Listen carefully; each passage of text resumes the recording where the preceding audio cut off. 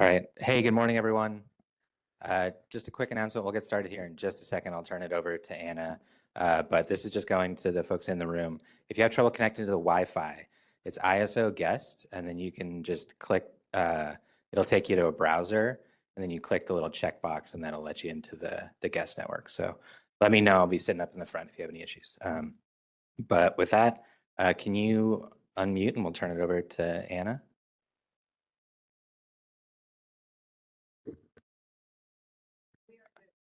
Okay, cool. Thanks, Anna. Well, good morning, everyone, and welcome. On behalf of the California Independent System Operator, I am pleased to welcome you to our headquarters and here in Folsom. And I am also thankful and excited for you to be joining us this morning on this very important conversation. I wanted also to thank those on the line and who are joining us today virtually. Really appreciate everyone's participation. We strongly appreciate this partnership we have with Commissioner Houck and the PUC's Energy Division in convening this important workshop under Track 2 of its high DR proceeding. Today's conversation really reflects a shared commitment across all the agencies, the California ISO, the utilities, the community participating in these areas, and other stakeholders to really address affirmatively one of the most important transformations currently underway in our industry, and that is the rapid growth of distributed energy resources. And of course, to ensure that this growth delivers shared benefits across customers, utilities, and the bulk power system. California continues to lead in the nation's deployment of DERs. And while these resources are essential to achieving our clean energy goals and reliability goals, they also introduce some new and interesting opportunities for operations and provide, and we are looking at obviously having to deal with some operational complexities that we didn't deal with before. At the ISO, we recognize that market integrated DRs provide important visibility and a degree of operational awareness that supports reliable grid operations. We value our markets very much to serve as the platform for integrating all the resources we have to operate with on the system. And of course, operating these types of resources is ideal, but we also recognize that a large portion of the DER's activity is outside of our market and outside of the wholesale market platforms. Therefore, our goal today, I think, is to focus on improving the visibility, the data sharing, and coordination between the transmission operations and distribution operations. And I say that carefully because I don't want to cast any finalization on how that's done, but it's important that that happens. It's no longer optional for us. It's critical to maintain reliability and improve market efficiency, and also, more importantly, to really unlock the full value of these resources.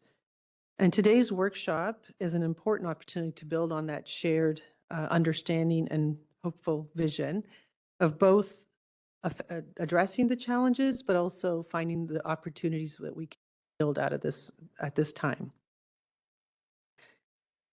Just as important, today we have the opportunity together as a community to really shape a practical and scalable transmission and distribution coordination framework.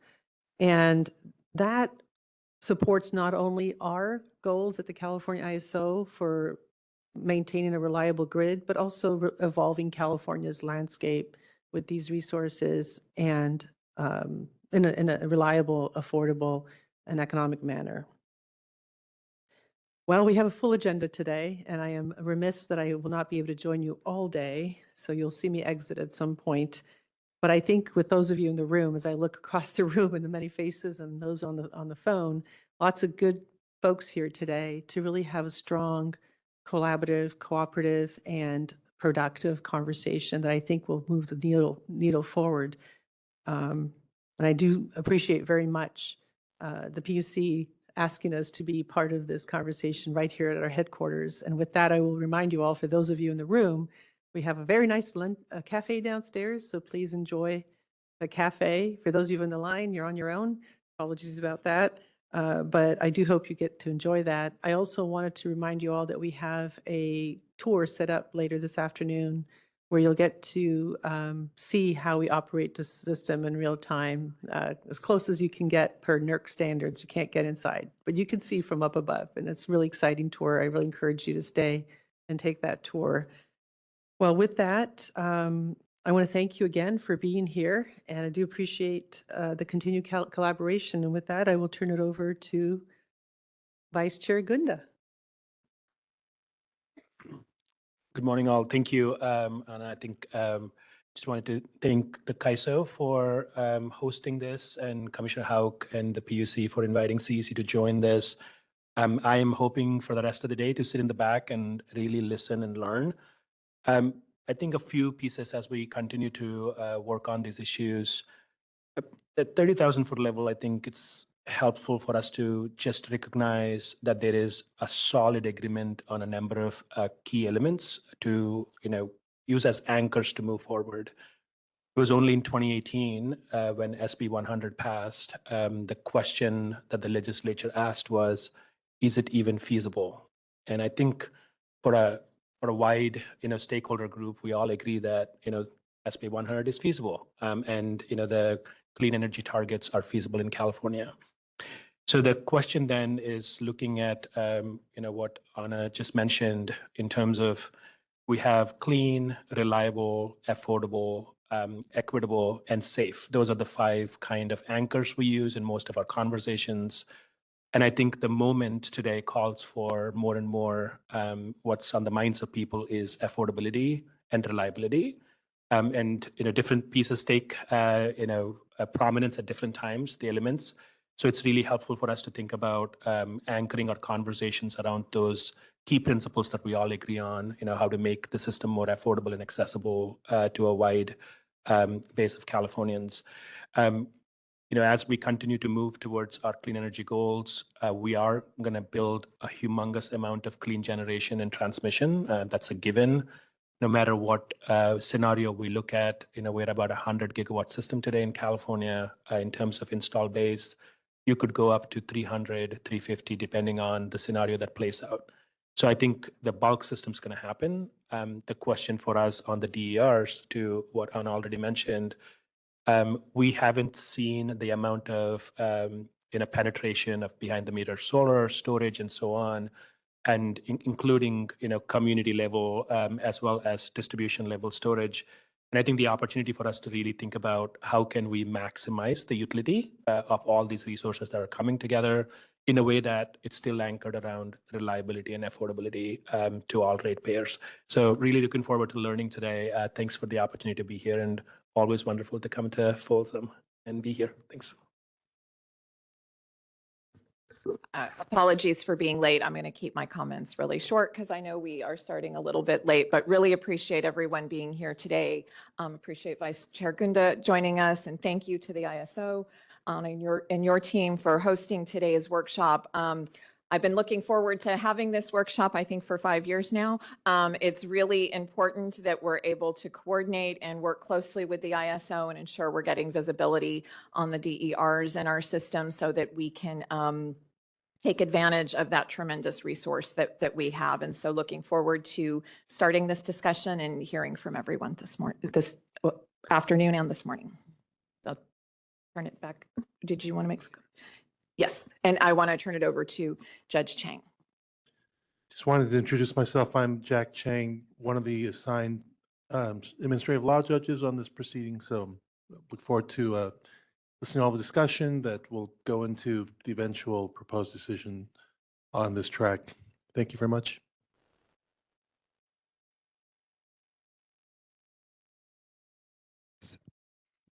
Thanks. We'll have our first presenter from Energy Division at the PUC.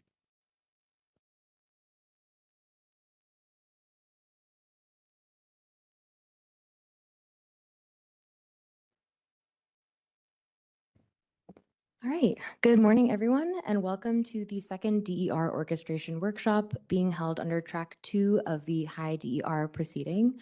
This workshop focuses on developing TSO-DSO coordination under the DER orchestration framework and is being held on June 5th, 2026 at the CAISO headquarters. Thank you to the CAISO team for hosting us today, and thank you all for participating.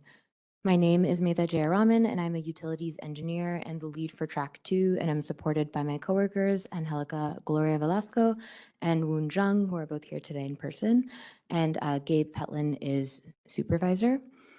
And before we kick off today's workshop, we just have a couple of safety announcements and logistical information for all participants, and then we will be able to get into our agenda and topics for today.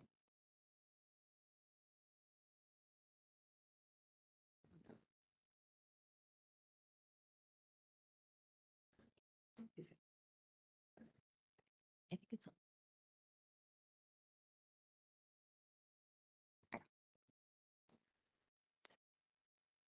all right, so the following safety announcements have been provided to us by the CAISO team.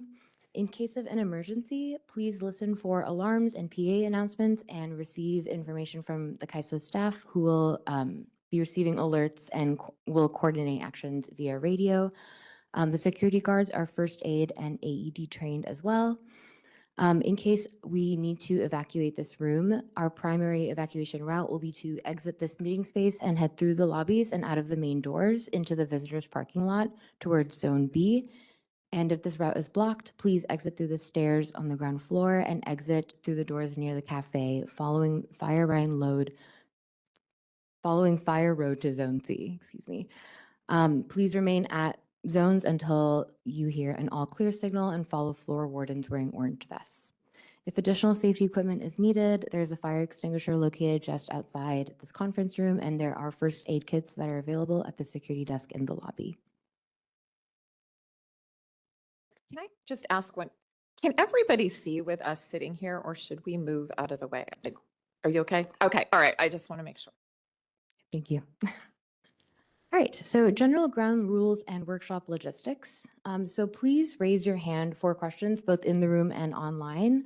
Myself and Angelica will be going around the room with mics, and so just please indicate if you have a question and we will do our best to get to you. Please identify yourself and your organization before speaking and include your organization name next to your WebEx icon. Please try not to repeat points that have already been made and stay on topic, and please do not interrupt speakers and be respectful of open dialogue. This workshop is being recorded, and a link to the workshop recording will be distributed to the service list. WebEx and phone participants will actually have the ability to unmute themselves. So this information is not updated. So we request all participants to please ensure that your mics are all the way muted and to only unmute yourself when called upon. Thank you. WebEx participants may also type questions and comments in the chat to be read aloud during Q&A sessions. When your question is addressed, you may raise your hand and ask or follow up for clarification.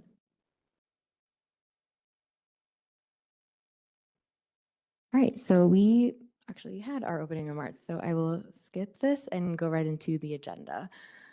So starting with CPUC intro, we will now go through our background and workshop objectives and introduce some key discussion topics and framing slides that will guide our discussions for this workshop. We will then hear from the CAISO on operational and forecasting challenges, on level setting and assessing TSO-DER visibility needs, as well as a Q&A.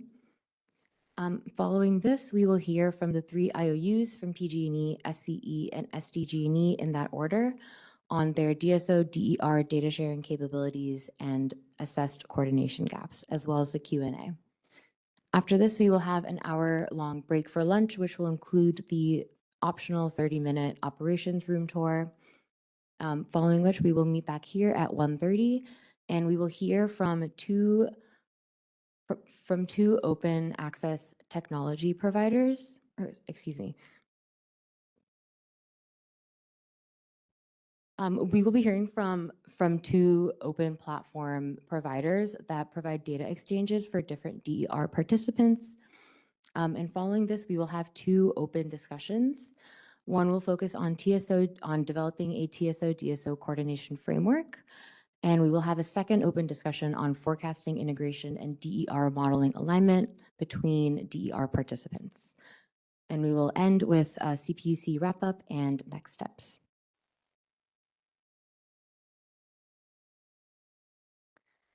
All right, we have some background and context and procedural history for High DER Track 2. So the CPUC's High DER proceeding aims to modernize California's electric distribution grid and planning processes so the system can reliably, equitably, and efficiently support a high level of distributed energy resources. Track 2 of the High DER proceeding specifically aims to develop a framework for DER orchestration with investor-owned utilities acting as distribution system operators. The Future Grid Study Report, which was published by GridWorks in 2024 following 3 workshops, outlined operational needs, capability gaps, and recommendations for a high DER future, and this formed the initial foundation for the DER orchestration framework that is currently being developed under Track 2. This slide is intended to provide an overview of DER orchestration in the context of DSO-TSO coordination. So DER orchestration is the coordinated management of DERs by a DSO to identify location-specific and time-specific distribution needs and signal DERs to deliver verifiable services that align with those needs. It enables DERs such as solar, batteries, EVs, and flexible loads to provide measurable distribution level services and support grid reliability, constraint management, and grid optimization.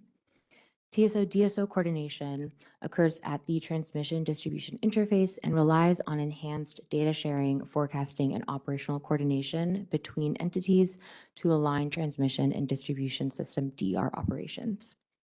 As DER adoption grows, TSOs have limited visibility into many demand-side resources, including behind-the-meter batteries, EVs, and flexible loads. Improved visibility into DERs is critical for accurate load forecasting, grid reliability, and efficient TSO operations. All right, the next few slides include the workshop objectives, as well as the 6 key topics that inform today's agenda. Our 3 workshop objectives are to 1, enhance CAISO DER visibility by improving access to aggregated data on DER capacity, schedules, and performance to support accurate forecasting, market efficiency, and system reliability. Our second objective is to strengthen TSO-DSO coordination by clarifying roles, responsibilities, and data sharing protocols so that DERMS development aligns with the CAISO's operational needs. And our third objective is to align TSOs, DSOs, and other participating entities on shared priorities for DER integration and grid operations in a high DER future. All right, the 6 workshop key topics are separated out by agenda items. So following ED's framing slides, we will hear from the CAISO on operational and forecasting challenges and TSO-DER visibility needs. We will then hear from the IOUs, OATI, and Piccolo, and we will have our 2 open discussions on developing an operational TSO-DSO coordination framework and aligning forecasting, integration, and DER modeling methods. And we will close with CPUC next steps. Right, we will first hear from the CAISO on level setting on DER visibility and identification needs, operational and forecasting challenges, and an operational coordination framework development. The next few slides are just summaries of the high-level topics, and we will bring up these slides as needed when introducing our participants. For our next topic, we will have the IOUs acting as DSOs to share their DER data sharing capabilities. This will include discussing how respective IOU development and deployment timelines to enable enterprise and grid edge DERMS can be aligned with the CAISO's operational needs, as well as additional data sharing capabilities and opportunities for DSO-TSO coordination. We will then hear, after lunch, we will hear from Open Access Technology Information, or OT, and Piccolo on centralized data exchange and technology platform considerations. Technology platforms that exchange data in an automated and centralized way may be one way to help bridge gaps in operational coordination. OT and Piccolo have have been asked to present on their open access technology platforms and high-level takeaways that could inform operational coordination between TSOs and DSOs. Representatives from OATI and PICLO will discuss data exchange considerations and illustrate potential solution pathways to bridging TSO-DSO coordination gaps. Their solution pathways do not represent the only solution pathways to TSO-DSO coordination, but have been provided as examples for the commission and participating and workshop participants to learn from. For our open discussion, we have a few high-level discussion topics that could inform how discussions between participants go, but these have been provided as guidance. For example, we could discuss multi-directional data flow between all participants, the ways in which these coordination frameworks can support both bulk electric system grid services as well as distribution level services while prioritizing reliability, identification of areas needing further development to integrate data from these multiple providers of demand-side flexible DER, as well as coordination areas to focus on where DERs serve both system registration and dispatch protocols. And lastly, our second open discussion will be focused on forecasting integration and DER modeling alignment, where we hope to develop a shared understanding of the roles of CAISO, DSOs, LSEs, scheduling coordinators, and aggregators, as well as others, and ways to further develop or define these roles, and ways in which to assess information exchange systems and identify gaps between entities in forecasting alignment priorities. All right, thank you all. And at this time, I would like to ask California ISO presenter Kevin Head to present on operational coordination at the transmission distribution interface. Thank you.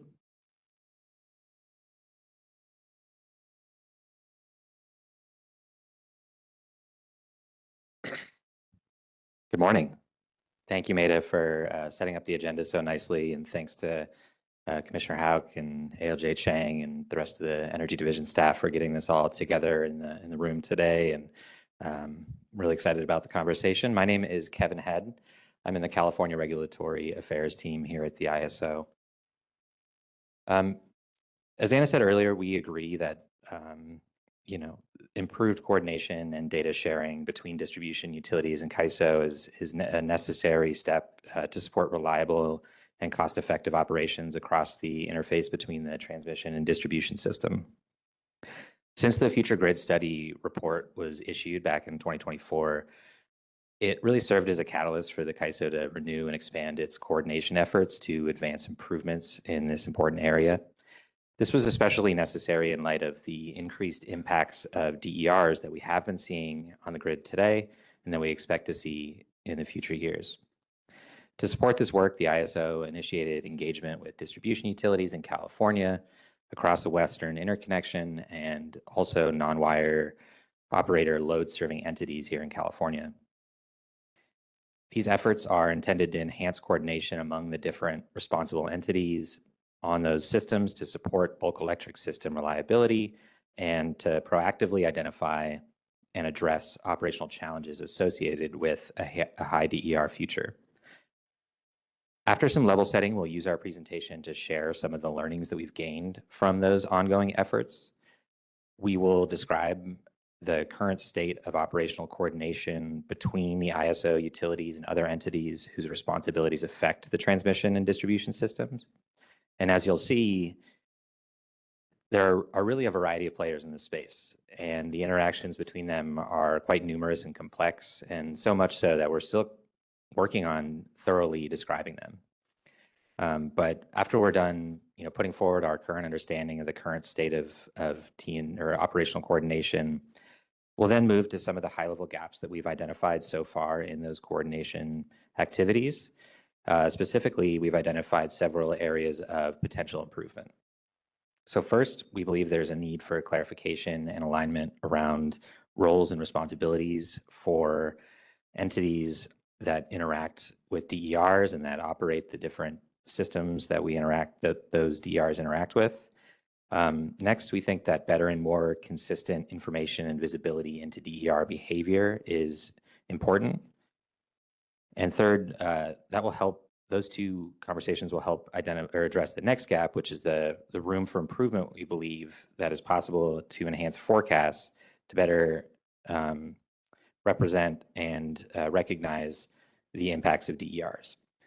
And then finally, the various elements will help align us all with the operational practices between the ISO, transmission operators, and distribution operators within the current and future DER reality. So then we'll move into some of the more specifics surrounding the operational and market challenges we've been experiencing today. I think we're really excited to share some of the analysis that we've done and can share today. We feel that this will provide a really important perspective into why we're so interested in pursuing these enhancements and why we believe those enhancements can bring tangible reliability and economic benefits. So we'll first describe some of the sudden and substantial jumps in load that we see related to activity on the distribution system, particularly focused around the top of the hour. We see a large jumps in load up and down at those moments. Next, we'll share some examples of areas on the distribution system that are actually sending energy back onto the transmission system in areas that haven't been studied for that flow and the various challenges that can pose. Then we'll highlight the modeling and data collection differences between the ISO, transmission operators, and distribution operators. And then finally, we'll turn to our development of an operational coordination framework that we discussed in the workshop a couple weeks ago, and end with a discussion of how we are developing that framework with our partners. So with that, I'll turn it over to my colleague, Anya Gilbert, for a bit more discussion. Thanks.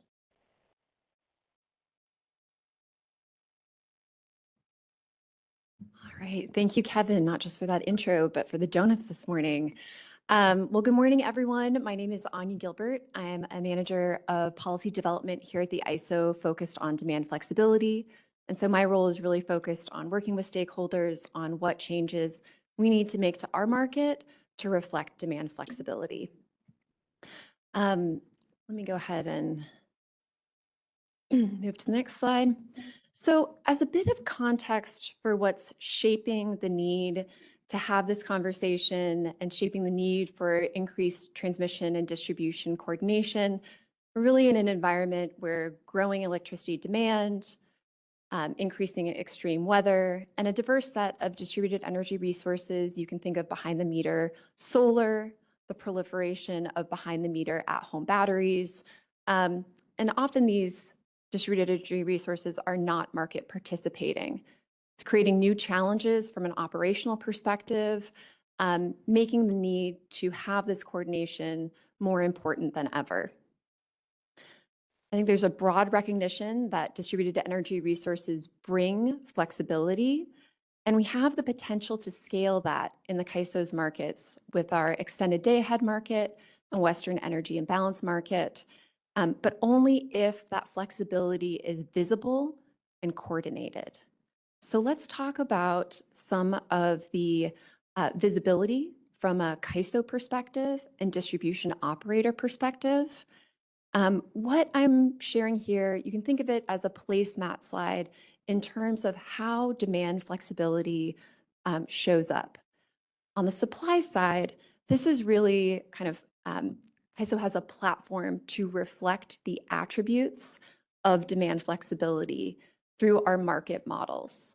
And those market models are each developed in a way to understand what can a resource do or what might its constraints be. And so some of the flavors of the supply side option market models include our distributed energy resource aggregation model for those DERs that can export, our reliability demand response resource for a reliability DR that's economic and day ahead and triggered under reliability conditions in real time, our proxy demand response resource, which is an economic model. So for that demand response that can respond to economic signals. And then for in front of the meter resources, you can think of our non-generator resource model, which is used for batteries, our eligible intermittent resource model, which is used for solar. And all of these are visible to the CAISO in terms of knowing their attributes, knowing when they are dispatched. On the other side, we have load modifying, and this is when there are rates or programs that shape the demand that still needs to be served. And kind of this yellow box indicates when the CAISO has a limited or lack of visibility. And so with the proliferation of pilots, with utility programs that are not market integrated, utility rates that can create forecasting and operational challenges due to that lack of visibility. Also, in that kind of limited visibility for CAISO, I would include the emergency programs or the kind of incremental procurement or emergency programs. Think of the CEC's DSGS program, the CPUC's ELRP program, as they're not market integrated, they're out of market, and that can create some challenges when system conditions get tight. Overlaid in green is where we have heard from distribution operators that they also have limited visibility. So when there are market awards to in front of the meter resources, sometimes there's a lack of awareness in terms of to the distribution operator in terms of what that dispatch will look like. And similarly with those incremental and emergency load flexibility programs. So in short, we have a growing gap between what is happening on the grid and what the CAISO and distribution operators can see and coordinate. And as distributed energy resources increase, that gap becomes more critical for forecasting, situational awareness, and coordination. So the takeaway I hope you have from this is that not all DERs are equal from a forecasting and operational perspective. It's really the visibility that's going to determine whether that flexibility can create a challenge or unlock value. So I think today's conversation focused on bridging this gap through better data sharing, visibility, strong coordination is critical to unlocking the full value of distributed energy resources. My colleague Amber Motley is going to do a click down on some of these gaps. And so let me turn things over to her. Just press the green button to advance. Thank you, Anya, for such a good setup. I'm a bit shorter on the podium, but we'll get through. So today I want to talk a little bit about the current status and the gaps. We've been working a lot on going through what those current status and gaps look like to help with the future solution design and requirements that move forward. Before I get into more on the current status and gap, I think it's important to really start looking at where the roles and responsibilities exist throughout the ecosystem, from the distribution operations system all the way up to the ISO or the grid operator. It's important that we see that the coordination framework really spans upon multiple entities, all the way from that wholesale market operator to the retail program administrators to the grid operators, with each having their own distinct and function in managing reliability, markets, and customer-facing programs. While each role is clearly defined in isolation, as you look through this diagram, the interaction between each of these entities is where the complexity and often some of the gaps are emerging. This slide's really outlining those key players as it relates to the overall system of the coordination framework. I'll do a little bit of a click down for each one of these boxes and then talk more about how the data flow interacts between them. Starting from the top, CAISO, the ISO, is operating the wholesale market and maintains reliability for the bulk electric system. This includes frequency, balancing supply and demand, and voltage management. Next is the scheduling coordinator. Scheduling coordinator really are a market interface layer. That's where a lot of the interaction from the larger scale resources occur to the ISO overall. They're representing resources, availability, dispatch instructions, coordinating schedules with the ISO, but also submitting the bids and the offers. Next, you have the demand and the DER providers. These are really the entities aggregating the distribution or flexible load resources and enabling them to participate directly in the CAISO markets. They play a key role in bringing flexibility from the customer side into the wholesale market. Next, you have the non-utility program administrators. These include entities like community choice aggregators and energy service providers. They don't own grid infrastructure, but they shape customer load through rate design programs and DER offerings. Next, you have utility program administrators. These are utilities administering demand response programs, and they may participate in the markets or be strictly used for reliability or local grid needs out of the market. Then you get more into the reliability side.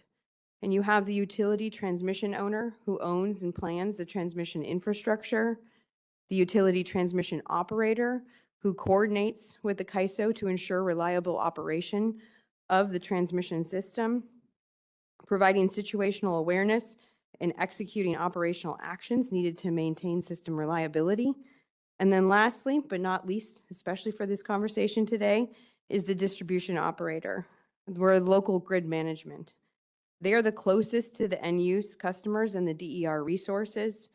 And as DER penetration grows, this role has become increasingly critical, but also more complex, as we'll see in the coming slides.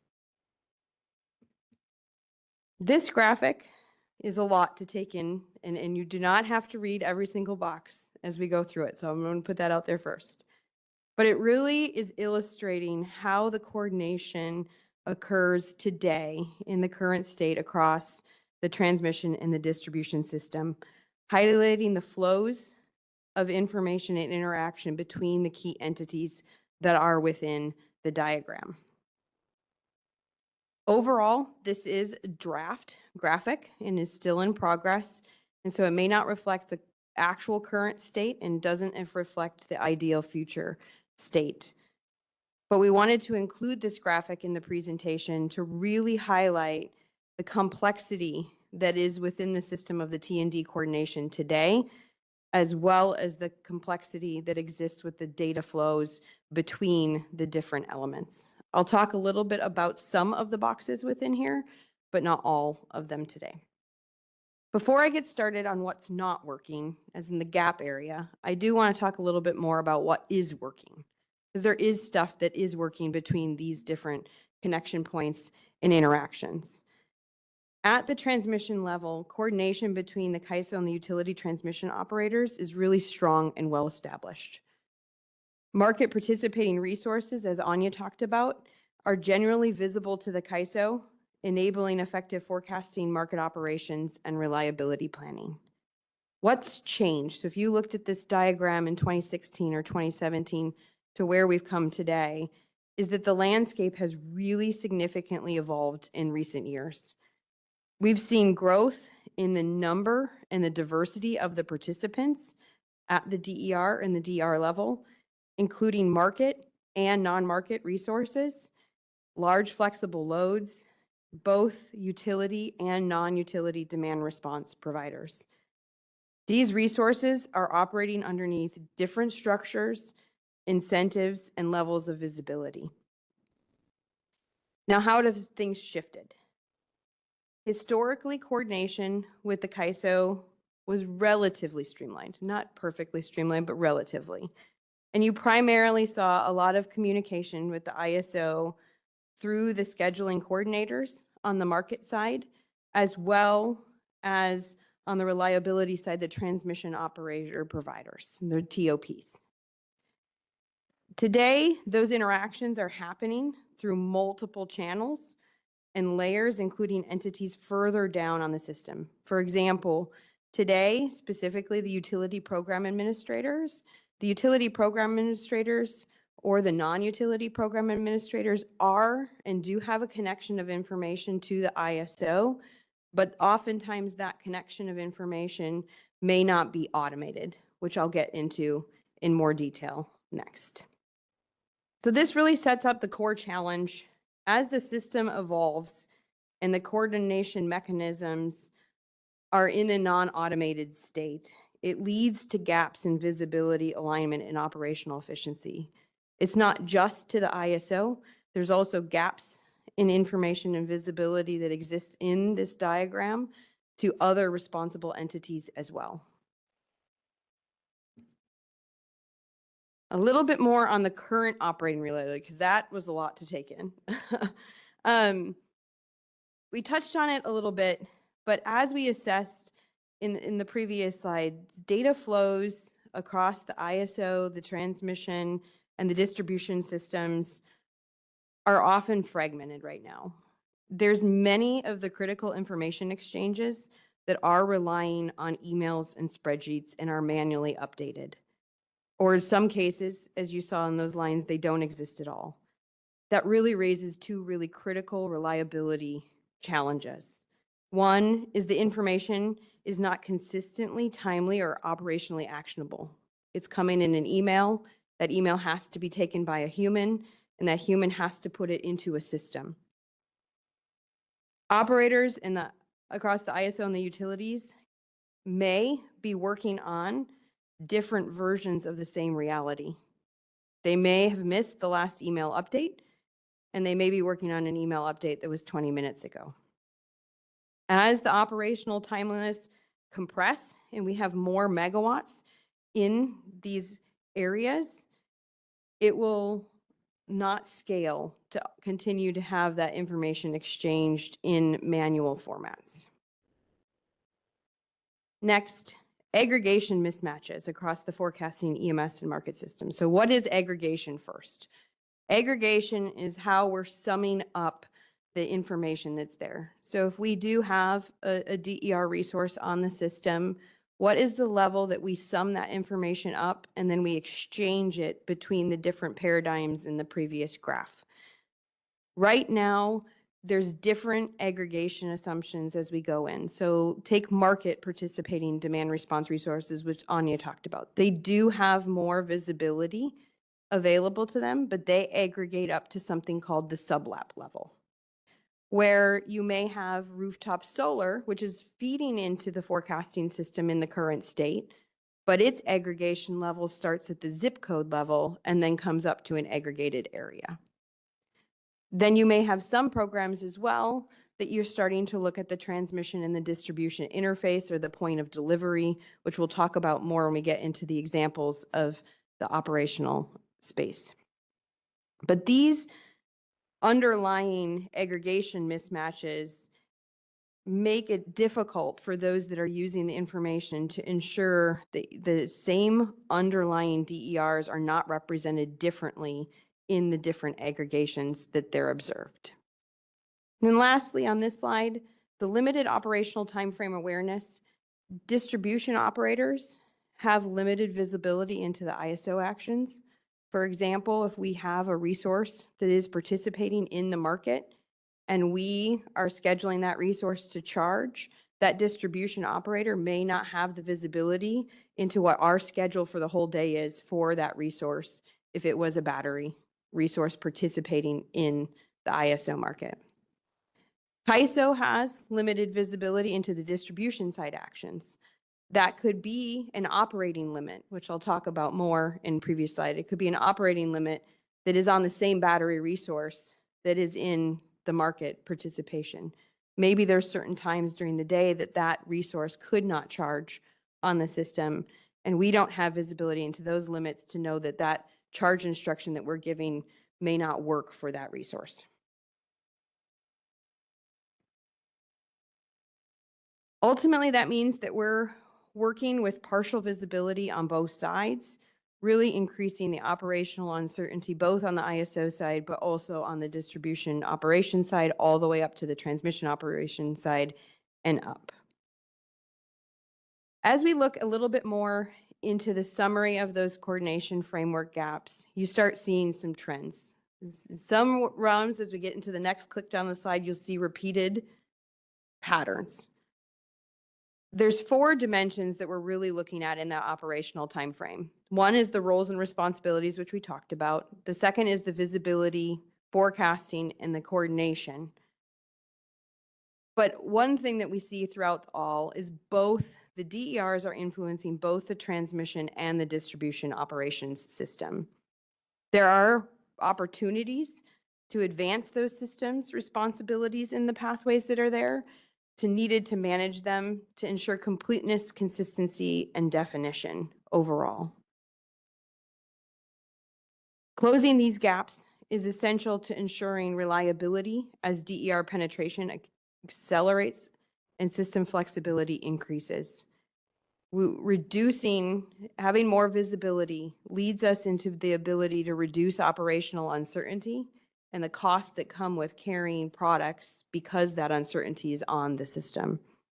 And it also will enable safe and predictable integration to future flexible resources and really the ultimate goal, strengthen the coordination across the transmission and the distribution system.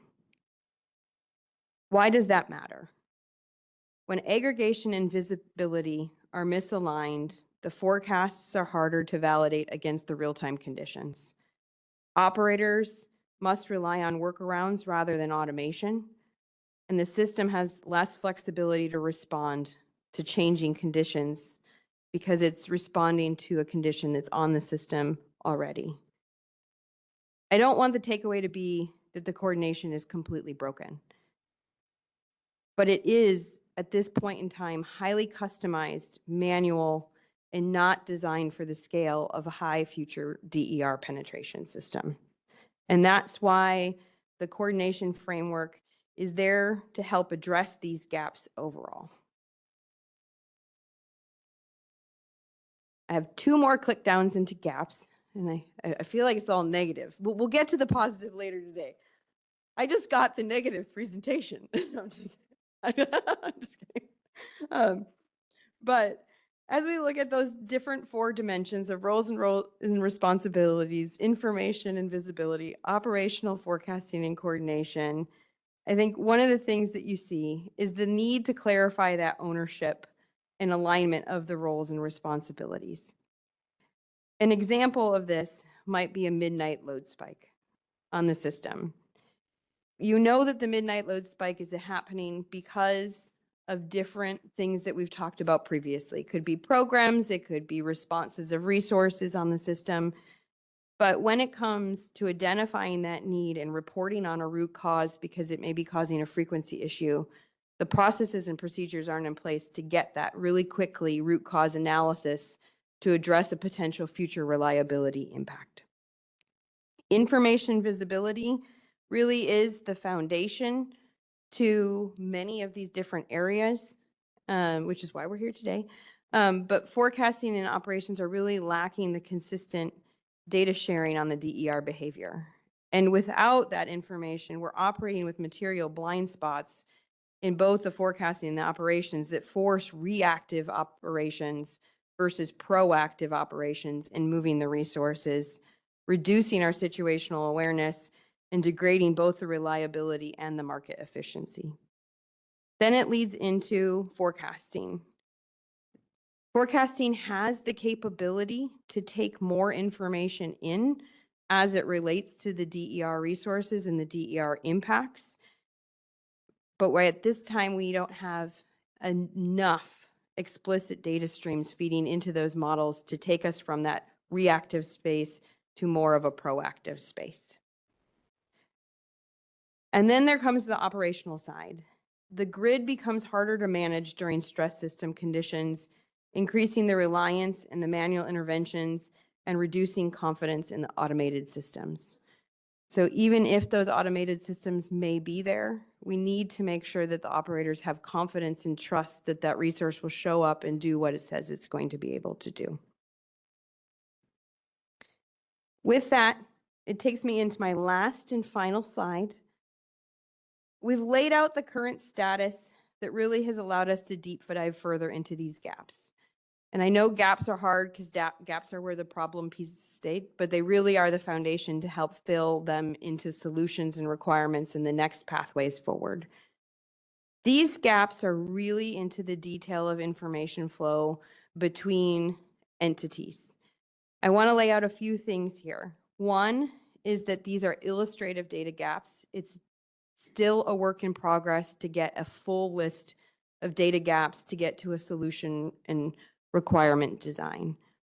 The numbers here are just for talking points. They don't illustrate the highest priority gaps. They're not ranked in any priority order at this point. And then lastly, they're representing what I would consider low-hanging fruit items. And they're low-hanging fruit items because this data does exist in the ecospace currently, and we could trial it with manual formats to see how it works when you put it into the different areas that we talked about previously. So with that, the gaps are laid out in a little bit of a different area. So there's two spaces that these gaps fall into. One is more of what I call the planning space. So that's information that could be transmitted not in the operating day, not in the operating week, but ahead of the operating day and ahead of the operating week, so that we're able to take that information and train different elements, whether it be on the operational side or on a forecasting side. The second is more operational information transfer. These are elements that are transferred between the 2 points during the day or ahead of the day to gain better visibility in things that have changed over time. As we look at some of these gaps here, and I highlight some of the planning gaps, I'm not going to walk through each one of the gap areas, but planning gaps, for example, are gap 1, aggregated custom program and rate information, or aggregated installed DER information. What are you? Where are you? And what can you do? Is really where it sits in the planning space. Then you have items that are more operational in nature, which is operating limits. We talked about them a little bit previously, is having an understanding of market participating DER resources, operating limits, so that we can prevent large movements in that resource, but we also can prevent a good future plan for the resource to be charged, to be able to be discharged onto the systems. The bottom 3 gaps, 6, 7, and 8, are probably catching your attention. They are related to large loads or significantly large loads that are on the system. Similarly to the other types of DER resources, these large loads will be on the distribution system. Some of them are connected to the transmission system as well. But they will have information that impacts the demand and the movement of the demand overall. So understanding their planning characteristics, their limit characteristics, as well as their schedules as you head into the day will be very important to continue that main function of supply versus demand balance that we all have throughout the system. We just have to have a better idea of what the overall demand is on the system to create certainty, awareness, and then value as we co-optimize across.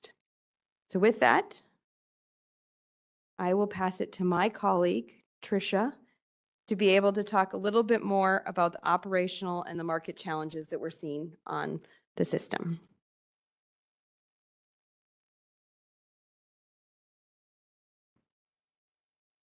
Okay, so nobody can see me behind the podium. What I'm going to do is kind of briefly go through some things, and I think you'll actually hear a lot of the same things echoed by the utilities when they're discussing. And I want to say that these are things that we're observing as a balancing authority, but we're also seeing symptoms of this throughout the Western interconnection. So this is not a California-only issue. As Amber had been talking about, I would say that what the operators are experiencing to really kind of ground like what we're seeing in real time, when you have sudden load level changes at top of hour, which are coinciding when we also have a lot of resource movement that's occurring at the same time, it creates a lot more variability than the operators were really planning for as part of their operating day, right? So we are definitely concerned about just this emerging trend with a lot of kind of unplanned top of hour type changes and not really understanding what the root cause of those changes are. We suspect it's relating to things like DER responses and time of use programs and things like that. But that's part of what we're exploring as part of this operations coordination framework discussion. With negative loads at substations, I'll have some graphs to show what that's looking like. And that comes more into our kind of transmission operator type function, where we, once again, don't really know the cause of these kind of unexpected shifts in feeds onto the bulk electric system. And we suspect that it's occurring from out of market resources, behind the meter, rooftop storage, other things that's just exceeding, what the nearby load is able to consume and support. And then lastly, I'll talk through some of the examples of the issues that we're seeing in discussions with various entities around how we've got inconsistencies and not only in the way that CAISO has modeled stuff in the past, but also even across many of the utilities. For the top of our demand, so I know these are like really, really small charts, but the example with the chart on the left, that's just one area within CAISO system. So that's not even reflective of what's happening on a grid-wide basis. And so you see the spikiness that's persistent at top of hour. And this is happening all the time. This is not just a one-day anomaly because of weather or something like that, right? And we're seeing it becoming kind of just an increasingly common pattern. And so what we would expect is normally just smoother transitions hour to hour and not the spikiness. So we know that we're seeing symptoms of that at the balancing authority level. The questions we're asking the utilities is, what is it that you're seeing locally? So locally, if the resources are respecting local operating limits and, operating envelopes, maybe it's not having a big impact on the distribution system or the transmission system.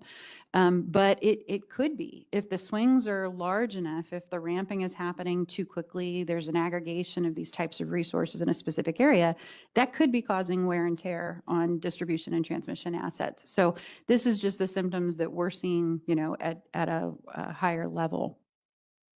The midnight demand movements, it's similar. Once again, this is kind of from a BA perspective.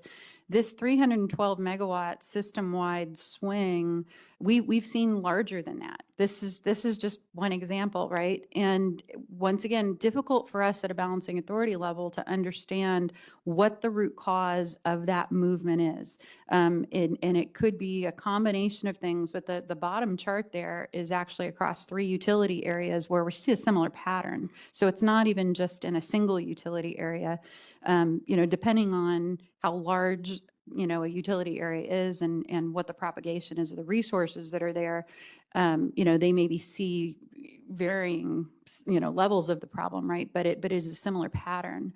And so we see this emerging once again kind of as like normal patterns, but then there are even other times of day when we've seen large movements related to testing activities and things like that as well. So our operators now are definitely primed to expect this because it's been enough of an emerging trend where they've had to mitigate for it in advance of midnight to protect for this kind of movement. But this hasn't been something that's been easy to forecast. We had just kind of saw it emerging, and then we've had to react and accommodate for it. Top of our demand movements in terms of like the way that it manifests in operations. So we want to be able to plan for the operating day effectively, right? So we come up with a plan, we operate as close to that plan as we can. We understand things are going to happen on the system that the operators are going to need to react to.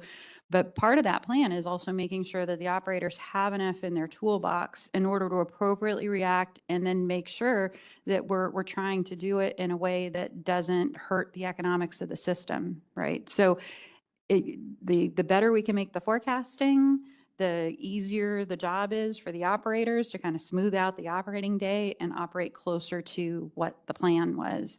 And when we have those moments where we've got like the high ACE, we've also had things where, just kind of these sudden swings have created oscillations which are felt actually elsewhere in the interconnection. And so we've had neighboring balancing authority areas that call us up and, hey, what happened? You know, did something happen? Do we need to start mitigating for it? Shifts flows on transmission paths for interconnected areas. That's not good. We don't want our neighbors to have to start responding to things that are happening inside our system, which are things we should be able to plan for. Once again, we understand unplanned things happen, but when we see patterns, those now become things that really we should be able to include as part of our operational forecasts and our daily plans. And then, of course, as I mentioned, with the impact to the market outcomes. So if the operators need to, you know, go heavier on the gas pedal in order to procure additional regulation and imbalance reserves, then we're potentially costing the market more. And so we don't want to do that. We want to have the better operational forecast so that way we can use, you know, just the normal market optimization processes. And then something that we've been talking with the utilities about also is the load distribution factors that are used as part of our optimization considerations and even our reliability studies. When we don't understand how the load mix has changed, and from our level, we're looking more kind of substation to like substation bank level. We're not looking down to the feeder level, but we need to understand how is the conforming and non-conforming behavior changing, you know, in an area over time in order to improve that accuracy of the input for the markets and for our reliability studies. The negative load pattern has been interesting, and we think, because you see this as like a midday, you know, a pattern a lot of times that can occur, that we think it's just the high proliferation of like behind the meter rooftop solar, you know, type patterns. And what we're hearing from utilities all over is that they are potentially needing to relook at, you know, how their substations are set up. If they now have these exports from the distribution system onto the transmission system, and the substation had never really planned for that, now you have to look at, are you having to upgrade? Are you having to put in additional equipment to protect for that, or, you know, and improve those capabilities? So from our standpoint, you know, if something has been and, you know, put under an agreement where it's authorized to export onto the bulk electric system, that's an expected pattern. But for the other activity that's not under an agreement to export to the bulk electric system, we haven't necessarily studied it for that behavior, right? So that is also a concern that we see, that, you know, on a broad area, isn't necessarily an issue, but this does cause overloads and things like that in areas that, from a CAISO perspective, we're not easily able to mitigate for. Like, those are areas sometimes where we don't have any market resources interconnected in that space in order to be able to mitigate and address that. So we're now manually calling the utility. We're asking the utility, hey, we're out of mitigation options. What are your mitigation options? Maybe they're needing to switch or look at like alternate programs in order to mitigate local overload issues. And this last piece here, so I realize it's a little bit of an eye chart, but this is not an exhaustive list of issues. These are just some illustrative issues. And it's the issues we see are not the same exactly from one utility to the next. So that's why there's a lot that says varies. And I'm sorry for the imprecision, but the idea really is that whether it's CAISO or whether it's the utility, if you have an agreement with an entity and a contractual relationship, with that comes obligations for data provision and real-time visibility and things like that. Where we're finding some of the biggest gaps in the information and visibility for forecasting and monitoring and study processes and things like that is really where we lack the agreements with the interconnection customer, or, you know, whoever it is that's kind of controlling assets in an area. So we have really good data alignment where there is a contractual relationship. And so I think our hope is that from an operational perspective, where there are gaps which are kind of contributing to these issues that we're seeing, that either through, you know, regulatory processes, agreement processes, CAISO getting stuff through utilities, or, however it is we can kind of best figure out how to optimize that information. Ultimately, whoever it is that is involved on the reliability side has what they need for that forecasting, monitoring, and study purposes. Okay. And I think Kevin?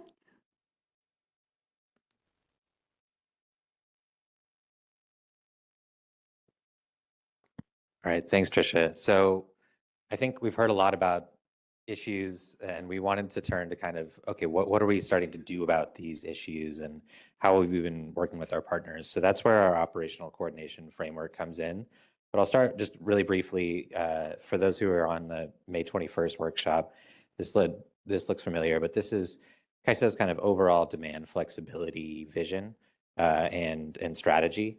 And this strategy really has 4 pillars, one of which is the operational coordination framework, but we also feel that some sort of technology and data exchange is an important element of this, as well as market design enhancements that we're exploring in current market initiatives and probably future ones as well.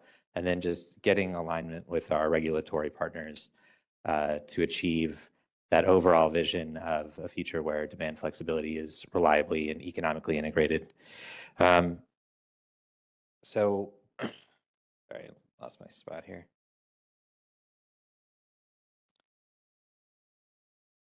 All right, so we're here to talk about the operational coordination framework, which was one of those pillars. The operational coordination framework is made up of 3 focus areas. The first is information and visibility. You've heard a lot about that from us today already. It's very much, we feel, the foundation of this operational coordination framework, because we want to see what behaviors from distributed energy resources are driving changes in system conditions.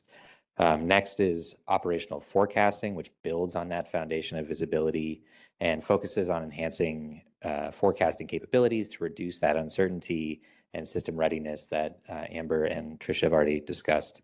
And then finally, we want to talk about enhanced operational coordination. And I think you can kind of hear from some of the previous issues that we brought up that there is room for this enhancements here.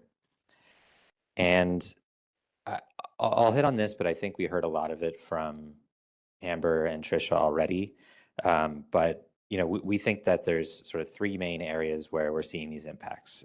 First is reliability. When operators don't have confidence in how much load they'll need to serve or how much power is going to flow across their system, it limits the tools they can use to manage the grid.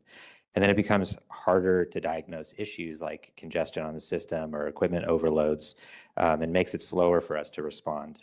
And then in those situations, operators are often forced to take more conservative, drastic, reactive measures rather than being more proactive in operations of the system. Second is affordability. We feel that uncertainty that the operators are facing directly translates into higher costs, because we're needing to procure more reserves that can increase wholesale market costs. And then there's just less efficient market dispatch.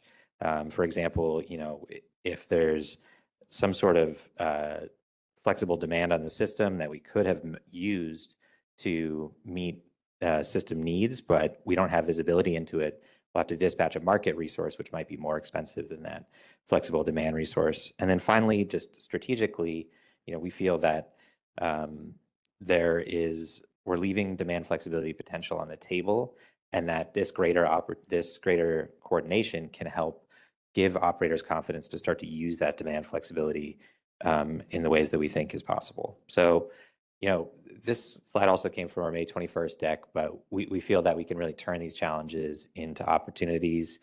By reducing operational certainty, strengthening situational awareness, and allowing DERs to be integrated into system planning, we can bolster reliability. We feel that leveraging DER dispatch data can improve system operator response to abnormal and emergency conditions. And we can also better optimize the performance of CAISO's market by aligning these distributed energy resource operations with the overall system needs. And that can support both reliability and yield lower market costs. And the third, better operational coordination can help the ISO and utilities capture untapped demand flexibility by providing the operational certainty needed to reliably integrate those new demand flexibility resources. So we do want to stress that there is, an economic and affordability benefit here, but we also want to make sure, and I think you heard that really well from Tricia and Amber, that there's, reliability benefits that we can get here. And it's not always easy to ascribe a dollar impact to those reliability benefits, but as you heard, we feel that there are opportunities to do so. So I will turn it over to my colleague Juan, who will help explain kind of how we're going about developing this operational coordination framework. So thanks, Juan.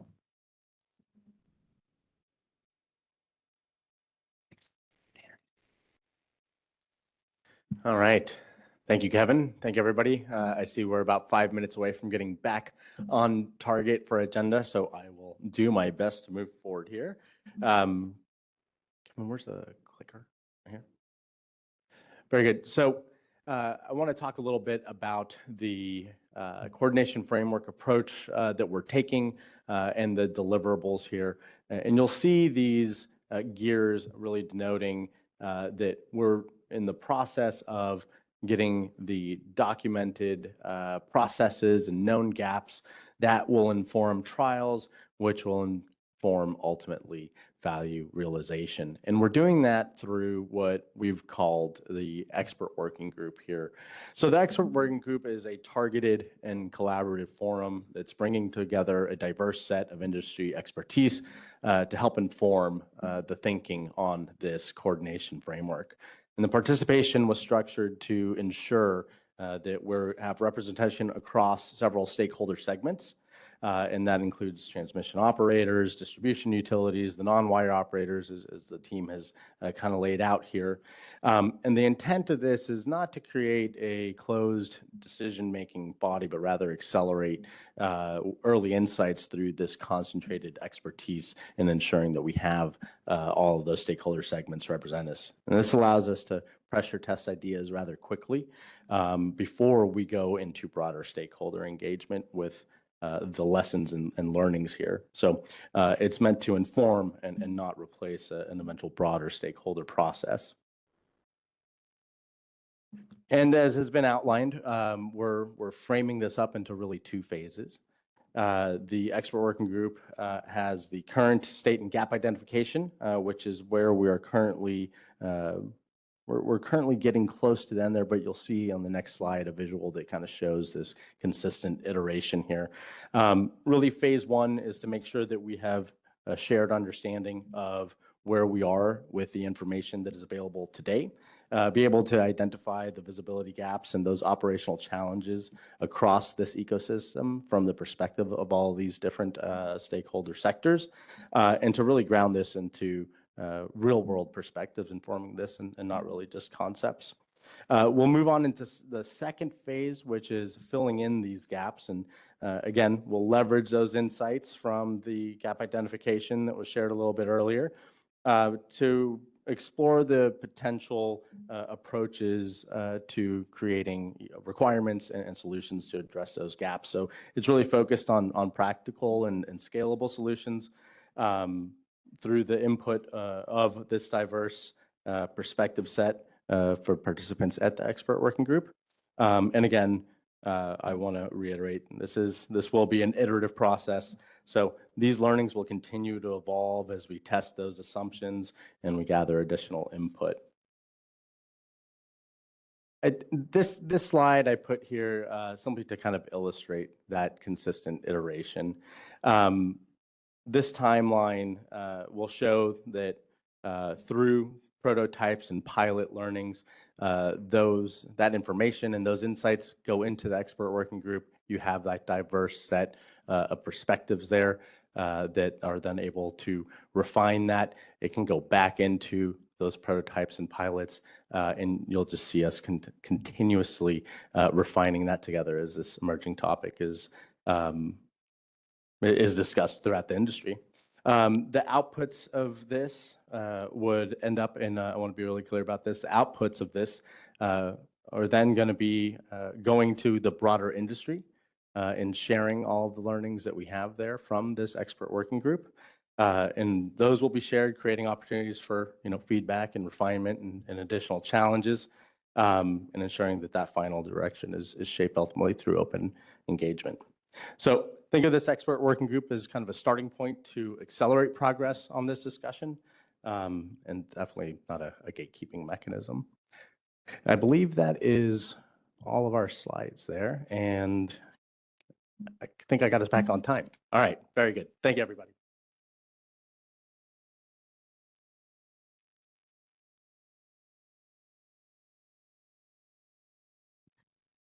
Great. Thank you to Kevin and the CAISO team. Are there any folks participating in person that have any questions? Please raise your hand and we will come to you with the mic. And if not, please, folks who are participating virtually, feel free to type your questions in the chat. I have a question. I don't know if you could talk a little more specifically about the role AI can play in helping to expedite this, as we're seeing more advances there, both in terms of looking at things like smart meters on both sides of the equation, for your visibility from the ISO, as well as implementation on the behind the meter side. Yeah, I can take it first. I guess they give the mic to the forecaster first for AI. See how this goes. No, I'm just kidding. I think AI does play a role, right? As we continue to grow. One of the things that AI has shown a lot of benefit already in lots of data management is data cleaning, data processing, right? When we're dealing with this much data that needs to flow through the systems, data processing and data cleaning is not a small task. And I think that that's one area that just jumps out at the top of my head of where it has a lot of benefits. I also think it has a lot of benefits as it already has shown itself in forecasting methodologies, right? And changing what some of those forecasting methodologies are to learn those relationship patterns, and help get a better forecast overall. So those are the two that come to my mind right away. I'd love to hear from others in the room, from the utility side, because I know there's probably things that they also see benefits in the AI as it goes on the distribution system. And then I'll pause to see if Trisha has any final thoughts on the operational side. No, you're good. Okay, I'll go with those two first.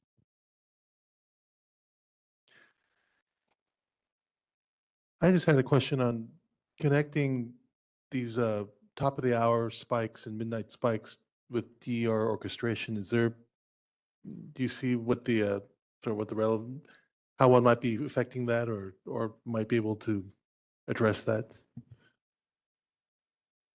Yeah, Trisha, because it's Trisha's slide. So a lot of the top of the hour we're seeing is from movements of different programs on the distribution system, right? I think one of them in conversation with the utility partners is identified as some of it has to do with the electrical vehicle charging, right? But I think there's other programs and other commercial industrial programs that play roles as well, for those rate time periods. I think the big thing to connect it, right, is to be proactive versus reactive with the information that's there. And the forecasting system, when I ever think of a forecasting system, we do not model streetlights into the forecasting system, right? As an example, streetlights pull quite a bit of load, less now with efficiency, but we don't put that as an explicit model in the forecasting system. So what's different about the midnight load jump versus a streetlight pattern? And I think the difference is that you're changing capacity of that midnight load jump, and some days are different than other days. It doesn't have the same exact treatment every single day. So some of the mitigation factors you see within the gaps of understanding the capacity information, what I would call the planning information more. The more we can feed the planning information in, the more that the forecasting model itself could know this element that causes this jump is growing. Otherwise, the model is always going to be underestimating whatever that would be because it has 3 to 5 years of historical training in its picture. It's starting to pick it up, right? I think I will note that the forecast model does start to pick it up. It's very interesting to watch it though, because like on a random Tuesday, it will have it in, and on a random Thursday, it doesn't have it in. right? Because it doesn't know what's causing it. It's kind of just noise to it right now. It's like, I have this pattern, but I don't know exactly what to do with it. So you have to give it a little bit more information to be able to really understand what the pattern is and what's driving the pattern so it can smooth it out. And this is Trisha Johnstone. So one of the things too that we've been curious about, and it kind of goes back to the modeling. So the forecast model does not have the same operational definition as an operational model that like we're using, and our operational model is not exactly the same as what the transmission operator or the distribution operator are using. So a lot of it is kind of getting common definitions for modeling purposes, but then also across the different programs. The way that the zones are mapped for DR and different DR programs are not the same as what we use. They're what we use for the market, but they aren't the same as what we use for like operational monitoring and like study models. So, so I think that's where we've been trying to get alignment in these discussions. And I think going forward in some of our utility discussions, getting down into some specific geographies where we're seeing like symptoms of this, and then trying to better understand, well, what's behind there and what's being driven. If we know what's contributing, then we can, have that expected load pattern to say, okay, it's always expected to be in here. And then if we start to see it trending outside of that, it's like, okay, well, what changed in that area now, where now we need to go and adjust the models and be a lot more proactive about that. So it works for operational forecasting, the monitoring, the studies, across the board.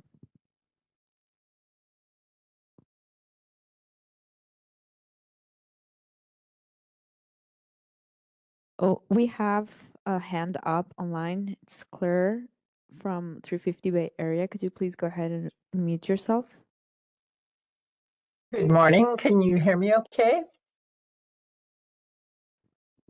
Yes. Great. This is Claire Broom with 350 Bay Area. So I'm curious, when you do your modeling, how you incorporate potential solutions that happen just at the distribution grid level. I know you're interested in the transmission distribution, but for example, you showed as a problem excess exporting of solar during the midday, presumably due maybe to behind the meter solar. So clearly, front of the meter distribution grid batteries would be a highly likely solution. And so I'm trying to understand whether your modeling sort of is totally focused on how CAISO is going to fix this, or how you incorporate solutions that could be implemented strictly on the distribution grid level. Thanks. Yeah. Hi, this is Trisha again. So that's a really good question. And I do think it's a joint coordinated effort, right? Because between CAISO and the utilities, we've got different lenses on the problem. And something that I kind of suspect, right, is that I think when we're going through interconnection processes, like with individual locations and resources and things like that, that we potentially have some gaps in looking to see, how this individual addition is kind of impacting some of these other areas. So we know that it's being reviewed from an interconnection study standpoint to make sure that it'll fit from like an operating limit standpoint, but we don't necessarily understand now what the aggregated behavior is of having a lot of these types of resources in these pockets. So somehow I think that's that other kind of opportunity to figure out between CAISO, the utilities, and even other utility areas, like how to get that better kind of micro, macro, zoom in and zoom out. And then I think help the utilities kind of better identify, or through interconnection process, better identify like, what are good solutions for those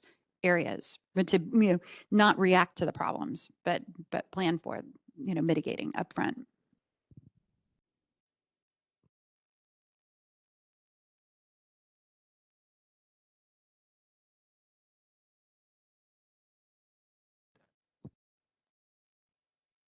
I think is there a question in the chat?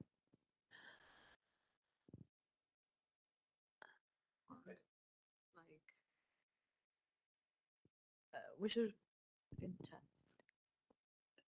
All right. Yeah. Okay. So we are going to continue. Samuel Golding, I see that you have a question in the chat, and your question will be responded to by someone on the CAISO team. All right. So let's see. So because we have our open discussion on the coordination framework, we are going to move on to our next presenter, which is going to be PG&E, the first of the 3 IOUs, and we'll just take a minute to begin to share our presentation again.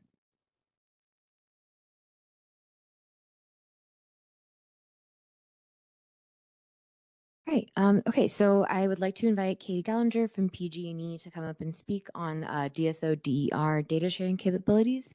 And before I do that, I also wanted to point out that the order here has been switched. And so after PG&E presents, we will have Southern California Edison present instead of SDG&E. So we will switch the order of the last two. Thank you.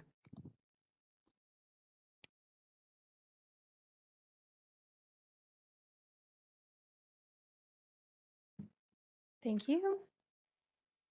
If anybody wants to take a 15-second stretch break, I welcome it. We've been ingesting a lot this morning. My name is Katie Gallinger. Thank you for having me. I'm from PG&E. This may be an obvious statement, but PG&E has a lot of customer DER-related data. And to explore that a little bit, we're going to take this example customer as a use case. She lives in a house, a residential house, and has installed solar PV and a battery system. And we have information about that installation in our interconnection database. She has selected the ELEC rate, which is our electrification rate, and that information is stored in our billing system. She's also aware of the grid needs and has joined a demand response program to participate and help solve those issues. And she's joined the DSGS program, which is a CEC run program. And we have information from that based on data sharing, which is stored in our DR management system. But also there may be some information about the participation there that we are not aware of. Like, for example, if there's going to be a test dispatch, things like that. And of course, she has a meter. We know her energy usage and her location on the grid. Something that we may not know for sure is that she has an EV. She's not a part of our managed charging programs, and she's not on an EV specific rate. So we might be able to predict that she has an EV based on her usage data, but that's not something that we have information about in our internal systems. And one thing I want to point out is that for this customer with this wide selection of DERs behind the meter, she is not participating in any program that is connected to our DERMS. So this DER information is all living outside of our DERMS in this scenario.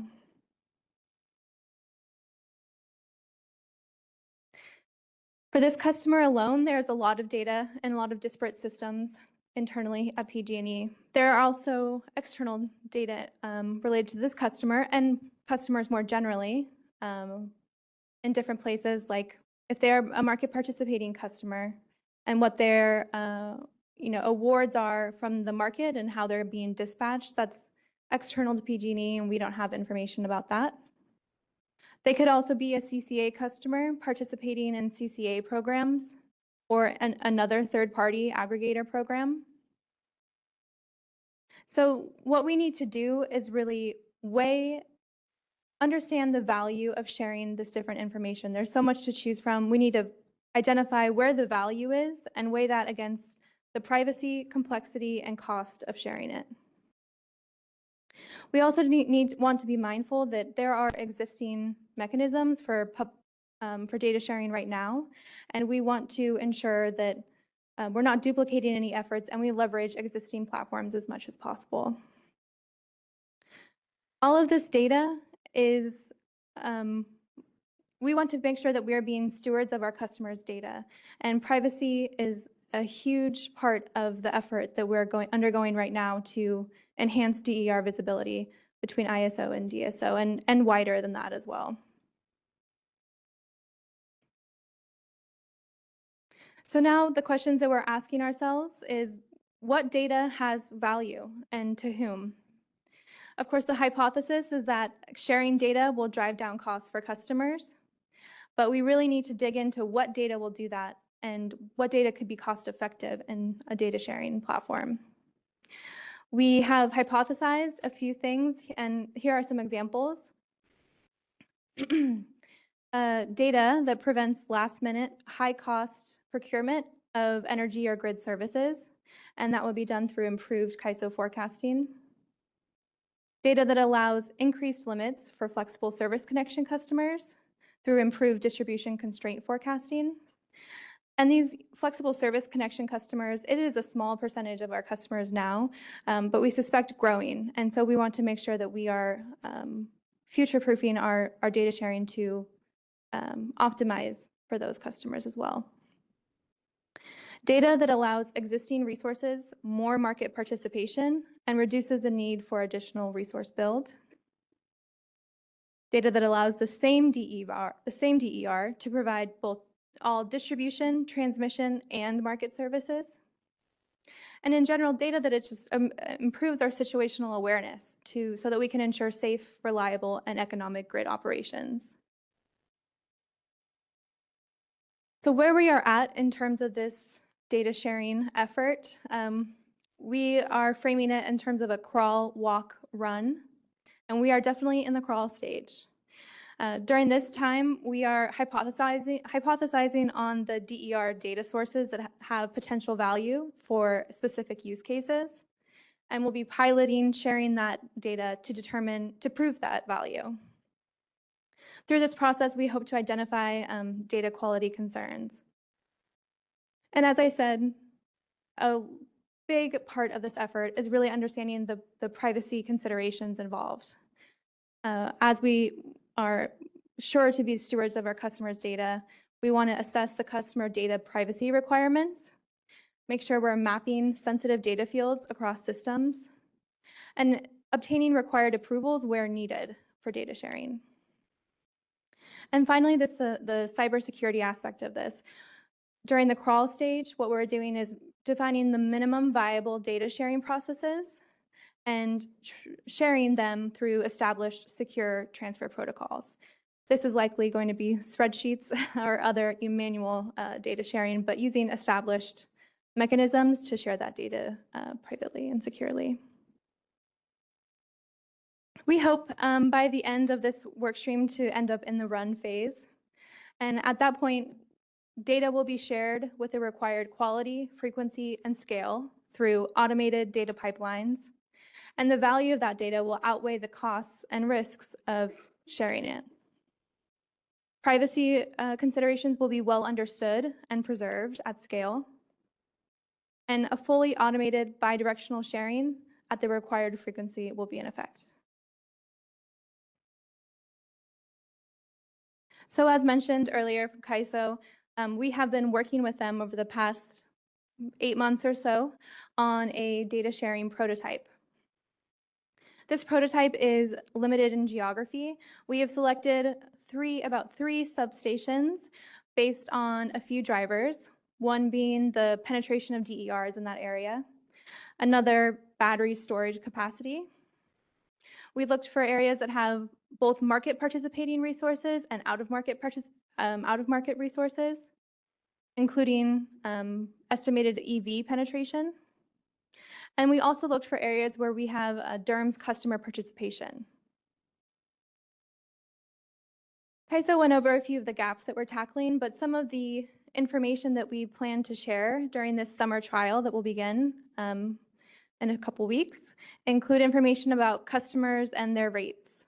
Things like, if they're a NEM customer versus an NBT customer, if they are a flexible pricing, hourly flexible pricing customer, additional information about like that. Also information about what kind of DERs they have behind the meter. Whether it's like installed PV and storage or EV. And also information about program and operational data. So program participation, especially in the programs that are not market participating. any kind of operating limits that we as the DSO have set for market participants on the distribution system, and outage information and system conditions. That's all the information that's the information that we plan to share to CAISO, but it is bidirectional in this trial, and we are also planning to receive information from CAISO. And some of that would include, some of that would include information related to dispatch of WDAT resources on the distribution grid, so our operators can be aware.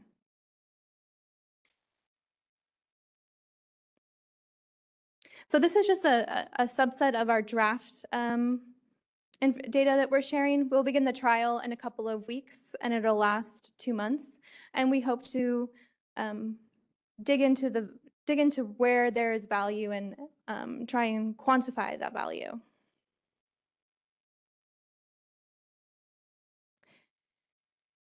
Like I previously said, privacy is a big part of this. So during this crawl stage of this DER data sharing prototype, we are trying to understand what privacy challenges are being presented. We are going to rely on a couple ways to anonymize data and protect proprietary data. One of the main ways will be through aggregation sufficiency. And there are clear rules about the level of aggregation needed to ensure that the data is anonymized. However, when we are looking at large load customers or areas with large load customers or participation in programs where there isn't much penetration yet, we may not be able to meet those aggregation levels. So we are examining a customer consent model. Where will we need to get consent from customers to share this information? Specifically, we're thinking about this related to customers in our Flex Connect program, where where we want to share their operating envelopes. DITIF customers on our system, and any kind of information that might be related to CAISO dispatches. We will try and build a formal policy framework where one of the main goals is data minimization. It's a California state goal, and it's ours as well. We would want to make sure that we are abiding by the data privacy rules set forth by the state, and making sure that we're doing work to ensure secure transmission of this data.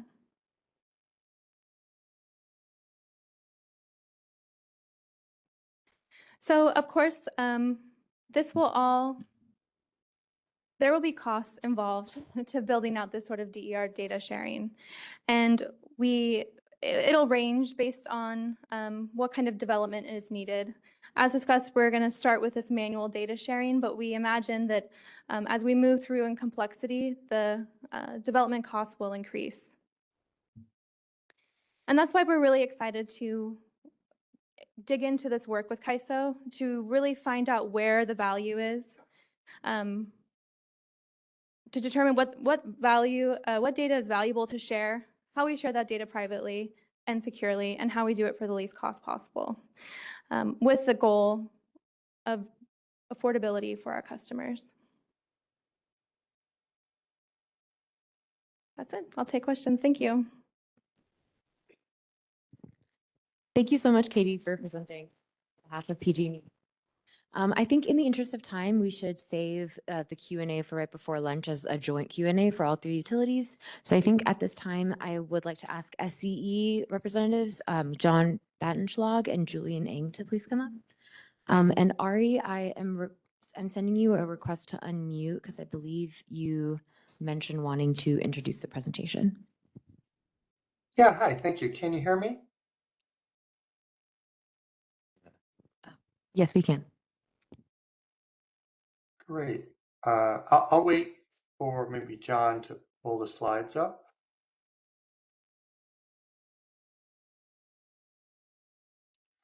So I do want to say, as we're waiting for the slides to come up, thank you so much for this opportunity. Others have mentioned it as well. This is a great opportunity for collaboration And as others have stated, from the CAISO to CPUC to PG&E, this is just a great example of the collaboration that can lead to better results. So we're glad to be here. Thank you for this opportunity in track 2 of high DER. I'll introduce our 2 speakers who are standing in front of the audience here. We have John Battenschlag, Senior Manager for Grid Control Center, or the GCC at SCE. He has roughly 20 years of grid experience, starting his career at San Onofre Nuclear Generating Station, or SONGS. And most of his career has been focused on electrical operations, and he is NERC certified. Prior to his manager position at the GCC, he was a GCC dispatcher. We also have Julian Ang, standing next to him. Julian is currently the senior engineer in SCE, leading the strategic initiative direction of the autonomous adaptive grid of the future, guiding vendors' roadmaps and portfolios to ensure SCE's next digitization visions are met. So a lot of big ideas coming out of both John and Julian, and we're glad that they were able to present in person here for SCE. So I'll hand it over to John first, who's going to be leading about the first half of the presentation, and then he'll hand it over to Julian. Perfect. Thank you, Ari, and hello, everyone. Nice to meet you all. All right, so for the initial executive summary, the proliferation of distributed energy resources and flexible load further emphasizes the need for effective data sharing and coordination that supports the ISO's core role of balancing generation demand, as stated by the previous presentations. The ISO Coordination Framework Industry Expert Working Group, that's a mouthful, is an appropriate technical forum to define and prioritize use cases that enable effective coordination. And we've been attending and coordinating with ISO in this matter, and will continue to do so. SE is advancing foundational data sharing capabilities to support a broad set of current and future use cases. So we're already essentially familiar with that space. PG&E, Katie did a great presentation and talked about like that analogy, the crawl, walk, and run. And we're around that crawl, kind of dabbling in the walk space. So further alignment with ISO is needed on priority data needs, coordination protocols, near-term pilots to close critical gaps, with emphasis on improving visibility, forecasting, and operational alignment across the transmission distribution interface. The grid evolves with, as the grid evolves with increasing DER penetration and load variability, improving situational awareness and coordination across the transmission distribution interface is a shared priority. SCE strongly supports this core objective of improving data visibility and operational coordination between ISO and the distribution system to achieve multiple key goals. So enhancing reliability by ensuring that day-ahead load studies and operating plans accurately consider DRs with respect within the respective service territories. Enabling more effective use of demand-side flexibility by accurately and effectively utilizing DRs to support normal and emergent grid or local events. Create customer value and support affordability by more efficient use of grid resources across all voltage levels. Enable coordination and support alignment between distribution actions and transmission needs, especially at the T and D interface. Increase predictability and day-ahead visibility and availability can reduce misalignment and improve system efficiency.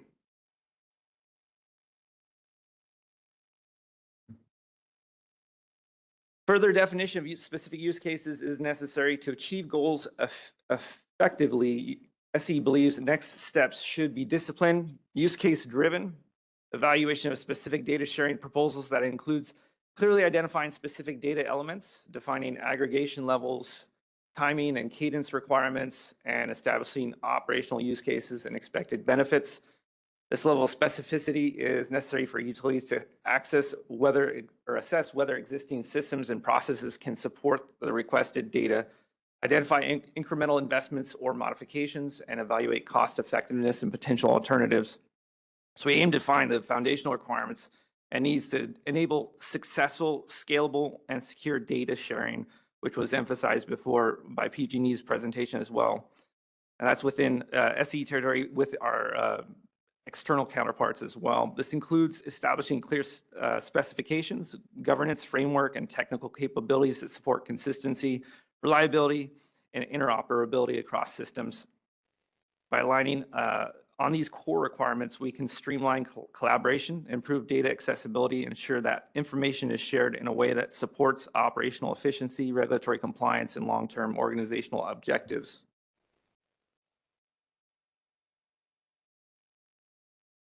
We mentioned the use case driven approach. Once beneficial data sharing or coordination capabilities are identified, utilities will need to evaluate appropriate implementation pathways, including potential investments in systems, integration, and governance. We'd seek to recover reasonable and necessary costs through standard rate making processes. Proposals would be subject to CPUC review to assure cost effectiveness and customer value. And at this stage, though, the scope of potential requirements remains conceptual at best. There is not sufficient specificity to define investment needs or policy requirements. As far as like ensuring that we're taking a cautious approach or a reasonable approach to this, is we don't want to reinvent the wheel. You know, if there's any different ways or platforms that we're already using that we can kind of expand on, those would be opportunities to be efficient with our cost structure. ISO Coordination Framework Industry Expert Working Group currently developing and addressing data gaps, use cases, and solutions. The expected outcomes to continue through the remainder of the year, incorporate broad stakeholder input, deliver concrete recommendations on data sharing coordination. We believe it's appropriate for CPUC and high DER stakeholders to monitor and stay informed on the process and provide a forum for knowledge sharing and alignment where useful, and consider whether further policy action is needed once proposals are more fully developed. That's it for me. I'll pass it on to Julian from our grid architecture space for the proposed data coordination. Thank you. Oh, it's too tough on me. So yeah, we do recognize really early on, like, and we do actually appreciate the whole workshop and the working group, especially with the expert working group, which is a mouthful. But one of the things that we do want to touch on today is what are the type of data types that we are looking at sharing, possibly. We definitely need to talk more about that in the actual working group. Part of it is actually just in alignment with what CAISO is looking for, as well as the day-ahead forecast. Aggregation is something that we still want to talk about, but let's start at the A and AA bank, right? Let's be there right now, because I think even currently most of the forecasting model is mostly at the A bank and the AA bank. So if we want to go further, then obviously there's going to be a lot of technicality around building more detailed model that both utility and the CAISO is in agreement with, in order for us to avoid that issue that they were brought up, which is if you forecast one way and I forecast another one, how does that reconciliation happen, right? The next one is market adjusted net load feedback. We really want to make sure that it is a back and forth sort of a deal where we share forecasts with you, you share it back to us, and then we share it back to you again of the impact to the operations on our side. We'll see how that goes. Right now, this is just a suggestion from us. And then obviously, there are some distribution alarms and events that we definitely want to see how we can integrate back to CAISO as well, especially when there is anomalies that affect transmission reliability and or even the market assumptions itself. Currently, most of the ways that we do it is sort of manual, and then it involves someone putting something into another system. We want to see how we can make that better integrated because of how fast DER systems react. If we want to make sure that we can react as fast as well. Real-time availability real-time available demand flexibility. So this is really meant for us to inform CAISO how much demand flexibility we're expected to have in our entire system, market and non-market, because we do have, like what PG&E say, we do know where all of our interconnection and also where the EV, if they're part of a tariff, all those are being tracked in our model today. We do forecast that starting next year. We actually do have the full model of it. But yeah, so that's something that we definitely want to see if we can share, especially the dynamic operating envelopes, the higher and lower limits of that entire aggregated data bus net load, right? How do we reconcile that? Before we move on, when Julian mentioned A and AA bank aggregated DERs, is everyone familiar with A and AA bank, at least with respect to SE? I don't know if we wanted to explain that a little bit. So that's essentially our gateway with ISO. That's our limit with ISO. So unlike a PG and SDG&E, we have a more radialized system from subtransmission or transmission down to our distribution system, almost like arms or tentacles to an octopus, if you will. So the A and AA bank portal essentially is talking about aggregation from that already established line between us and ISO. Right. Thank you. Sorry about that. I forgot that. We need to explain that next time. And then obviously this is from TSO back to us. So the next slide is really to talk about what are we expecting to see. That they should share with the DSO itself and not just SCE. Market dispatch data, that's something that we hope to be more integrated.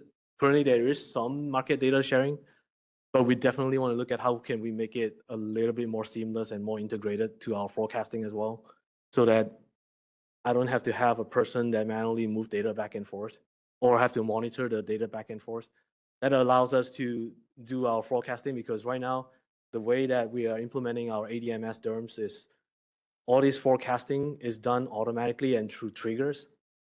So like, let's say that if there's a switching or a planned switching happening in the future, we actually do forecast that into our forecast. So if there's any changes like an outage, for example, we automatically retrigger.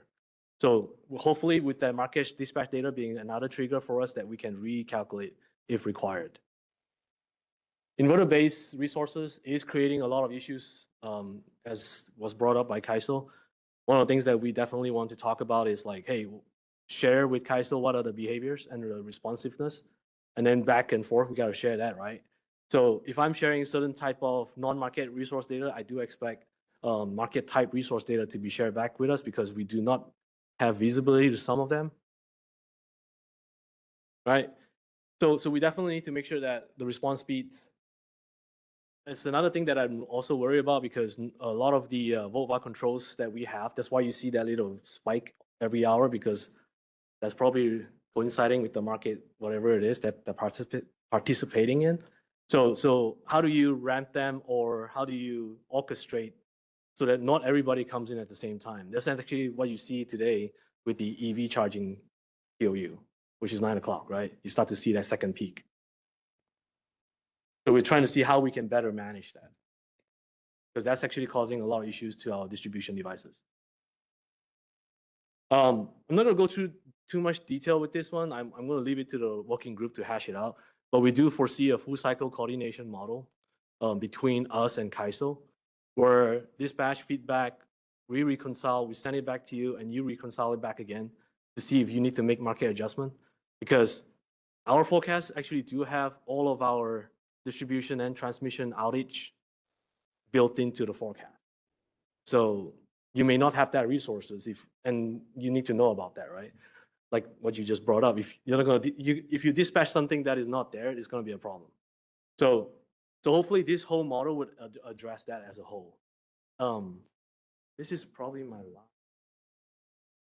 Oh, so let's talk about the remaining gaps that we think definitely have to be addressed in the expert working group. Couple of key 3 items, basically. We definitely need to standardize the data exchange, right? Enhance real-time coordination. What is it that we want to share? How far down do you want to go? And then if the lower down you go than today, how do we make sure that the model agrees, right? That's definitely a problem, not just for you guys, but internally within SCE as well, because we have to make sure that our distribution is coordinated with our subtrans. And also agree on what's the cadence, right? Which is basically the second bullet, the day ahead, real time, sub-hourly, whatever it is that we agree upon. And one thing that we want to point out is visibility is not coordination, right? It's not the same. So we can provide visibility, but that coordination between all of the parties has to be there. And there's no share, like there's no one clear share model between all of us of how this operational coordination should work. We need to come up with, at least everybody should agree on. I mean, it's going to be a hard thing to do to get so many people to agree on one thing. But we need to agree on at least operationally how everything should really work, right? Now, another thing that we're also doing on our end, besides our own operational forecasting and also like the real-time power flow as well, is we're going to be enhancing our day-ahead N-1 contingency studies on the grid bulk power side, right, to better use the data that we're sharing through the standardized data exchange. Currently, we do not do that because of the limitations, right?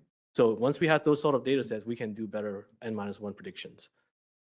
That allows us to, if anything happens, our systems, especially nowadays with how fast DER systems react, we can easily just go straight into the N-1 condition automatically.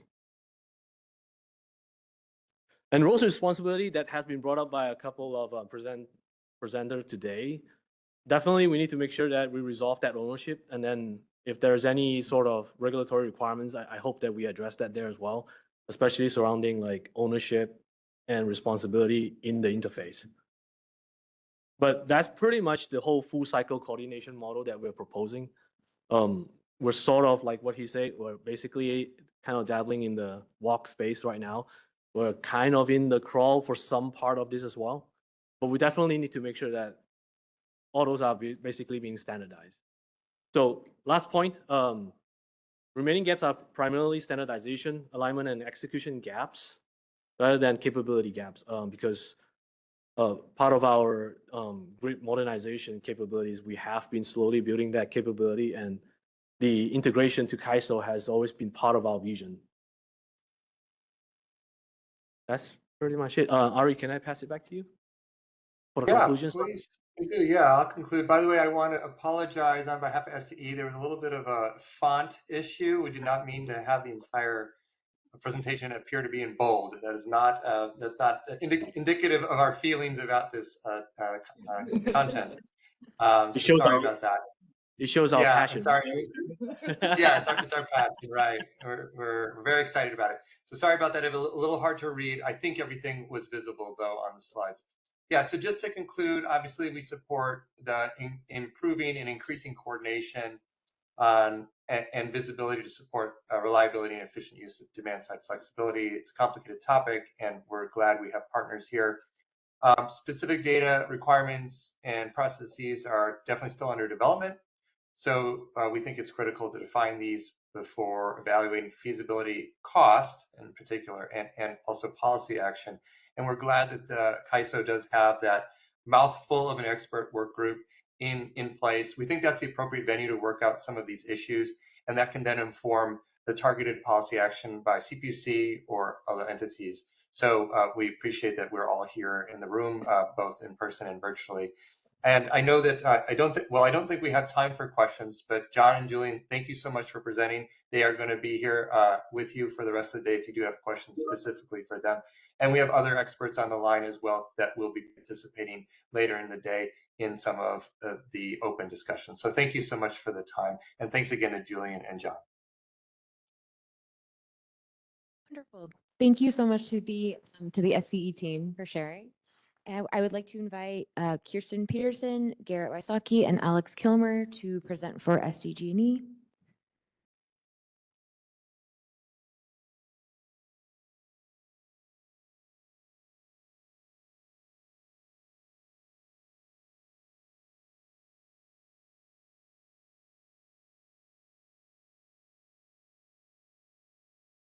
Perfect.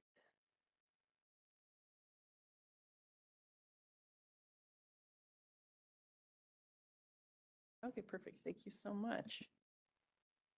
All right, I'm glad there's a clock up here because I wasn't sure if I say good morning or good afternoon at this point, and we're actually in the afternoon now. So good afternoon, everyone. For those I've not met before, my name is Kirsten Peterson, and I manage SDG&E's Electric Distribution Operations Control Center. And yeah, I've been a part of the high DER proceedings really since the Future Grid study days, and very excited about where we are in our DERMS journey and it continuing to align with where we're headed in this regulatory space as well. So thank you for this opportunity to get to collaborate with you all on the TSO-DSO coordination. Already today, this has been sparking a lot of ideas and thoughts with our team on even what data potential there is out there, types of data, what value it adds, what problems we're trying to solve. So very much excited to be continuing through this process with everyone. I am joined today by Garrett Wysocki. I'll have him introduce himself. We also have Alex Kilmer in the room and a plethora of excellent subject matter experts on the line as well from SDG&E. You introduce. My name is Garrett Wysocki. I work under Kirsten with electric distribution operations. I'm part of the ADMS team and soon coming, potentially, the DERMS implementation team as well. Excellent. Well, yeah, as part of this entire effort, it's really been interesting branching into the transmission space with high DER. And it's really even internally at SDG&E unlocked some new conversations and collaborations there. So yeah, excited to dive into some initial thoughts from us today, but yeah, continue from there. So today's presentation, we're going to cover 3 primary areas. We're going to first baseline some of the guiding perspectives, principles that SDG&E wanted to bring to the table. Second, we're going to look a little bit at the current state of our DER landscape, and alongside that, the visibility and data sharing capabilities. And then third, move into some of our future plans. So like we mentioned, we're really about to procure our DERMS platform, and in coming up with the DERMS vision, a lot of these conversations and strategy play into that. And then at the end, we'll close with some thoughts on collaboration opportunities such as these and key takeaways. Oops.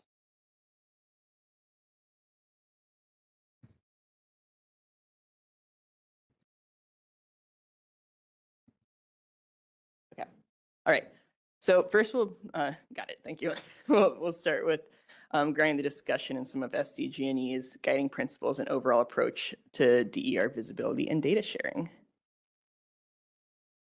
At a high level, we have 5 key principles listed up here. We definitely want to make sure that we're prioritizing customer-focused and reliability-driven data sharing, which has been consistent through all of the presentations today. We want to emphasize clearly defining the problems and the challenges that we are trying to address with this data, and building incrementally on existing capabilities, which we'll talk a little bit about today. Third, we're pursuing DER visibility where it's necessary, so balancing operational needs with the cybersecurity element, with the customer privacy element, so ensuring only what is necessary to be shared is in order to maintain those aspects. Fourth, ensuring clear ratepayer value before scaling investments. So as we know, if data sharing requires large investment, IT initiatives, those types of elements can be very costly. So we just want to make sure as we move through this process that we're having those values and then the associated costs front and center. And finally, we support the measured pilot-based approach. It was really interesting to hear about PG&E's pilot already underway, and those types of efforts and how we can use them to explore what makes the most sense in this space.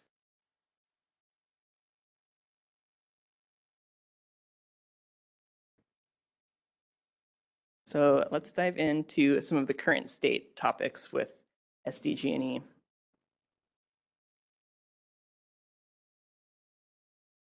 All right, those who were in the prior workshop might recognize this image, but ultimately we have it to demonstrate that SDG&E, like all of the IOUs in California, we have a very high penetration of distributed energy resources.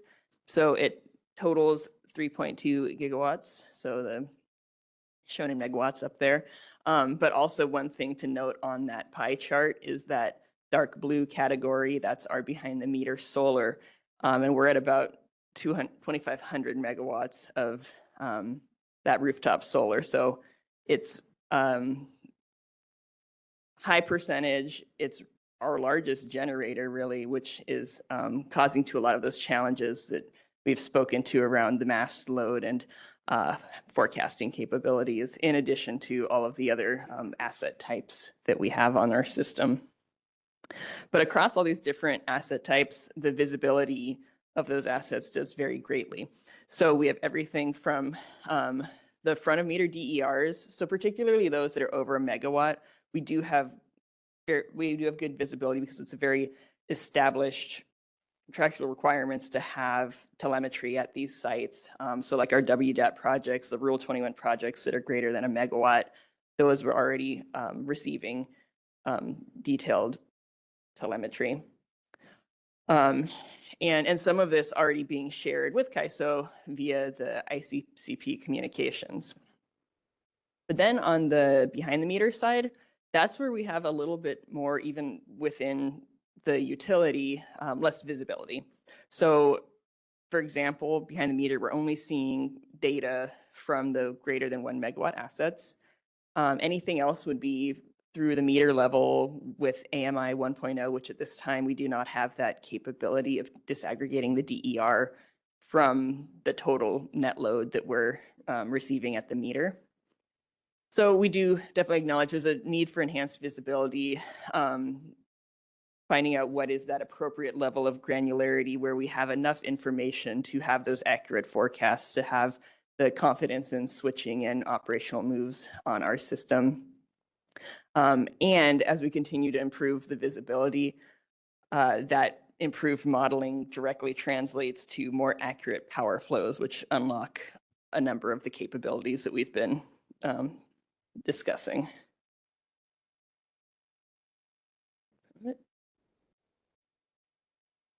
Okay, so a little bit of on data sharing that is happening. So that was a little bit on what visibility we have, data. As far as sharing, so those DERs, the direct telemetry, we have that actual data gets shared. That's ICCP link, all of that. But the behind the meter DERs or the smaller DERs as well, it's primarily aggregated or just program level data that can be shared or is available to be shared. Capacity, availability, there's really that limited telemetry on the behind the meter DERs is largely one of our challenges when it comes to data sharing, in that we don't have that data either. For example, some things like our weather-based DER behavior, even though we don't have telemetry, we're able to do forecasting with knowing nameplate, knowing what the weather is in that location. So we can do some level of modeling to kind of get what we need out of that. But that's kind of the challenge there is then when we have the non-weather-based DERs, we've talked today a bit about without knowing schedules that our models can only be so accurate. So very excited to hear of some of those comparison discussions of if we are able to pull in DER schedules, for example, how that'll compare with the forecasts we're seeing coming out of our ADMS.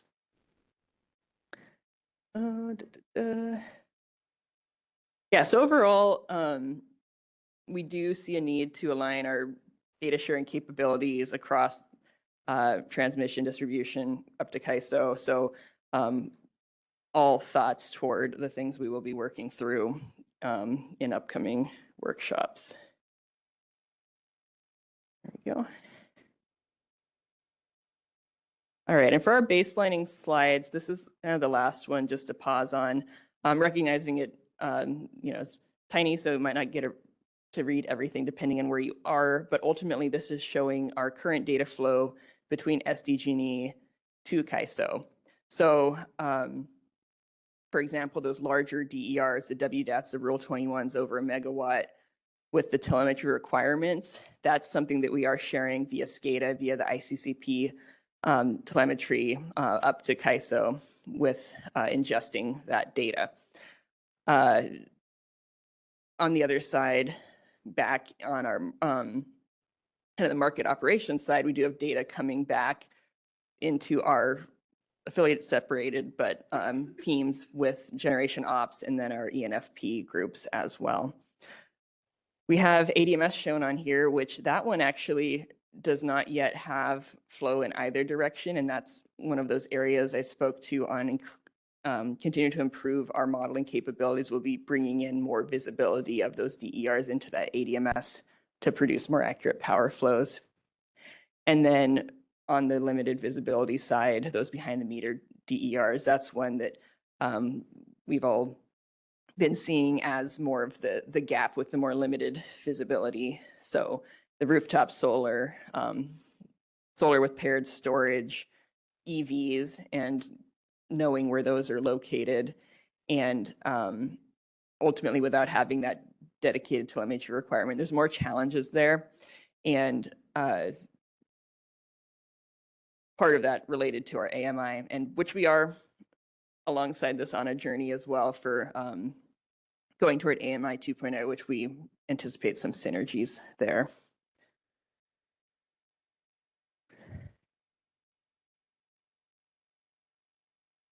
All right, so that was the baseline. We're going to now transition into some of our future plans. So SDG&E's ADMS DERMS journey and its alignment with this concept of the data availability sharing. And for that, I am going to now pass it over to Garrett.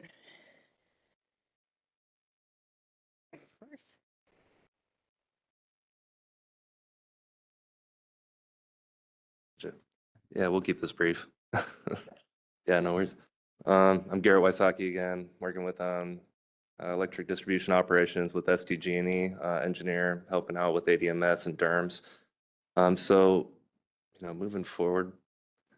So basically on the left, you can see our DERMS roadmap, our future roadmap. So everything starts with a foundation of data, right? So we have SCADA and everything rolling up to DMS, ADMS, and then proof of concept initiatives that are going to justify our further investments as we move forward with DERMS and our DER programs and all that. And if you look over on the right, this is essentially what our comms team, our IT team has scoped out for high level how we're going to coordinate all the data sharing between the different systems. So you can see that we have our DER assets that are feeding into a DERMS, which are two-way flowing into ADMS, and then enterprise data, and then eventually sharing with CAISO with the hope that we would also have some data flowing back with some of these front of the meter assets as well. So here we actually envision a layered approach to visibility rather than a one-size-fits-all model. So device level visibility for critical resources, aggregated fleet visibility for scalable participation, and feeder level operational visibility through ADMS, and customer level insight via AMI. This enables fit for purpose visibility, aligning data granularity with operational and customer value. And so here, looking ahead, SDG&E is advancing several key capabilities. DERMS procurement and deployment, integration of DER registry, GIS, and ADMS data, improved forecasting through weather and DER behavior modeling, and eventually AMI 2.0 implementation for higher resolution data. Together, these capabilities will improve situational awareness, forecasting accuracy, and operational coordination, and will be deployed incrementally as value is demonstrated.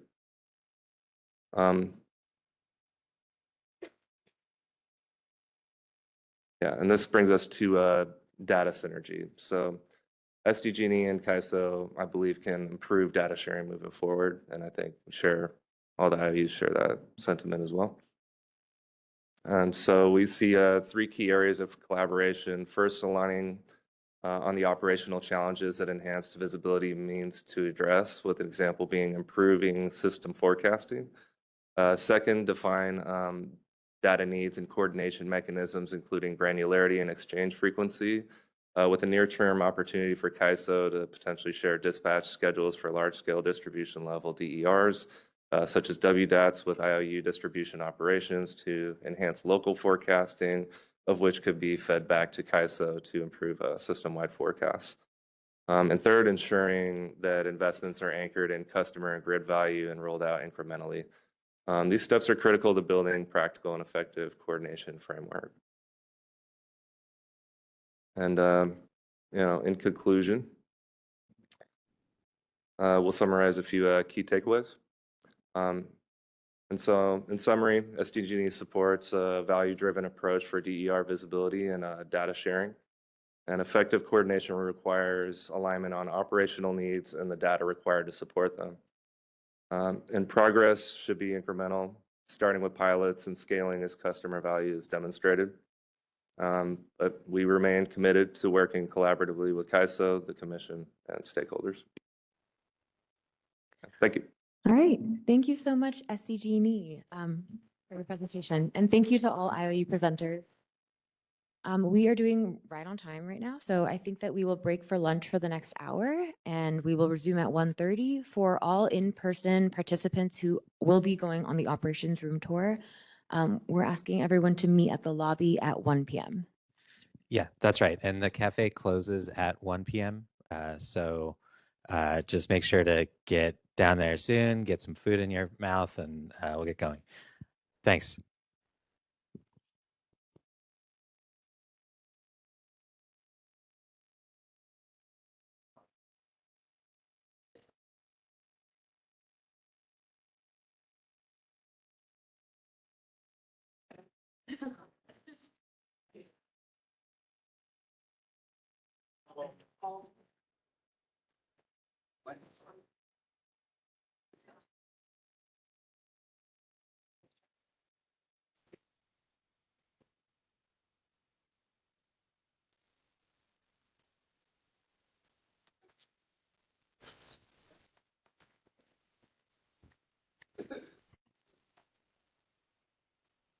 All right, everyone, we are going to go ahead and get started.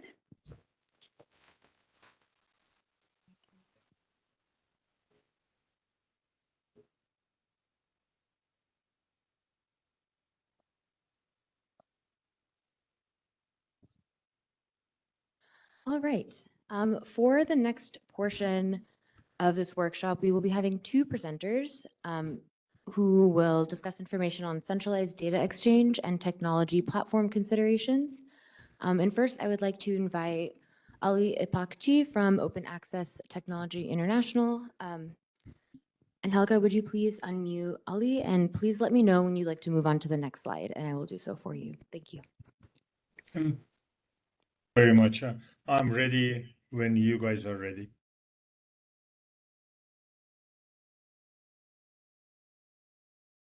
Do you hear me? Well, we can. Okay. Good afternoon, everybody. First of all, my sincere apology that I'm not physically there at the ISO, and then I really kind of apologize for that. This is a very, very interesting discussion, very, very important subject, especially as we move forward with a higher and higher DER penetrations. So with that, if we move to the name, my name is Ali Ipakchi. I'm Executive VP at OATI, but I'm a kind of a technical guy.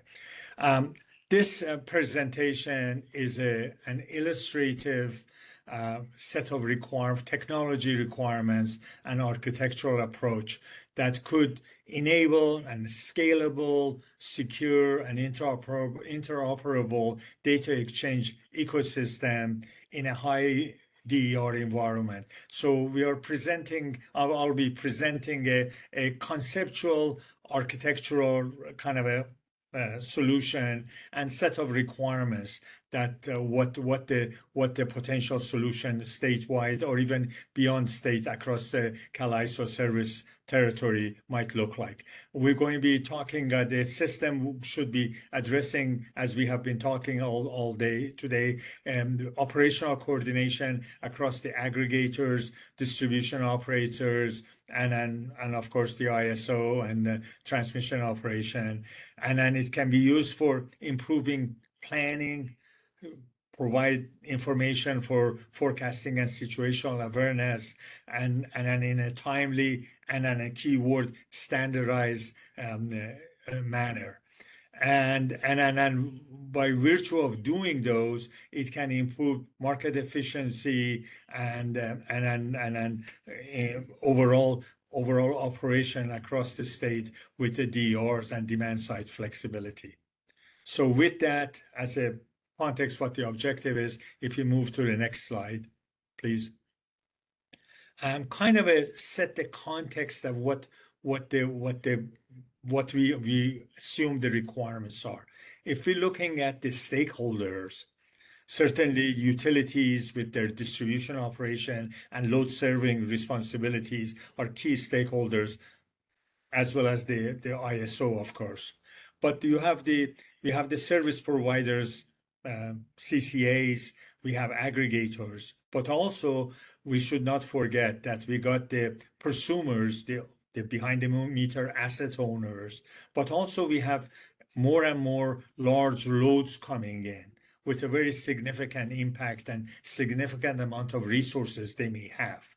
But also within the state, we have microgrids, the fire zones, and there's growing nature of microgrids, which have local generation and capabilities. Some of them very visible to the ISO. Some smaller microgrids may not be, maybe on the distribution voltage level, and may not be as visible as they should be.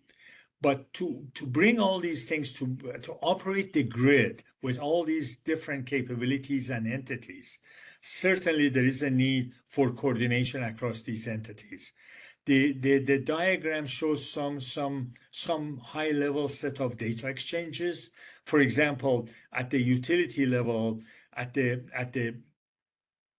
LSC level, at the customer service level, the registration information or enrollment of information on the DERs into utility-based programs, for example, qualification of the assets for their capacity and where they exist and size and ability to do certain things, or program constraints or enrollments information, and then also approval of their capabilities, maybe responsibility of the customer services, but the schedules, operating limits, curtailments, things of that nature, perhaps it's operational things, the control center and the DSO responsibility. Similarly, on the CCAs and aggregators, as they enroll customers and schedule them for operations, they have certain responsibilities.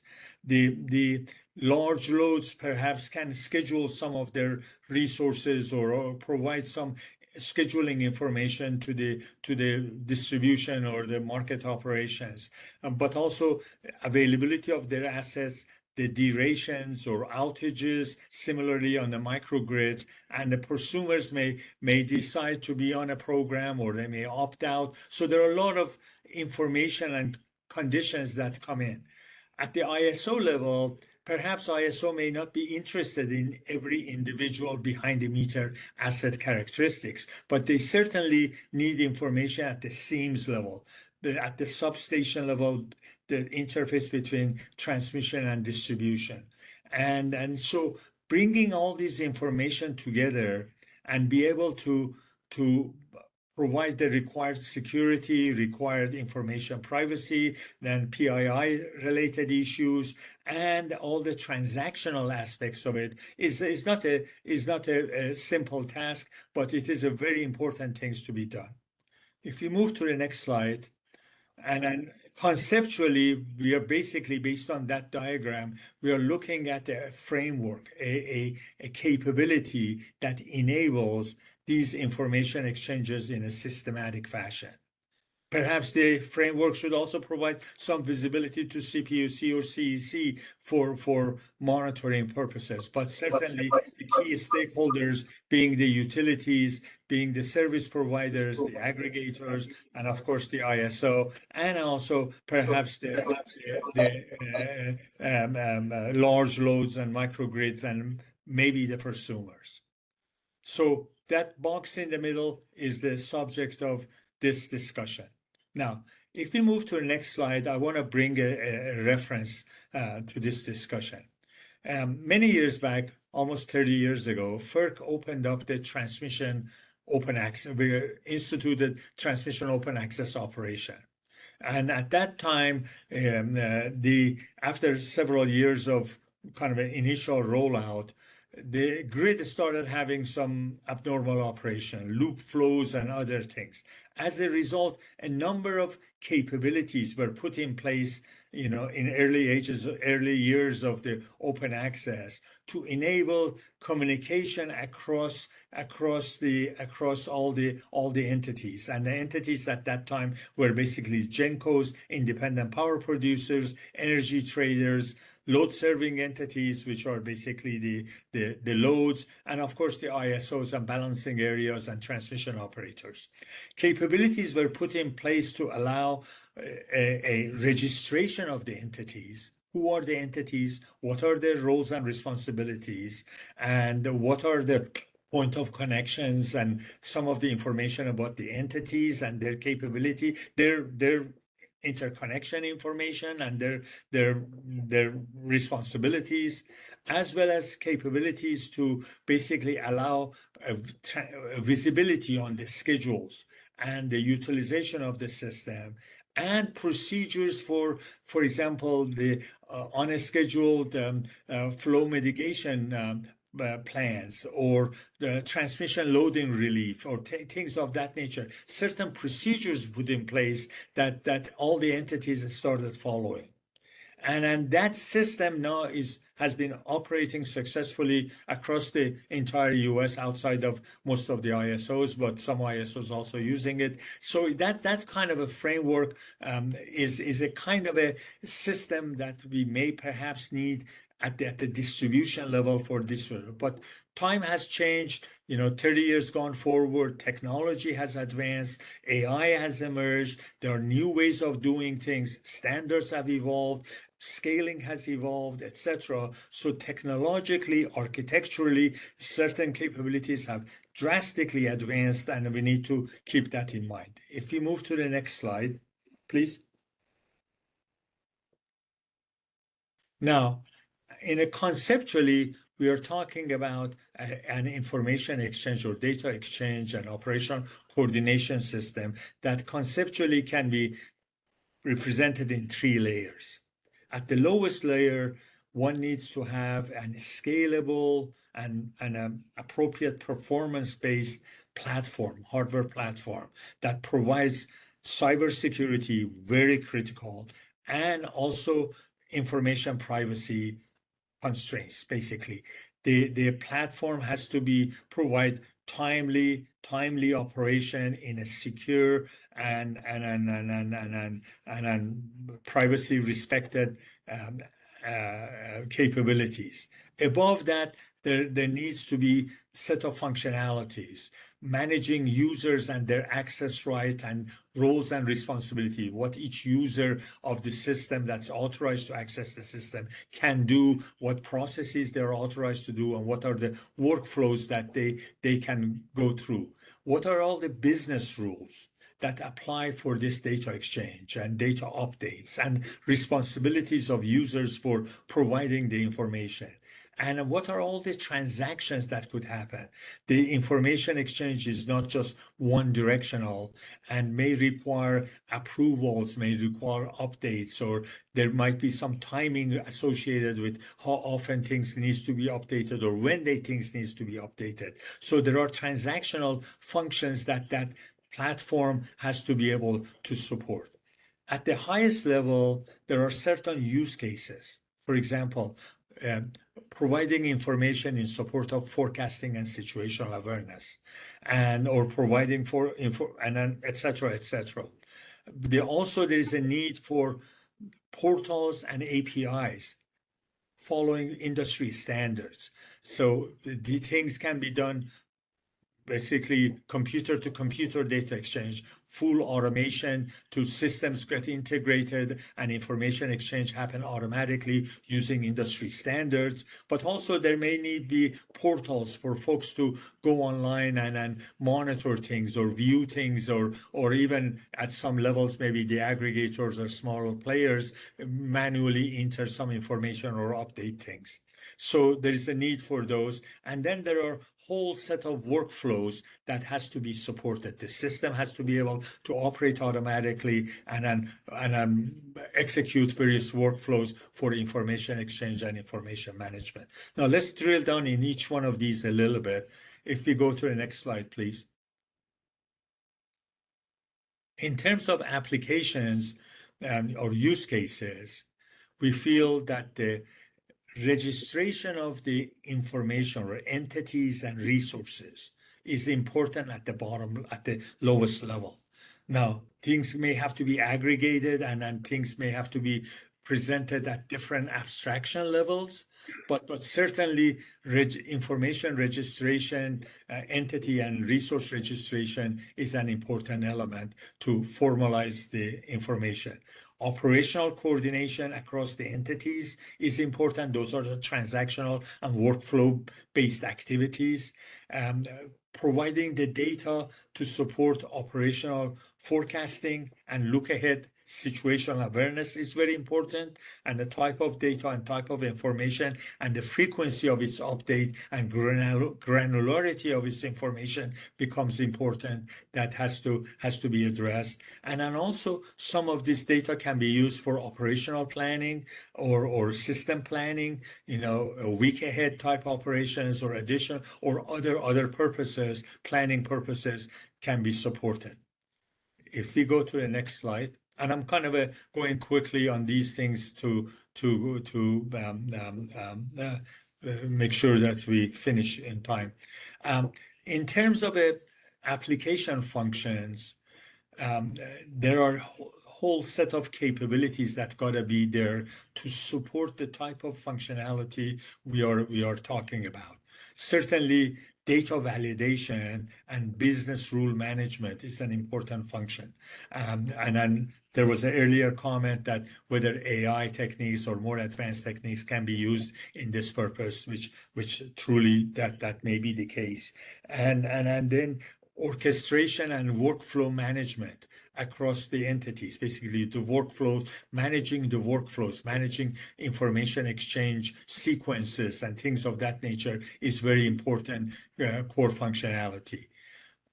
Kind of going down before we're getting to the operational data, the concept of DER registry for this framework become a system of records across all the players, the aggregators, CCAs, and DSOs and the ISO as a system of records for DERs. Perhaps that may be a contention, maybe needs to be debated, but perhaps this framework can become the system of records of DERs, especially the larger DERs, and basically what we call master data management. And then you have also on top of the static data, that is basically the assets and their capabilities, operational data may have to be certain operational data may have to be captured here. Forecasting falls into the operational data.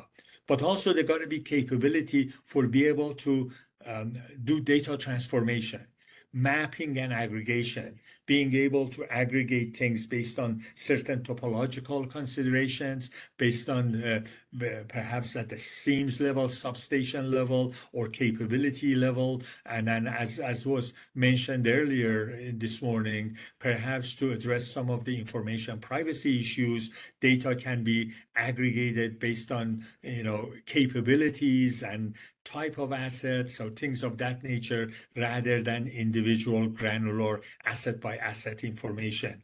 But certainly the platform needs to have capabilities for data transformation, mapping, and aggregation. But also the needs have capabilities for messaging, user interface portals, standardized APIs for data exchanges, and a user workspace management. Users may have temporary data or need certain information, and then there could be many users on this system, considering the spread of DERs and then their basically entities that are responsible for it, whether they're aggregators or CCAs or even the owners of those assets. So there is a set of capabilities that has to come together to enable those use cases. And if we go to the next slide, and with respect to the infrastructure, the platform perhaps should be a cloud-based but highly scalable platform to support the future growth of the system. Must support cybersecurity and the user access control, who is authorized to access and what functions are accessible to which user, and that whole management of the access rights and the security on the system, utmost important. Scalability and performance is important to be able to support timely exchanges and support the scale that needed to support high DER operations. Data management and storage, perhaps some archival for audit purposes or other needs to be there, and also be able to manage all the transactions, manage all the processes involved in coordination and data exchanges. And so there is a series of functionality that has to come together to enable to this capability to serve the purposes that we talked about. Now, if we move to the next slide, please. So this is an eye chart. Those sequence diagrams below are not intended for reading, but kind of highlighting that the system should be able to support pre-operational timeframes, operational timeframes, and post-operations. On the pre-operations, a lot of things related to registration, related to providing information and aggregations, and a lot of things got to be entered into the system. These are the master data type of information that may have their own basically life cycle, their own process, and their own approval requirements. Say, for example, if an entity entering that I have a new battery or a battery is entered, what is the approval process for it to become fully fully engaged into the functions we talked about. So there are sequences involved at the pre-operations for information entry, information entity registration, entity approval, etc., etc. Then there is a whole series of data exchanges and workflows associated during operations. Who submits what, at what time frame, who needs to review and approve that, what data gets aggregated and what data gets exchanged, what are the interactions, what information flows backwards, etc. There are a whole lot of sequence of activities during operation. And perhaps post-operation also becomes important of what happened, who did what, who instructed whom, because some of these things may have financial implications, settlement implications, or otherwise certain tracking and reporting requirements may be needed. So understanding that this platform is not just real-time operations, there is a pre-operations and post-operation functions and sequences that has to be followed. If we move to the next slide. Some of the key considerations for a platform of this nature. We believe that most or all the technologies, base technologies, needed to enable something of this nature, portals and standards and workflows and techniques for validating, etc. Technologically, things are available. However, the scope and required functionality and use cases needs to be formalized. I'm glad to hear that there has been good amount of work through the task forces, the ISO and the IOUs. Certain things have been already discussed, and certain pilot capabilities or others are being rolled out. So there is certain scope that needs to be finalized. One of them is what are the type of assets or capabilities needs to be what is stated here in DER registry definition, what is the scope of coverage, and what are all the entities that needs to, or the assets and capabilities that needs to be covered, what are type of services that needs to be covered. It's not just the asset by itself, but what are the capabilities and what are the things that needs to be validated or specified. And then when it comes to the forecasting capabilities, situational awareness and forecasting information, what type of data needs to come in, and what should be its granularity, and both in terms of spatial and temporal basis. How far forward we want to provide the information, and there are a lot of details there. And then topological information. I'm not basically proposing that the system needs to have a detailed distribution topology, but certain mapping and certain locational information got to be in there. And then how the spatial information and topological information going to be mapped into the system to allow the proper aggregation and proper representation. Business processes and roles and responsibilities of entities in terms of data entry, data adjustments, approvals, etc., needs to be defined, and the processes associated with that has to be formalized. And whether there are any tariffs or regulatory consideration in this regard, that got to be there. And then what should be the deployment and rollout strategy? And then perhaps there got to be some piloting or phased implementation approaches to support a system of this scale. If we move to the next slide, please. And it's the last slide. And we kind of feel that basically we're calling it a call to action, basically, that perhaps a phase one, now that could be a pilot or could be a phase one, needs to be started rolling out. We cannot boil the entire ocean there's a lot of details here. But we may need to start and then expand. What we call, say, some core capabilities for phase one starts with what I'm calling DR Registry 1.0, some maybe key assets, key important kind of maybe aggregated or larger assets. We put a floor on the size of assets perhaps, or certain things that needs, or certain critical areas perhaps needs to be modeled or included, and the overall operational coordination, some of the sequences of between DSO and CAL-ISO interactions, perhaps not looking at perhaps maybe aggregator and CCA interactions with DSOs or LSEs. Some of the other things maybe can become latter phases perhaps, and then including in phase one, maybe net load forecast at the seams level, defining what those substations are and what we do at net load forecast. And then to do this, we feel that maybe there is a 6 to 9 months of requirements, a specification detailing requirements might be needed. And perhaps one can start with some straw set of requirements as a starting point, and then having through workshops, reviewing those, refining those, adjusting those. So not starting with a blank sheet of paper, but start working based on general understanding of what is needed, and then start refining it through those workshops.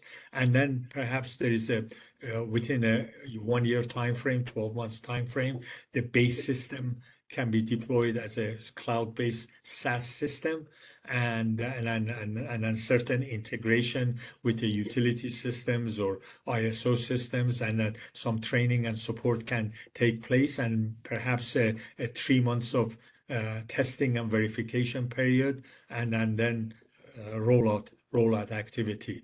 The key is defining this phased approach for deployment, start walking or start crawling, as what was stated, but having an architecture that can scale and can expand to support the capabilities. This is a very important requirement. I think this kind of a coordination across the distributed resources and the broader system operation is very critical. Some of us very much feel that in the future we will be talking about one grid. not distribution and transmission.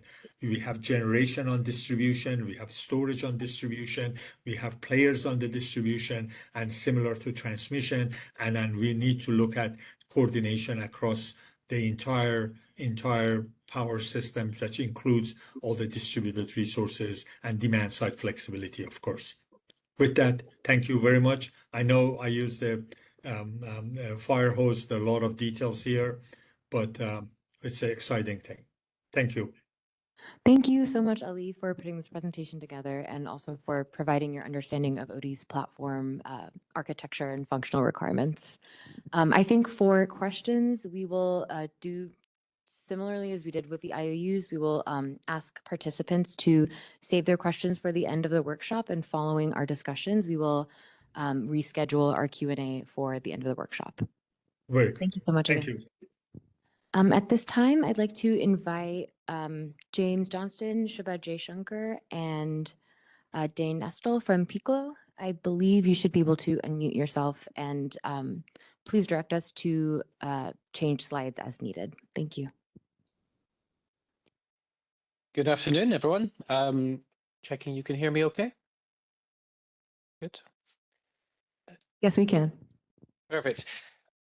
So presentation will be by myself. I'm James Johnston, the CEO and co-founder of Piccolo, and joined with my colleagues Dane and Shubha, who can support on the Q&A piece. I'm calling in from London in the UK, so I won't be around for the end of the session for the Q&A later this afternoon, and my colleagues can help out there.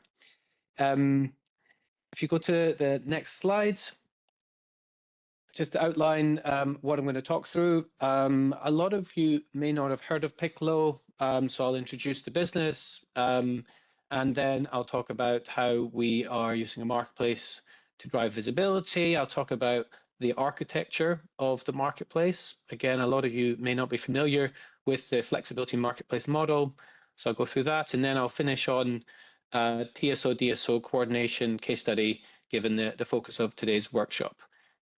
So next slide. So just a quick introduction to our business. We are an international organization headquartered in the UK with a market presence across Europe, Italy and Portugal, now Belgium, Lithuania. We have presence in Australia and growing presence across the US. We have facilitated over $100 million of distributed flexibility contracts. I'm going to talk a fair amount about DER registers. Our own DER register has 40 gigawatts of assets across 500,000 sites, including hundreds of megawatts in California, indeed. And we have over 500 and growing, I think it's closer to 600 now members. These are utilities, DER aggregators, OEMs, anyone in the flexibility value chain, including some ISOs as well. And so we want to move to the next slide. In terms of our presence in the US, we have a solid presence in the Northeast, in particular in New York and New England, working with National Grid in New York and Massachusetts, and I've recently finished a pilot in Connecticut with Eversource and United Illuminating, and then a growing presence on the supply side of the marketplace across all 50 states. We have over 4 gigawatts of DER registered in all 50 states, and we have over 200 registered flex service providers or DER aggregators, including some of the household names, at least in our sector, that you can see there. So next slides. So I'll start off by introducing the fundamental value proposition of a marketplace, and that is quite simple, around visibility. And this is visibility in two directions. It makes it very easy for system operators, whether these are distribution utilities, or ISOs or other types of LSEs to publish their requirements for flexibility. And as you can see here, the power of the marketplace approach is you don't need to specify what kind of solutions you're looking to invite. So this isn't a certain kind of program. You are simply outlining what your needs are. In this case, it's a statewide requirement, 300 megawatts with minimum requirements. And this needs-based approach is very powerful, and I'll come back to this again. Next slide. And then the visibility goes both ways. So it's not just about providing the market with visibility of the needs, but then getting in return visibility of all the different solutions that could be provided to you. And again, this is the power of the marketplace approach is by not prescribing the solution in advance, not prescribing that this is a demand response or an EV solution or a battery program, but prescribing the needs, you will be surprised what comes out of the woodwork and can meet those needs. And I think certainly in this time where we're in a major affordability crisis, we know that there's a lot of hidden flexibility in the system that with the right market design and not over prescribing the solution, you'll be surprised about how much flexibility can turn up. And so this is the critical thing. So next slide, please. And so when we're talking about DER asset registers, it's crucial that you have very high resolution of data. So it's not just about even just about the location of the asset. It's if it's an operational asset, what's its meter ID, so you can actually connect it onto the grid, and therefore really automate your procurement activities. And this high resolution of data doesn't just stop at static data sets, so in terms of describing the asset. And crucially, and this is where the state of the art is in the UK, it's about describing the intent, the availability of that asset to provide services outside of all the existing commitments. And this sort of availability profile driven approach is the state of the art. And so my one recommendation when thinking about resource registers, and this is drawing from our experience all across the world, is there's a lot of risk in building out a central data register for a country or a state. And in fact, in pretty much every example where I've seen a statewide, countrywide program for building out a DER register where the purpose is not quite clear, in fact, it's supposed to be for multiple purposes, it has failed in every single time. It's become a very large project and doesn't actually deliver value. And that's a very big risk that if you don't drive a very clear purpose for why you're, why you are collecting this data, and crucially giving an incentive to parties. And in the marketplace case, the incentive is you upload your data because this is how you participate and potentially earn some revenue.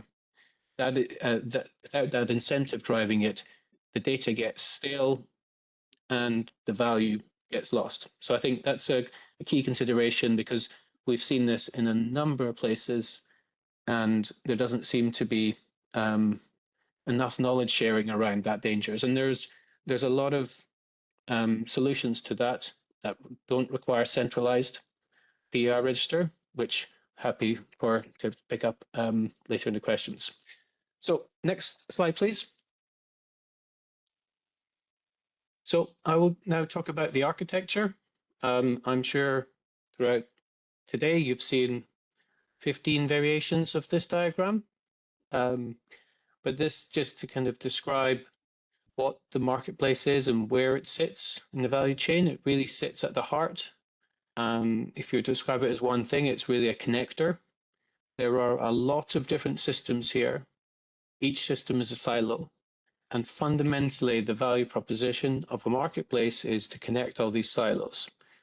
Inherently, it's an API-enabled model, and of course, you can layer on user interfaces and portals on top of this. And in fact, for a lot of the early pilots, it would be recommended just to start with the user interface and spreadsheets rather than investing in APIs. But that is the key point. And so the marketplace plugs into and connects into all these different types of systems. And we have examples all around the world with how we've connected into these different types of systems to enable the end-to-end journey. Next slide. So we're talking about use cases earlier. This is our experience over the last 8 years, 8.5 years now that we've been running markets around the world. There is no single use case. There are multiple different use cases there where what we call DSO flexibility. And these start from very long-term requirements where you're essentially providing alternatives to infrastructure investment, node alternatives or bridge to wires type models.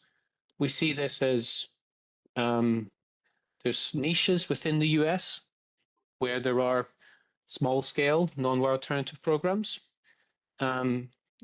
If you look at where we are at in the UK, almost, and if you look at a live map at any point in time, a great proportion of the network has live non-wire alternative programs. And so it's a very different scale from what we see in the US. But that's the starting point where we see the easy entry, the on-ramp into using flexibility in a distribution grid. The real value then comes with shorter and shorter term procurement. And where we are now is we operate several day ahead and indeed one intraday market where it is in the UK and in other countries where this is much more part of the operational workflows. And again, once you get to this timeframes, it's all API enabled. It's connected into various different DERMS or ADMS or internal systems to make it work. Next slide.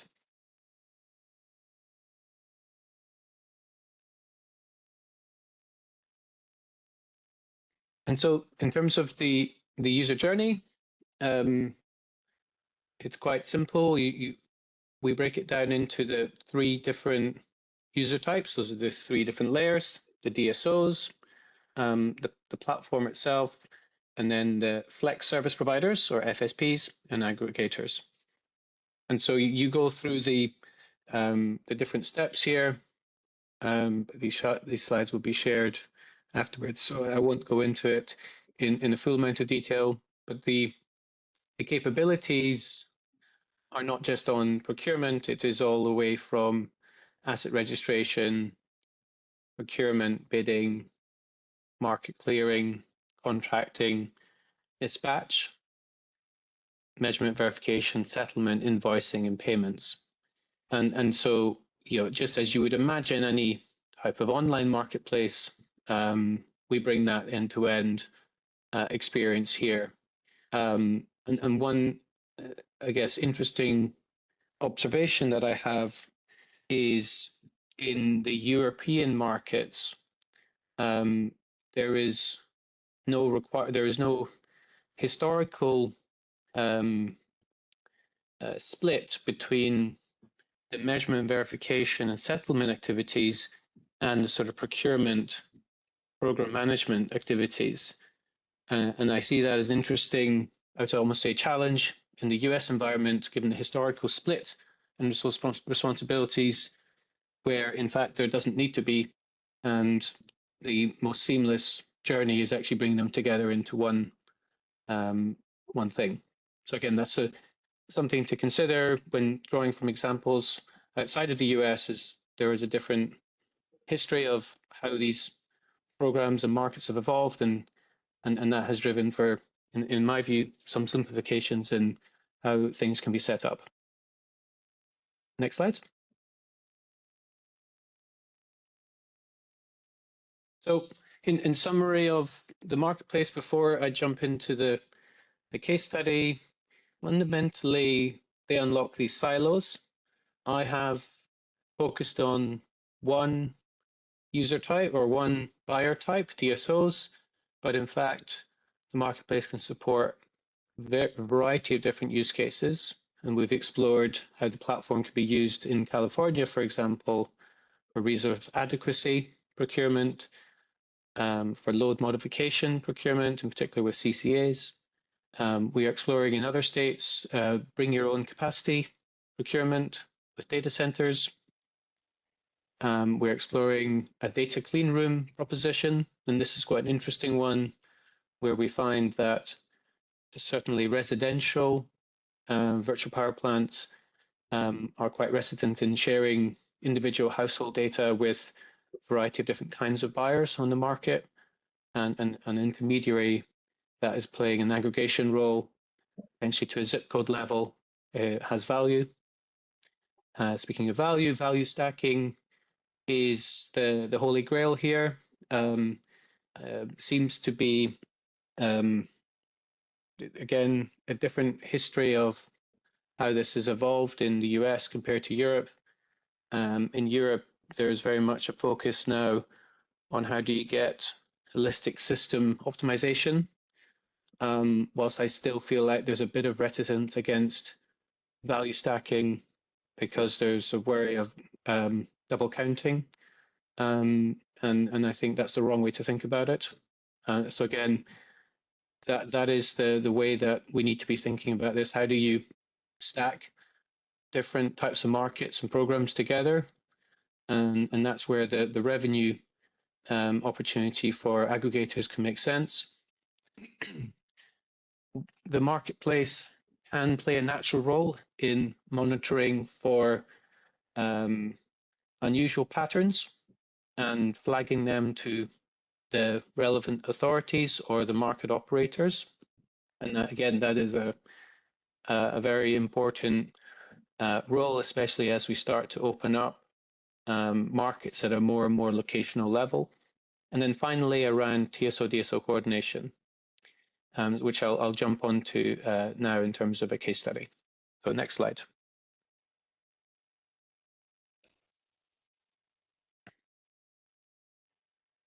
So the case study here is with one of our clients in the UK, which is NESO. NESO is the equivalent of TSO in the UK and Great Britain.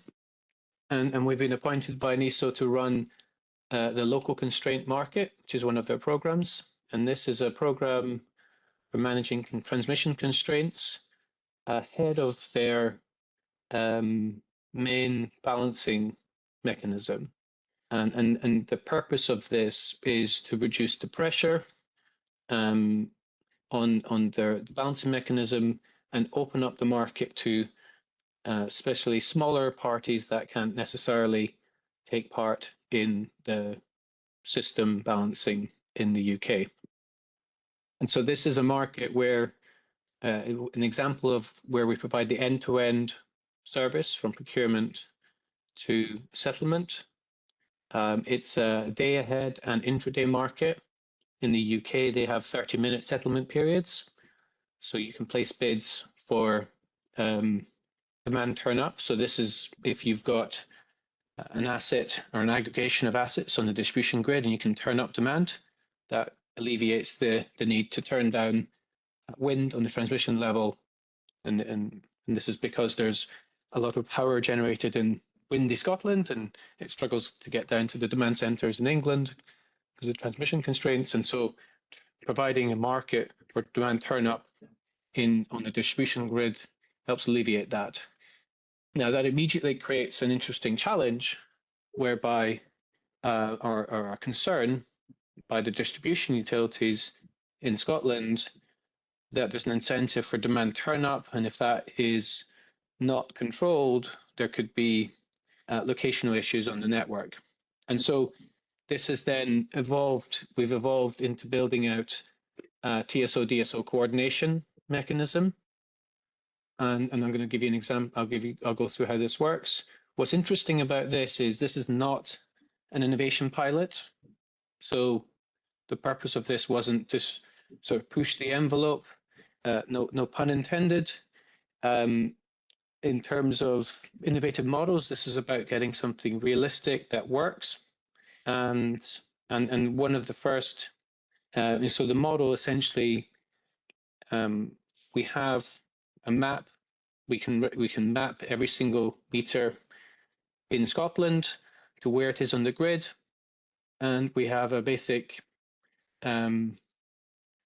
nested map of how the grid is put together in our model, and we are working with static limits per essentially grid grouping level as an initial placeholder model, which is very conservative, but provides security that no part of the grid is likely to get overheated because of our market.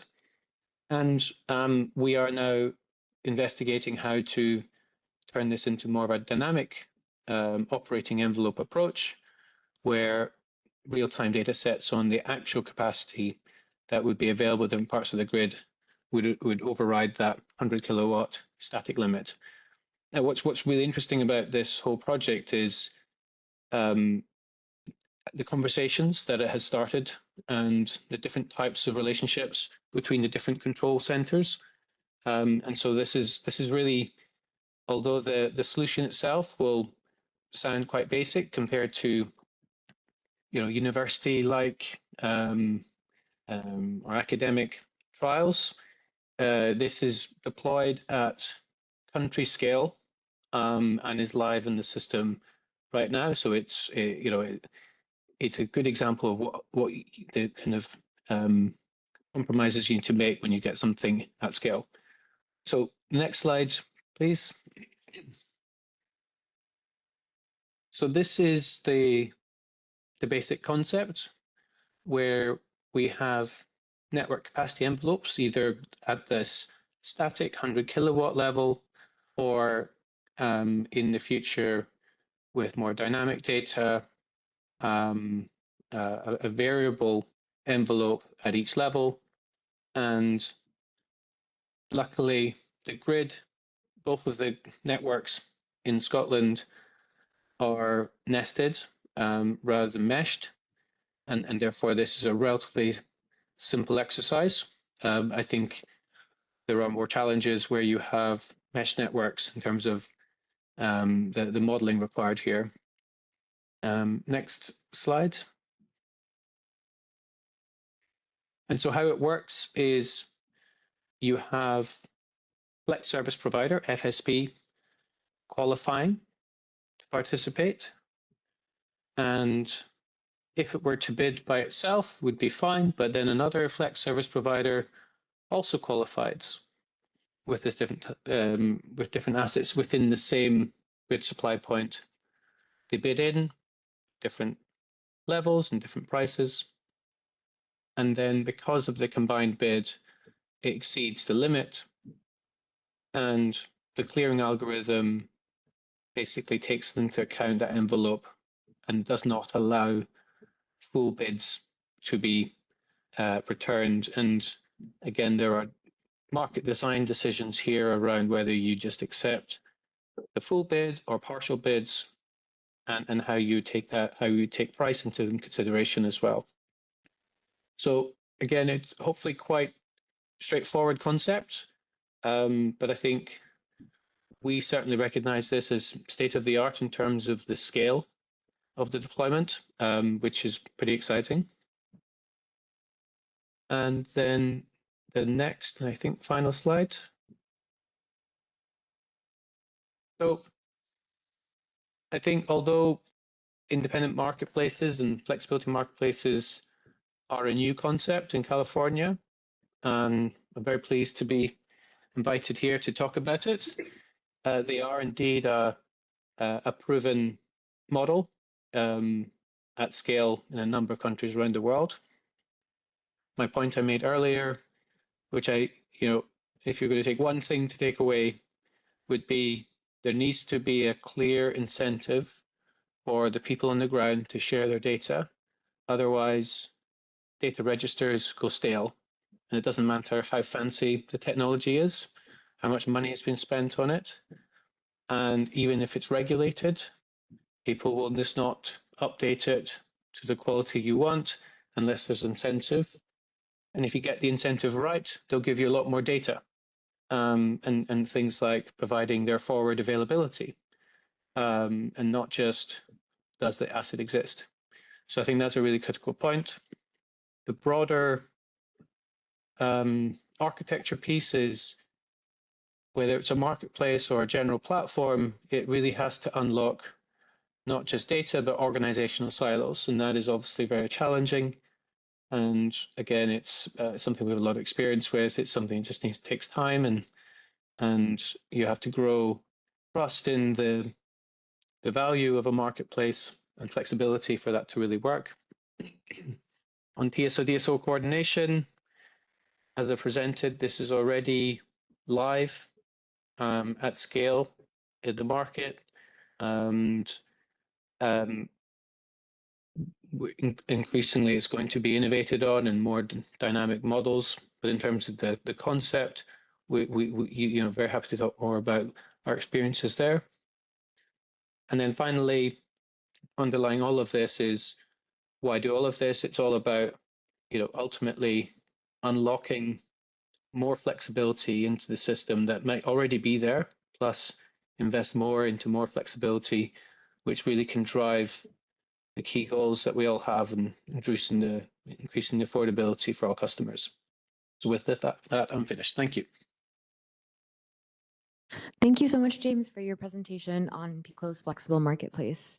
I think what we will do now is have about a 10 to 15-minute Q&A for the last two presenters. So if there are any questions for Piccolo or for Odie, either in the chat or here in person, I see some folks with their hands raised, so I'm going to go ahead and start. When you get the mic, please feel free to introduce yourself. Thank you. Hi, thanks so much for that presentation from Piccolo, OATI. Maybe a question for Piccolo. I wanted to better understand kind of the roles and responsibilities of Piccolo, and maybe one aspect that came out is, you are a marketplace kind of for buying and selling. And in that NESO use case, it almost appears that you're kind of an aggregator and seller into that market. And I wanted to confirm understanding of that, and then layer on appreciation for your comments around the role and challenges of creating a registry. But I'm also hearing, in a way, you are serving as a registry in that information is being provided to you as a means of collecting information for between sellers and buyers. So is it fair to say that your roles can be summarized as kind of a marketplace between DERs and utilities, second as an aggregator, and then third as a DER registry as a result of having this marketplace?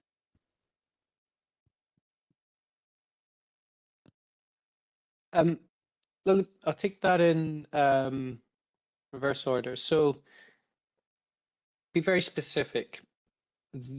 You do need to register resources, and you need data to flow. But there are ultimately there are two very different philosophies about how you deploy this. And this is absolutely critical. Do you do this in a centralized way or a decentralized way?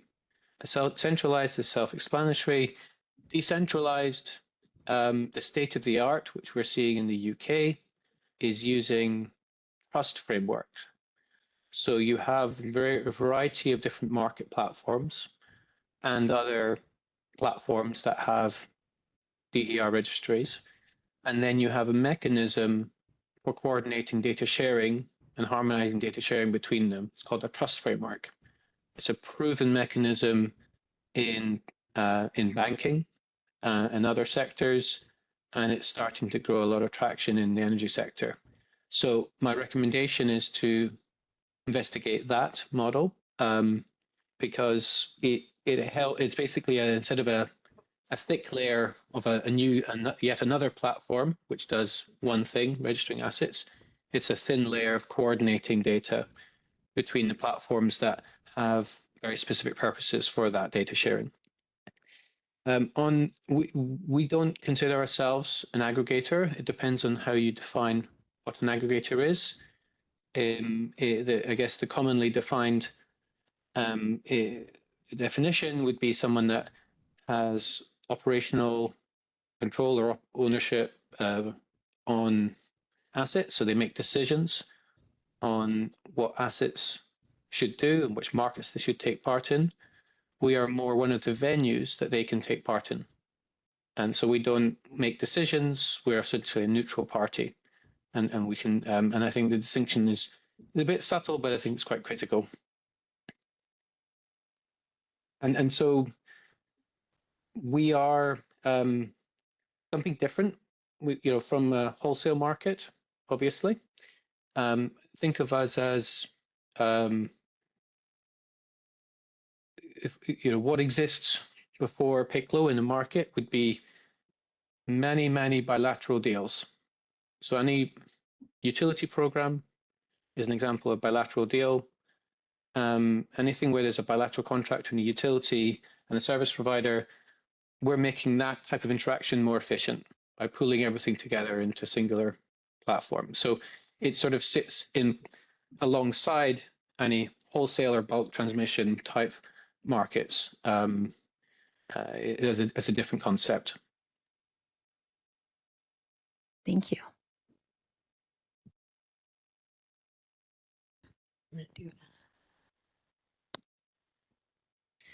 Thank you for the presentations. This question's for PICLO. I'm curious what kind of changes you think would need to be implemented here in California to implement a flexibility market like this, and specifically related to the interaction of distributed generation tariffs like NEM and net billing tariff, which are compensated, based on exports out of the meter, just as a function of interconnection. So how would a flexibility marketplace work with that kind of setup that we have in California? Would it need to change? Could you introduce yourself really quick too, just so they, yeah, thanks. My name is Katie Gallinger from PG&E. Thanks. My stock answer to a highly specific question like that, which I won't pretend to know the full details about the finer regulations on tariffs in California, though I'm very happy to learn. My stock answer is you can get started with a marketplace today, pretty much anywhere in the world. And it's more about how do you unlock more of the capabilities? And so there's a definite role of aligning regulatory, governmental policies that unlocks more of the value. But quite simply, anywhere where there is a bilateral deal being done today, which is everywhere, you can publish that on a marketplace and open it up to different parties. And again, in California, you have aggregator registrations, so that would become a pre-qualification requisite on the marketplace. We would work with all existing processes and regulations here, but there would be, as we get more familiar with the market, there would be quite a clear set of, here's a sort of roadmap for getting more value out of this. And you could almost look at the journey the UK is going on. This is not an overnight thing. This is a 8 to 10 year roadmap. And where we are now in the UK is really now starting to dive into these kind of coordination level, day ahead markets, how do they interact? 8 years ago, it was more, how do I run a more efficient procurement process? And that's where you start, and there you can work from there. Thank you. Hi, James. This is Jennifer Bach with CalCCA.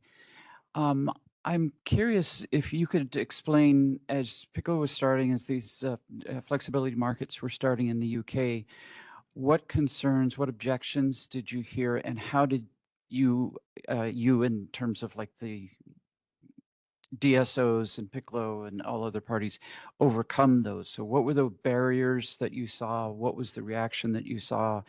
And in particular, was there concern about enough participation from DERs that this would even be viable, worth putting in the money, investing the time in order to create these markets with uncertainty about how much participation you might receive? And this is sort of going back to your comment about the DER registry and making sure that that data is current, you know, those types of activities. If you could sort of describe the evolution. Yep, great question. The one of the other big mistakes that we see in some places is spending too much time worrying about how these systems should all work in 5 years' time and designing out the perfect system, or at least debating it. When the first biggest risk is, will people even turn up? And California, unfortunately, hasn't done itself any favors recently by shutting off well-known flexibility programs, shutting down, creating gaps in revenue stacking for aggregators. And I think you'll find that there will be a lot of nervousness from a lot of players if DSOs and IOUs start launching pilots for flexibility. Of course, a few parties, if they can get guaranteed income, will take part, but you're not going to create a movement. You're not going to create something that sort of then sets you up for something which is really going to scale. And so it's not just about thinking about the systems, it's about thinking about some of the softer stuff around messaging. Are you committing to doing this long term? Are you, and this is something the UK did very well in the beginning, they set clear messages. You can look at all of the DSO's company annual reports. There's a clear commitment, multi-year commitment to get behind flexibility. And guess what? It turned into, $50 million, $100 million setup within a few years. And not just message it, but really get behind that. So I think that is the tougher part. Now, the one other thing to mention, it's not just about the IOUs getting that together. It's also, there's a lot of responsibility on the provider side. And what I think we've seen in terms of a reticence, certainly on in the control room of IOUs, is, does flexibility, is this something to be trusted? Will it show up when I need it to? And fundamentally, the only thing that can lock that is real data on what is performing at scale. And so that is the key thing, is you can't just design this out for 5 years behind closed doors. You've got to get it out, you've got to learn, you've got to grow and build the data sets of what works, and then you will get the confidence from the control room and the confidence on the provider side.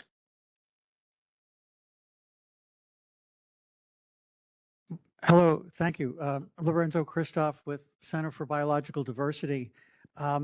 I'd be interested to know, you focused on demand flexibility and things like constraint relief. I wonder, could your model extend to an actual energy supply market on distribution where resources are injecting power and there are energy transactions going through between supply and demand? And are there any places that are actually doing this sort of thing?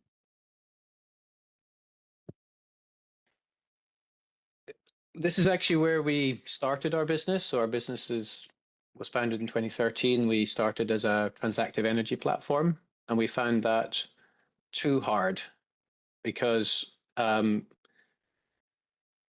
it's if innovating in flexibility markets is challenging, changing how energy is bought and sold has a lot more complexities behind it.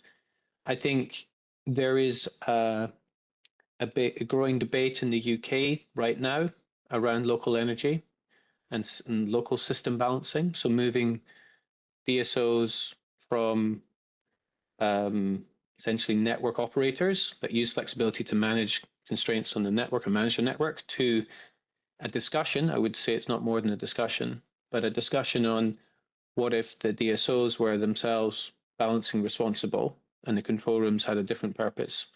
And I think that's where we're going to start to see real innovation in these more localized energy markets, is when it's beyond a sort of a carbon tagging type model, but it's actually at a physical level. The system is being balanced locally. That's when the model can really come to life. But I think that is, even in the markets that are most advanced, it's still years away from realization. There's a number of different steps to get there before then.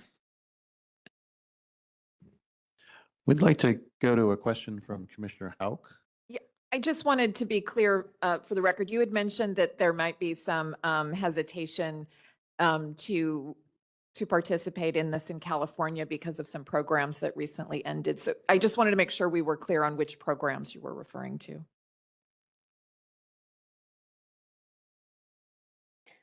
Yep. Let me just look it out here.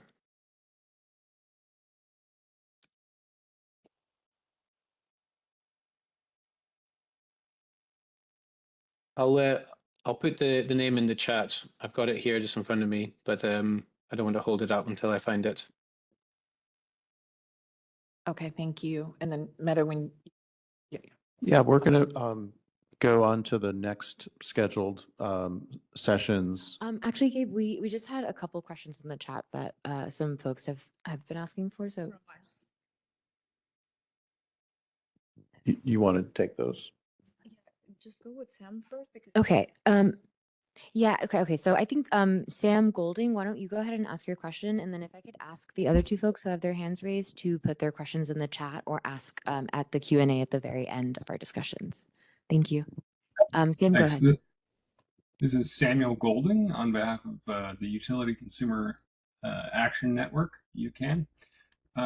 So on slide 13 of your presentation, you showed the flex market functions you've evaluated or deployed already in California. And I was wondering if regulators were to direct the deployment of a unified statewide platform, would a 12-month implementation period be sufficient to integrate with the three main investor-owned utilities here and commence solicitations for grid services? And if you could kind of characterize any sort of specific technical or operational prerequisites on their side that would have to be in place first, I'd appreciate that. Okay, and just on the previous question, so we have heard concerns from a number of parties about the ending of the demand side grid support program. That was challenging for forecasting future revenues, so that was what I was referring to. In terms of timeframes,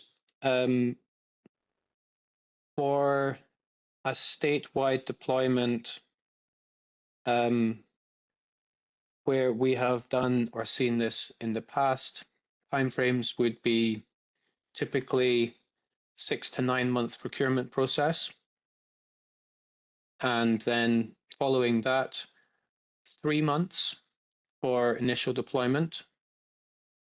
And thereafter, 6, you could then schedule 3 6-month iterative deployments after that. So within 2 years, have what you would probably consider a state-of-the-art real-time intraday managed system. But from within 3 months, the platform would be live and have a user interface that could be used within control rooms or planning centers. We already have pretty much all the large aggregators integrated in the platform, some of them with APIs. So that side is covered. But yes, I'd say that the Challenging part would be the procurement process, 6 to 9 months, and therefore 3 months after that point for first launch. Just to clarify for the commissioner, would a substantive deployment like this, a commitment to this scale of market, overcome aggregator reticence to participate, like you described we should expect for small scale pilots? I think it will have a neutral reaction. I think what is very valuable we've seen is we publish open data on all bids, which are all transactions facilitated by the platform, and once you start building up a critical mass of how to value these services, and there's a bit of a history and something, then it can start to be built into revenue models. So from a provider's perspective, what they actually want is the market to be up as soon as possible and to trades to be growing, and they get understanding and then build it into their workflows. And whether this is done in a single statewide implementation, which we've seen, and that's one approach, or it's done in a more open approach where there can be one or more marketplaces, I think, is probably agnostic to the aggregator side.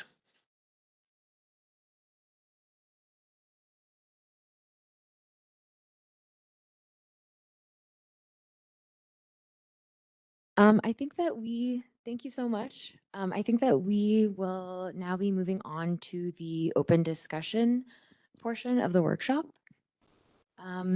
So thank you, James, and thank you, Ali, for sharing from Piccolo and Odie. I'll just get set up. All right, so for this, thank you. Thank you. I think for the next hour or so of the workshop, we have some time allotted to have two different discussions, open discussions. The first would be in regards to developing a TSO-DSO coordination framework, and we have some questions. Thank you. Oh, no worries. We have, all right, so like I said, we have two open discussions planned on developing an operational TSO-DSO coordination framework and then aligning DER modeling and forecasting integration. We're going to maybe try to do 30 minutes each, but we will see depending on how discussions go. So for the first open discussion, we have some possible discussion questions to consider. Feel free to raise your hand and ask if you have ones that you've been wanting to ask, but some thoughts that we had are regarding gaps that currently exist in integrating demand-side DER data, areas in which stakeholders should focus future coordination efforts for DERs that could provide both bulk system and distribution system services, ways in which TSOs and DSOs can prioritize grid reliability while developing their operational coordination frameworks, and then ways in which stakeholders can reduce the risk of conflicting DER dispatch commitments.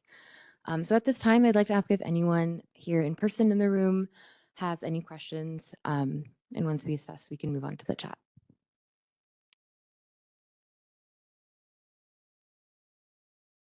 And your questions can be directed, towards the CAISO, TSOs, or DSO. Okay. Hi.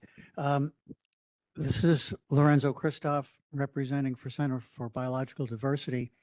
And what struck me about this morning's presentations was the great challenge of uncertainty around the real-time forecast. What's going to be happening at each transmission distribution interface, and the fact that that creates operational problems just due to the inaccuracy or the variability or the volatility. And I'm wondering, what occurred to me is that today that uncertainty is largely an externality. It's a problem that has no solution and nobody's responsible, and it all just becomes a cost that's passed on to ratepayers.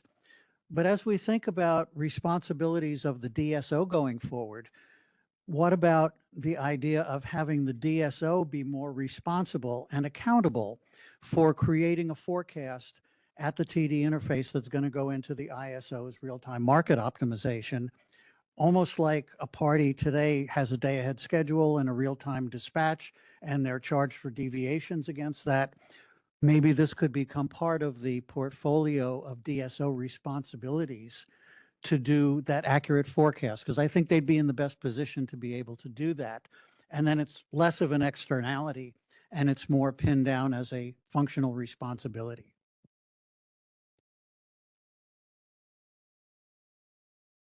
Any thoughts?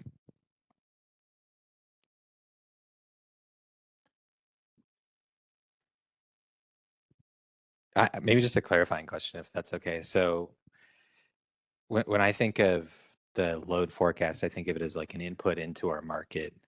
And so, you know, we're basing it based on data.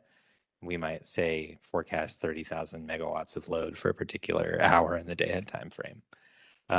So you're saying that then, say real time comes along and turns out that the aggregate of the load on the system is 29,000 megawatts, that somehow the load serving entities would be responsible for the deviation between the 29 and the 30,000 megawatts. Is that, am I understanding that? I was focusing on the individual TD interfaces because that's kind of the unit of analysis here, right? If you're thinking about aggregating distributed resources, then what happens at the ISO system level is essentially the net impact at each TD interface. And that's where I think the forecast volatility is kind of, that's the root of the problem, because it's at that local TD interface level that you're feeding into the real-time optimization. Instead of load distribution factors, have real forecasts at each one of those interfaces. Yeah. Oh, okay. Amber Motley, CAISO. I think it's a really interesting question, right? From the forecasting side, because I think when you look at the role and responsibility presentation, there's roles and responsibility of forecasting on both sides, right? In some way.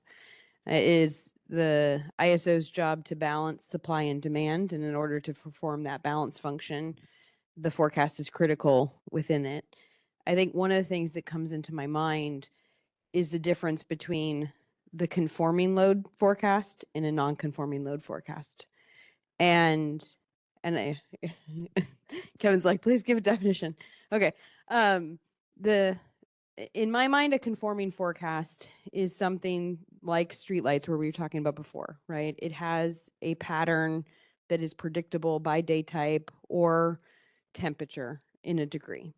And you have resources, and I would put BTM solar in the conforming bucket, right? But when you get to these more non-conforming elements that are acting not because of a predictable pattern of weather or other elements, batteries, EVs, some of the other DERs that are in the system, those are the ones that become very difficult to forecast for.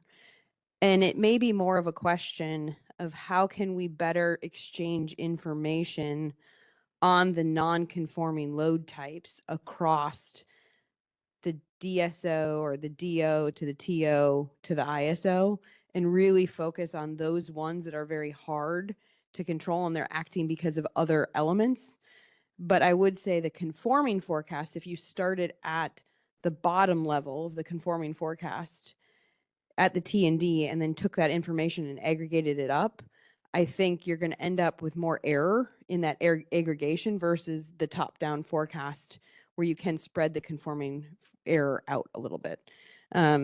So those are the things that come into my mind. I think it's a really valid question, but I think one of the things that I would focus on the most is what, in the near term, we can do with the non-conforming elements, knowing that the conforming elements are still have uncertainty, but are predictable with other element or other inputs at this point in time. Well, it just seems to me that the DSO, the operator of the distribution grid, has more information about all those non-conforming participants within each local area, you know, by the local area being beneath each TD interface. And so maybe just more capable of making an accurate forecast of even the non-conforming loads. Go ahead. Go ahead. Okay, we have a follow-up question. Sorry, go ahead, Nina. Hi, this is Anya Gilbert with the California ISO. Thank you for that great thought-provoking idea. I just wanted to better understand it. I think you rooted some of that last response in terms of the UDC visibility, but it's the LSEs that are kind of submitting that load forecast. I also wanted to understand from your original setup, are you envisioning that load serving entities at the T&D interface would have a load forecast at that region? And if it didn't meet that forecast, there would be kind of a penalty associated with it, or kind of that's where they're paying for that real-time imbalance at the T&D interface rather than kind of at the DLAP level for their service territory. Good clarification. I was thinking of it more in terms of the DSO as the network operator, because they know all of the resources that are connected across all of the LSEs in that local area. Local LSEs, yes, they settle at the lap level. So maybe some idea of more granular settlement for them might be a good idea. But I'm really thinking of the DSO having the expertise rather than just sending a bunch of info to the ISO and you both struggle with making a good forecast, because what impacts the ISO at each TD interface is critical. That seems to me very important. So why not make that more of the scope of responsibilities of the DSO? So. Interesting. Thank you. Do we have any DSOs that want to comment on that? It's okay, not trying to put folks on the spot, but okay. Okay, sure. Let's go Katie and then, yeah. Okay, yeah. Well, I was just going to say that that would hinge on LSEs and other third parties providing information to the utilities about it, because we don't have a full picture about what's driving the DERs on the distribution system right now. So it would have to. And I'm Katie from PG&E. Thanks. You're gonna say the same thing? Yeah, I'm okay. Yeah. We just don't have to. Okay, you can hold it for a second. Oh, Patty. Did you want to talk? I'm Alex Kilmer, not a DSO, but I do control program control systems. The DSOs, they know what is on the circuit because it's been registered like on paper, but they don't know if that person turned off their breaker. They may have a 200,000 houses with 15 kilowatt systems, and every single person might be charging their car at that exact same time. There's no extra generation there. They have no ability to guess what and be accountable for load that doesn't show up or DERs generating that doesn't show up.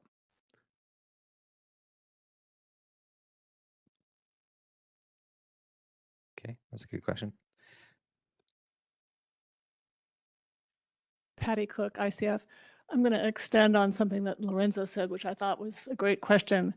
I think we're all familiar with what the industry calls demand response potential studies, right? And then I think we're all familiar with sometimes the pretty inflated values that get put out in the marketplace on the potential for demand flexibility. And I think for me, what I see missing is really a demand flexibility potential. Because I think the DSO or a future DSO really needs to understand what the operational potential is of DERs on their system. And that can be defined. That could be known under certain conditions. They all have different communication protocol, different latencies. They're all sort of contracted under different commercial terms. All that's known and definable. So I think doing some sort of what we call operational potential study or even a demand flexibility study would get a lot of those uncertainties.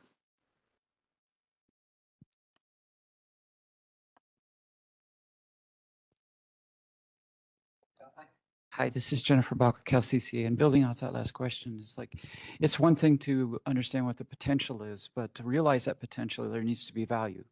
So in looking at like OTI's presentation where they had CCAs and all these other providers providing information into this TSO-DSO coordination framework, why would they do that? You know, what is the value creation for them? What is the opportunity for them? They operate CCAs, I'm talking from their perspective, operate programs and DERMS platforms to try and create value and cost savings out of these DERs and through these DERMS platforms that they've created.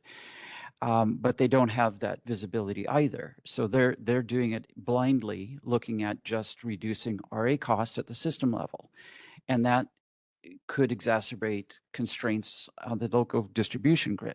So how do we align that? You know, it's one thing to create this DSO, TSO coordination.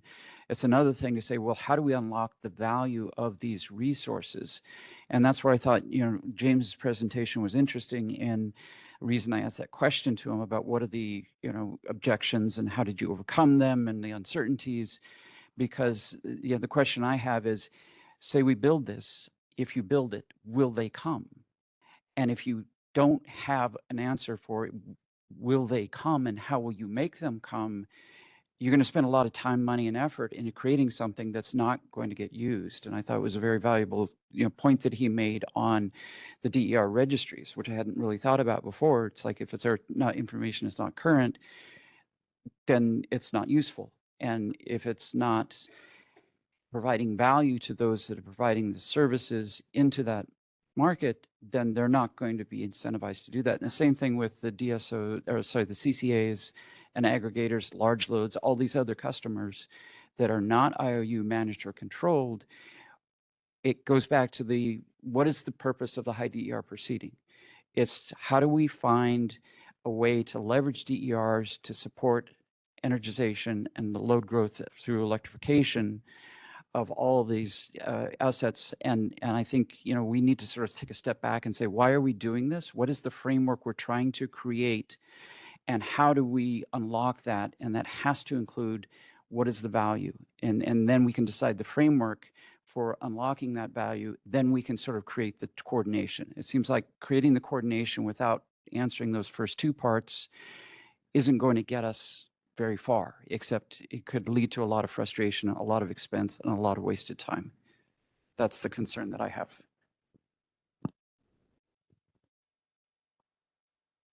Thank you. I agree. I just wanted to mention two things. I was at the EEI annual conference a couple days ago in Las Vegas, and Pedro Pizarro from Southern California Edison reminded us that 85% of their capital spend is on distribution. And so that's a data point. The other data point is something that, you know, PG&E shared recently about their electrification impact study, which indicated that they could reduce their distribution investments by $1.8 billion by orchestrating DERs intentionally. So there's examples of where you can deploy demand flexibility for distribution grid services. It may not be through a quote marketplace, but there is value in doing that. And I agree with you that that value needs to be socialized and debated and formalized.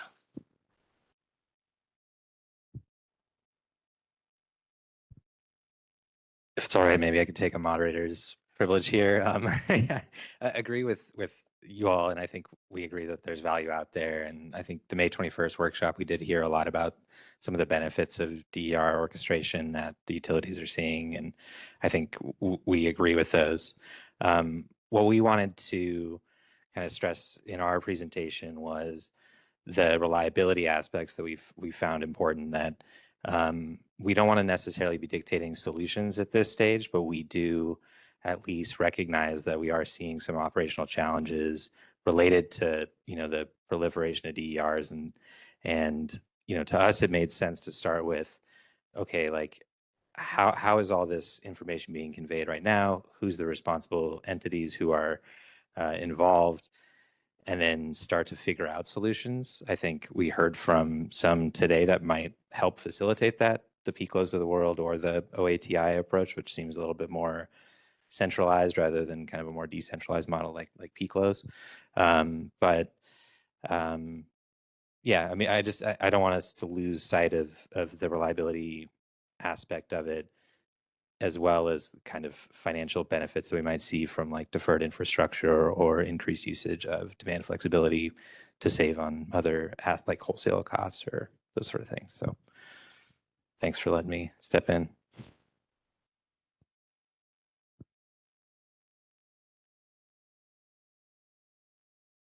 Well, we did have some other questions up on there. Sorry, were there questions online? We have a question from Gabe. Yeah, hi everyone. Gabe Petlin with Energy Division. So about DSO, TSO coordination, I guess this question may primarily be for CAISO, but there's obviously a lot of DERs on the distribution grid, millions. So there's a lot of points of data, but there's also the DSO, TSO interface. And so I guess my question is, what is the operational point that you need visibility? Isn't it, for example, is it as simple, it's not simple, but is it just that you need to know in real time what is the load at the point of all the nodes of the TSO interface? Wouldn't that simplify the whole DR visibility enterprise to a handful of very important nodes, but not everywhere? Like, wouldn't that just make the task easier? I guess I'm trying to understand, what the task is in terms of the coordination, because that would suggest maybe it's like really about the DSO TSO interface, but there could be a lot more that. Yeah, and I want to make sure I'm capturing the full question. I think one is, what is the point where we need to know the information? And then the next is, what information is important at that point, right? And I think the point that we're testing with some of the trials is the transmission and distribution interface. And the point of interconnect, the AA, double, triple A, I'm not on the engineer side, the point as well. But that's kind of where we're seeing that need, right? That's where you're forming the price. That's where the congestion optimization and things like that are at. When it comes to what information's there, and if it's just the transfer of demand, I think that goes back to what Lorenzo was talking about a second ago, is what is the information that gets transmitted there?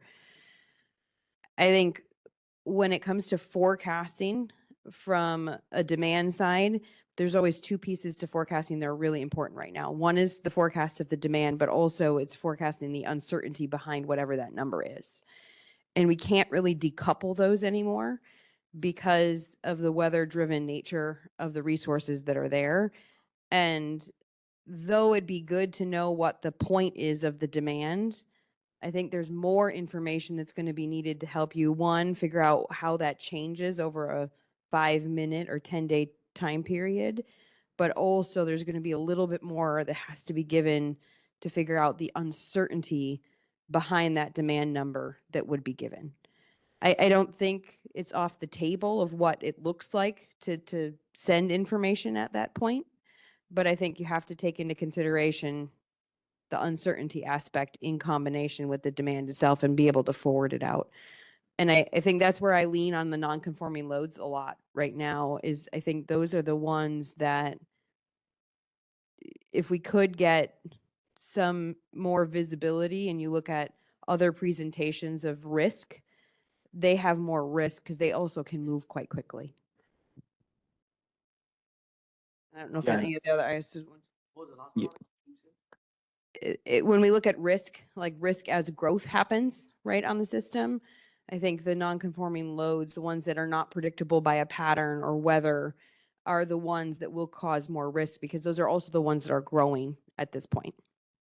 They're all growing. I guess I'll put that caveat, but they are also growing. Yeah, this is Ankit from CAISO, and I can try to put an angle on that response as well. Am I audible? Yeah, so I think I understand the angle we are coming from there, right? So it's kind of, instead of looking at all information that is needed. I think the question is trying to understand exactly what data sets are needed for this TSO-DSO coordination. And when we talk about TSO-DSO coordination, I think the question goes both ways, right? What does TSO need versus what does DSO need? So it's a bilateral exchange of information that we are talking about. And it on the surface level, right, we often talk about these operating envelopes, and James in his presentation kind of talked about operating envelopes and the information that gets exchanged with NESO. So at a very high level, those operating envelopes and the net load forecast for those TSO-DSO coordination points are very relevant. But then as we start kind of looking into the bilateral exchange of information, distribution level outages are a key piece in coming up with those operational envelopes. Any kind of market participation that is happening behind those TSO-DSO interfaces, then we start talking about, some market relevant information. So we are starting at a very high level, and then we are trying to get deeper into exactly what information is needed for TSO-DSO coordination. But that question is very meaningful, and I appreciate it very much. Thank you. Gabe, did that answer your question? Yes. Complicated, but yes, thank you. Thanks.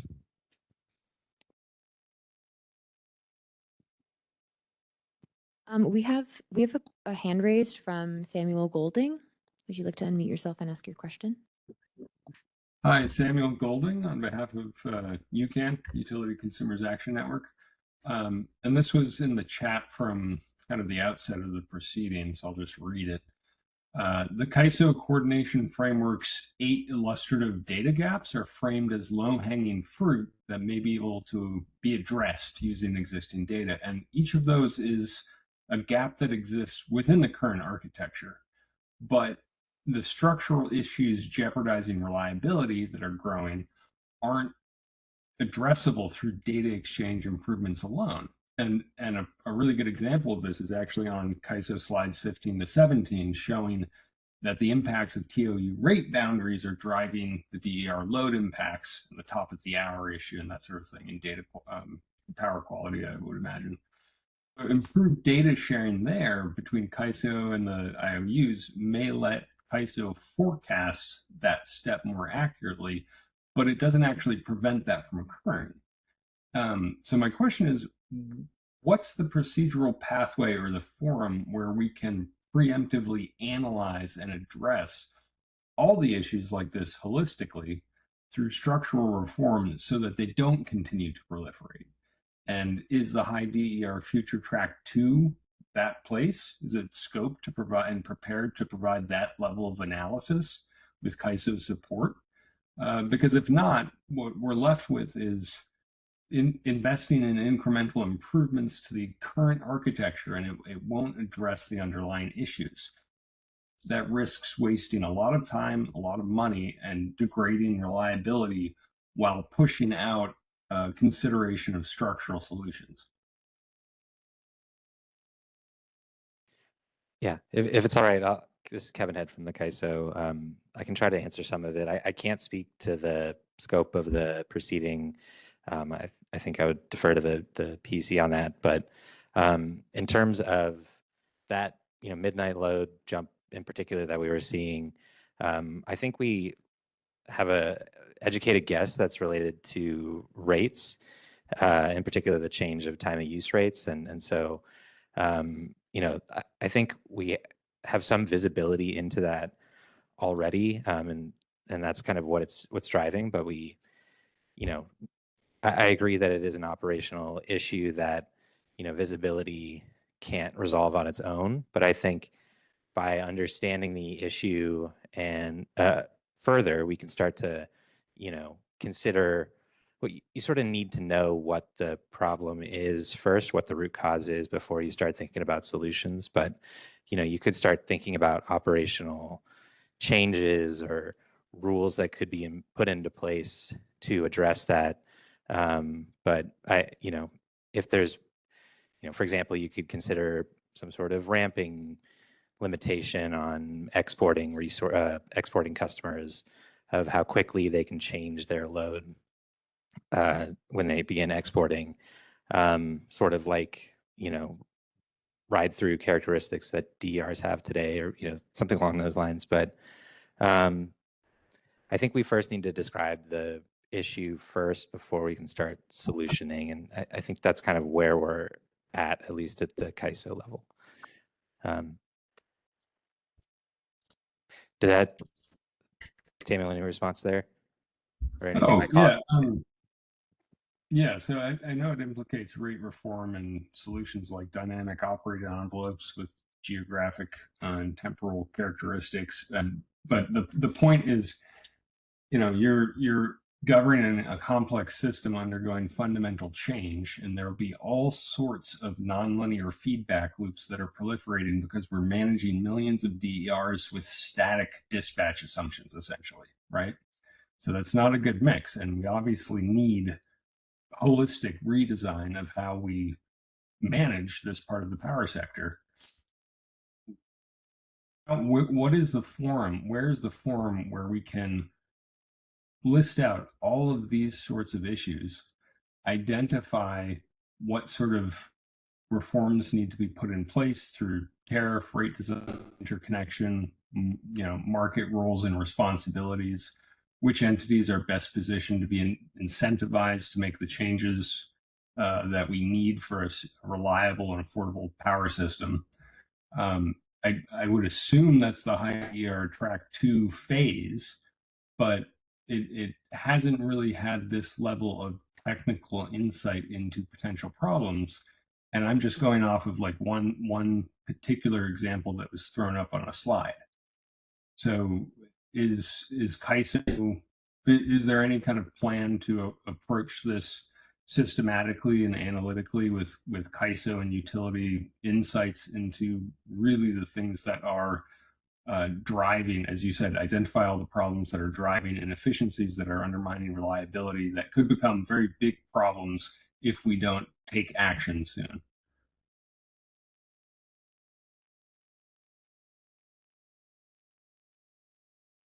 This is Gabe with the Energy Division.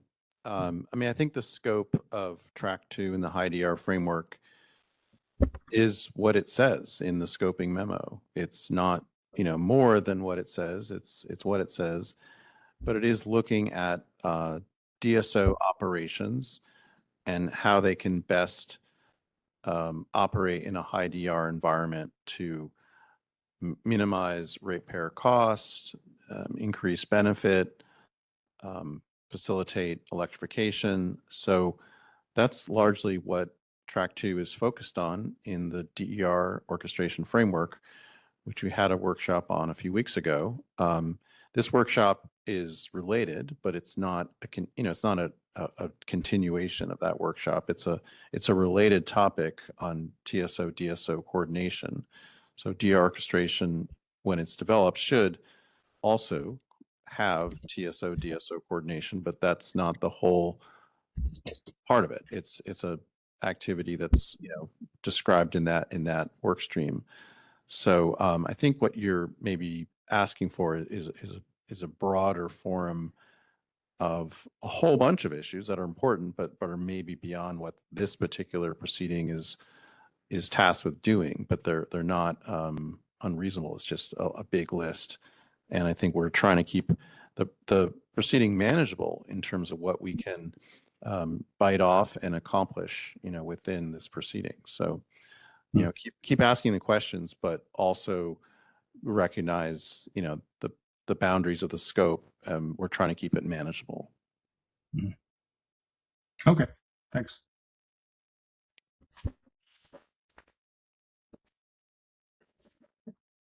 Well, I'll just add one more thing, if I may. Lorenzo Christoph again with Center for Biological Diversity. To kind of pick up on Samuel's point, but I think this is sort of probably well known that once you define scopes and you divide things into a multiplicity of dozens of proceedings, where do we see how all the pieces fit together? What kind of a venue is there where we can bring people from the agencies, from the ISO, from other entities that are involved, and look at how these different proceeding silos affect each other, because the thing has to operate as a whole system.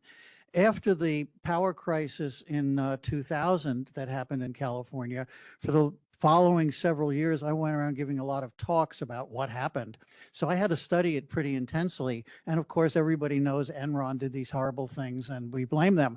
But if you look at how the system was created, it was a series of a whole bunch of political compromises so that we could pass legislation that had a completely unanimous vote in both houses of legislation. And that involved making compromises, but you're designing a complex system where what you decide in any particular component affects all the other components. And I don't know what the answer is for how to do that, but I think there really is a need to find some way of putting together a venue where we can have these whole system kind of perspectives.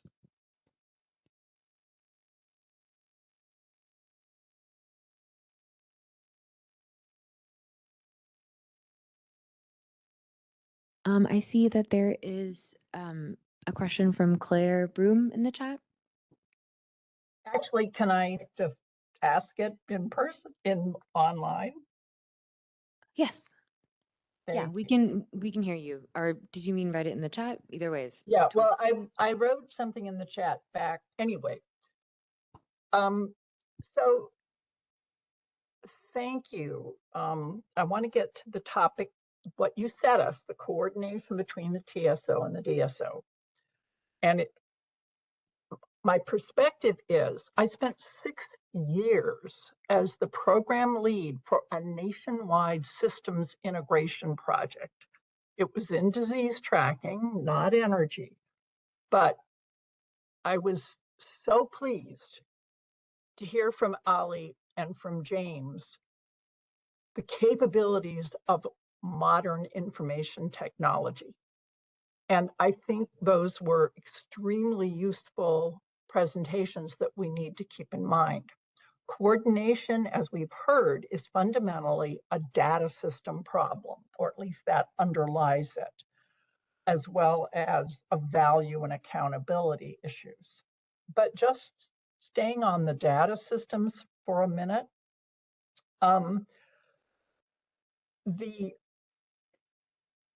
as slide 101, Ali said, the technological capability to do everything we need to do for this coordination and messaging platforms is there. And inventing 3 different systems in investor-owned utilities is probably not a particularly good way of getting there. So that's point number 1. And it's a question to CAISO. Presumably, we also do want a statewide approach or going toward an open standard statewide approach. So that means the municipal utilities are also relevant. So the question to CAISO is, we've got the investor-owned utilities here, but maybe the coordination should really focus on the kind of platform approach that you've heard from OATI or a market approach from PICLO, where you're using modern information technology capacity with privacy and social and cybersecurity protections, rather than billing ratepayers for free investor-owned utility silos. That's on the data systems. And also it is a question to CAISO, where are the munis in all of this? And then finally, I want to keep Jennifer Bach's question in our discussion.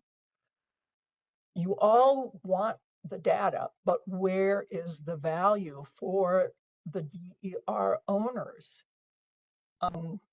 Actually, I bet Piccolo could solve Samuel Golding's problem.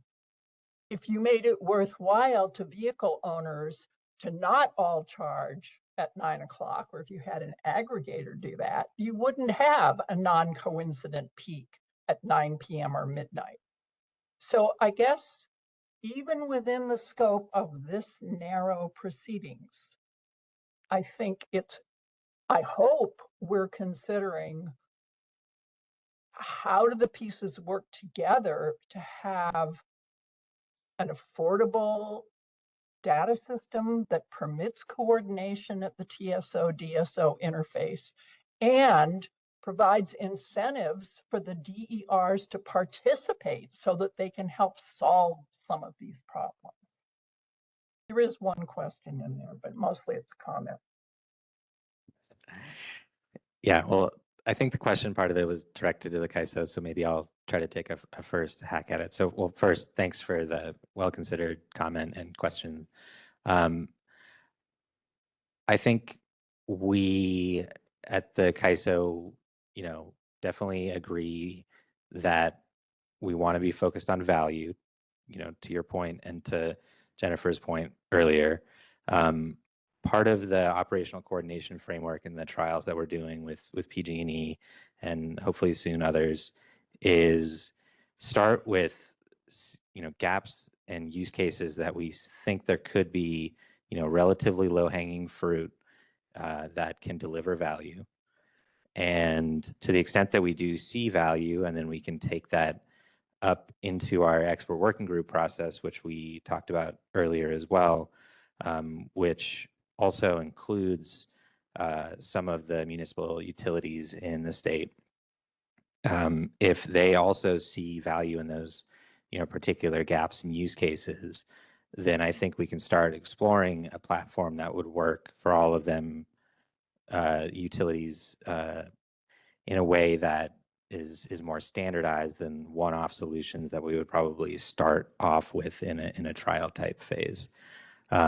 So, as you saw from our demand flexibility strategy, we think that there is probably some sort of room for a centralized data platform of some sort, but we want to make sure that the bang is worth the buck before we start investing too much in there. But we also don't want to wait for too long where we're starting to experience these reliability issues on the bulk electric system to an extent that we can't take manual operator actions to prevent them, or the regulation reserves that we are procuring become too expensive. So we don't want to let it wait too long, but we also want to make sure that we're trialing areas in which we see value. So I think there's a balance between those two that we probably should be seeking to find, but I don't think that we're quite there yet in being able to articulate what that is. But I'll turn it over to Amber Motley, my colleague. No, Kevin did a great job. I guess I just want to bring us back a little bit to some of the presentations from this morning. And I think one of the common themes, there were a lot of common themes that were coming out of those presentations. And one of them was that information exchange is needed for all of us, right? I think there's information exchange that needs to come into the ISO. There's information exchange that needs to go down to the DO side of things as well. And that really was a resonating common theme for me, is that even now, here in the now, what exactly that information is needs to be worked out. But we know that we have to have a platform of some sort to exchange information because of the criticality of the size of the resources that are growing on the distribution and the DER system and the distribution system, as well as where they're going to be in the future. But on top of that, and while we think about, and value is really important as we decide what that looks like and what information's exchanged, just thinking about what we can do. I heard crawl, walk, jog, run a lot. That was another theme.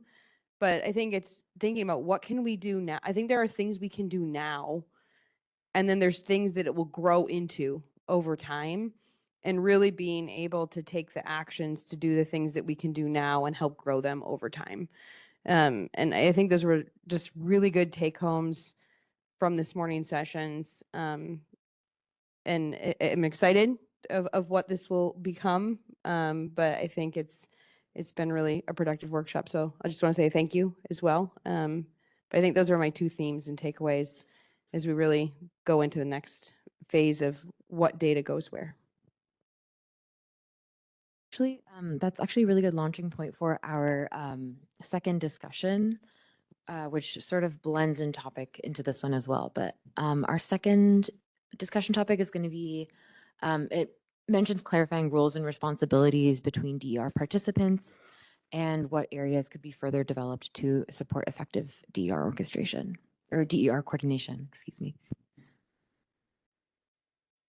And then we have a second possible discussion question to consider on how can participating entities better align forecasting methods and DER modeling between entities.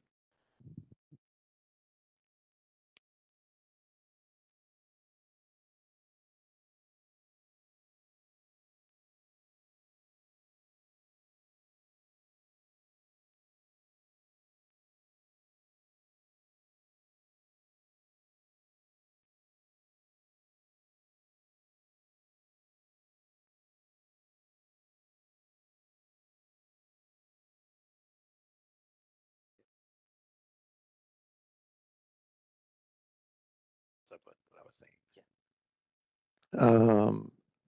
saying? I think that there could be.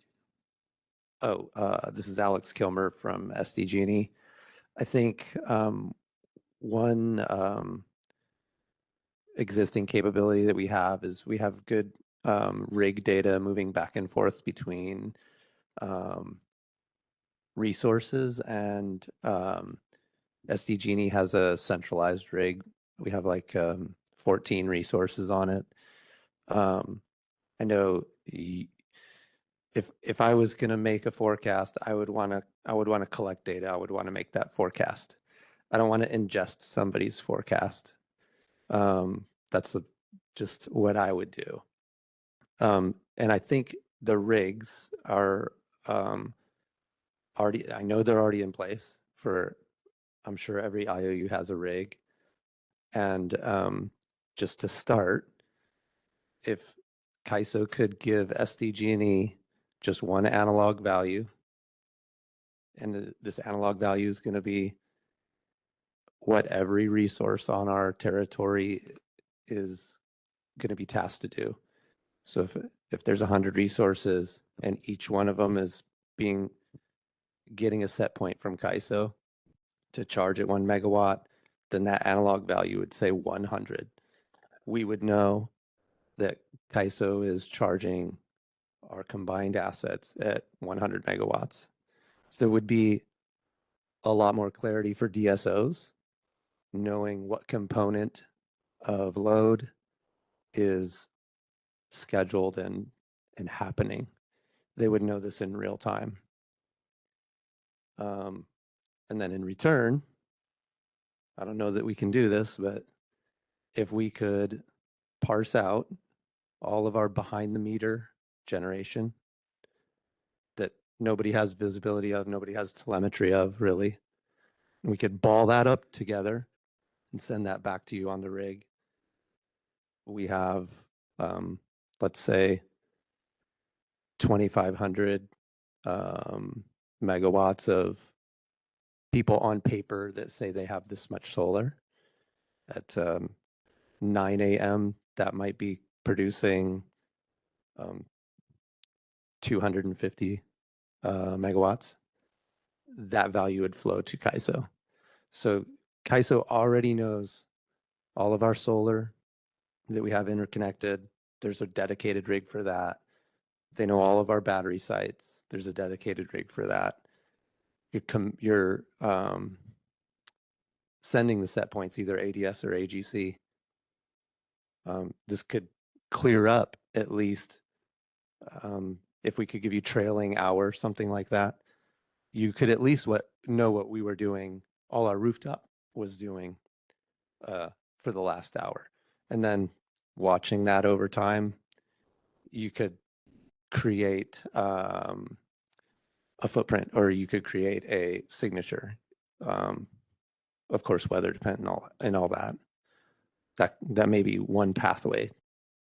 And this is Trisha. Just I think it's a really good idea to explore and something potentially we could like pilot, right? So I think kind of when we were talking about like the idea of looking at like specific geographies where like we know, so we could figure out like, okay, we're talking apples to apples about, we're summing up resources in this area, associated like, let's say with this substation, because you guys are distribution side, you down to the feeder. We're not going to go to the feeder, but if we could aggregate to a sub, then that probably correlates with something in our model that we could understand as a calculated value, and it would be, helpful, meaningful for our operators, for inputs for studies, other things. So we should definitely talk about some, candidates maybe for some geographic areas that we would want to talk about. But I think it's worth exploring because we do have all that data, and summing values is like a capability we can do without,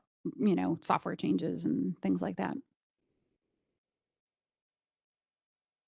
This is Jennifer Bach again with CalCCA. A question about the roles and responsibilities is a really critical one. And I think if the IOUs are going to be the DSOs, then we need to understand collectively, what does the DSO do? What are the specific roles and responsibilities? For instance, if the DSO is responsible for coordinating and ensuring that there will be DERs participating and providing that sort of opportunities for them and the potential value creation opportunities, then I think it's important to understand that. And I think having a dialogue with the CCAs, aggregators, all the other potential parties that can be providing these services need to have that clarity, need to know what exactly are we dealing with, what information do you need, and how is that going to be used,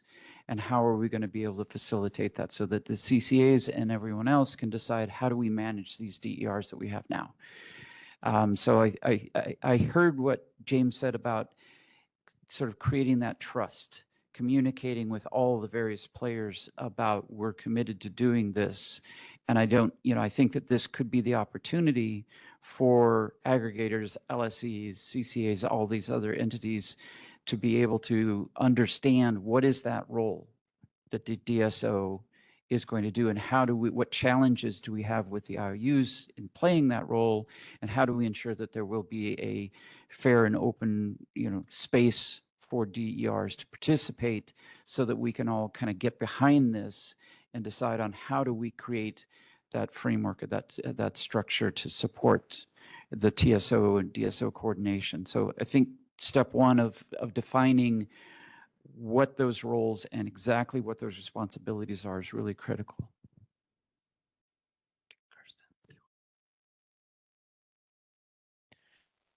Yeah, I agree. This is Kevin from CAISO. I think it's a really good point. And yeah, I mean, it's something that we've been wrestling too. I'd be interested to hear from, I know that you're from CalCCA, not, any one particular CCA, but the types of programs that you run and the technical capabilities. We don't have to get into it today, but maybe in a future conversation, I think we'd be interested in understanding more of, what you as representing CCAs, what those technical capabilities are, to understand kind of how we might start interacting with that as well, whether or not we need to, or whether that flows to the DSO. I think we still need to figure that out, to your point. So, yeah.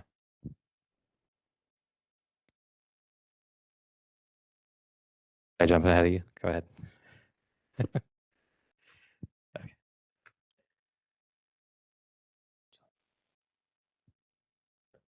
Yeah, you can go for it if you have one. We were just, this is Kirsten from SDG&E.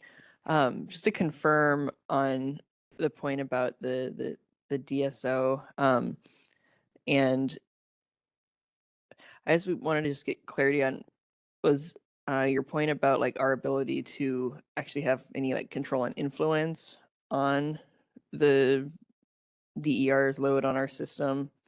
Just hoping you might be able to just like explain one more time, like that point on the DSO. And I'm thinking in terms of your function, not as an IOU, but as a DSO. And I see that as a different or extended role than what the traditional IOU role is. And as I understand it, the DSO will be in charge of facilitating the acquisition of flexibility services and understanding how you're going to do that and what is required and what information. And I think all the things about sort of this building of trust that James talked about from Piccolo, having that communication with the DER providers, whether it's large loads, CCAs, or aggregators, so that there's an understanding about this is what the DSO is going to do. This is how we're going to do it. This is how it differs from what we're doing as an IOU. And how do we facilitate this in sort of a collaborative way? Because I don't think it's a top-down, you do this, we do that, because if there's no value for investing time and effort in systems and processes by the CCAs and others, they're going to keep doing what they're doing. And that is, we're going to try and reduce RA value because that's where we get the most value for our customers, because it's going to reduce their power costs. And they are also IOU customers. These are not different customers. These are same rate payers as everyone else, but we're talking about the bill that they get from the CCA for the energy portion of that and the RA influence on that. That's what they've been focused on, but they're trying to say, how can we be more holistic in creating value for all of this investment that we have in these programs and these DERM systems? How do we get more value for our customers and provide more value to the grid as well as to the TSO and the system-wide grid?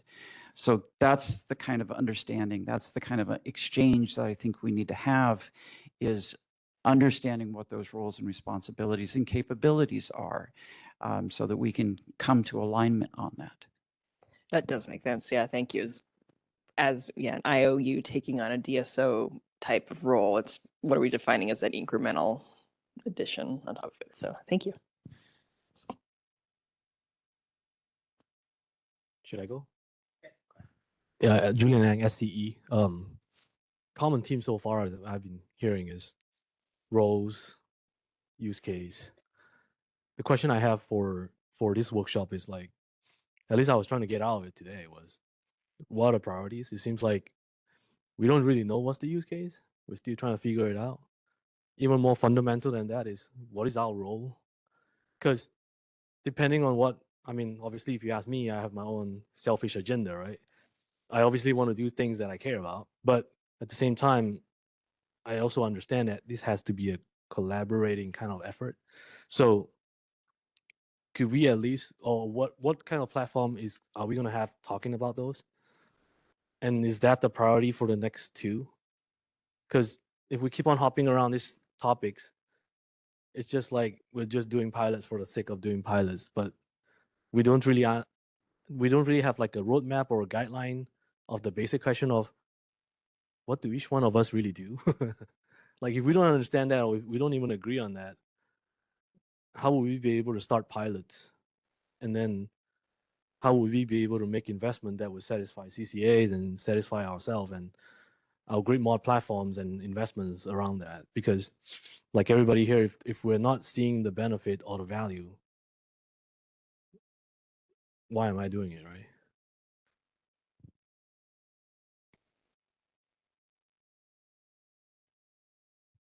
That's a big question. All right. I think you saw a little bit in the part that I presented, right? Is there, the big thing was, we know that the foundation is information and visibility. And we know we have certain gap areas. Really taking them and expanding it to what the gap areas are and the information flow that has to happen to resolve that gap area and putting it towards exactly what it's resolving. So really stemming out those gaps and say it is getting capacity information of the DER resources and passing capacity information of the DER resources to a forecasting system, putting it into the forecasting system, trialing it, seeing what it did. And then that's one. And did it work? Did it not work? Because I think there's going to be, and really taking it from that gap level conversation and moving it through each one of those and then seeing which ones have resolution to the gap itself the most and then prioritizing them.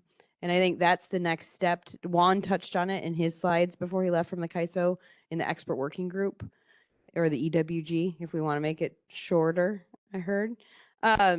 But I think that that's really where the EWG is going to play a huge role in looking at those gaps and being really mindful about which gap it is, but not just saying the gap is forecasting, but saying the gap is forecasting and it ties to this potential information flow. Let's try this information flow. Did it fail or succeed? But I don't think that fully answers your question. Maybe Kevin will explain.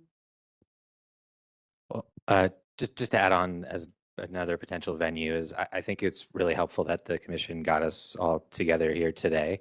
And, I think we'd encourage more forums like this, whether it's in this proceeding or maybe it comes out of a ruling in this proceeding that says, hey, maybe we reconvene twice a year and do updates about what we've explored in that expert working group. And we can share, hey, maybe, we're a little further along with one IOU and we're still a little bit earlier in earlier stages with a different IOU. And, we're seeing, a different use case that we're exploring in one IOU's territory that doesn't show up in another one.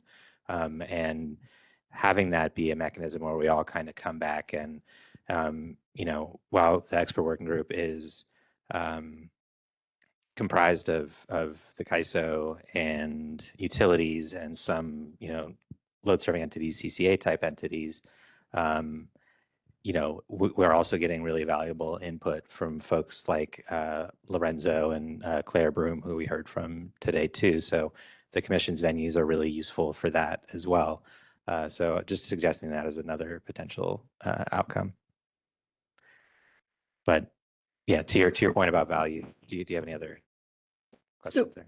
Would it be helpful? I know we're looking right now, one of the things we're doing with these workshops is trying to explore how to move to the next step on what this, framework is going to look like and what we're going to be requesting from the utilities and looking at these potential applications that we've talked about. And I know there's a lot that people have referenced in what we're talking about now that needs to be worked through.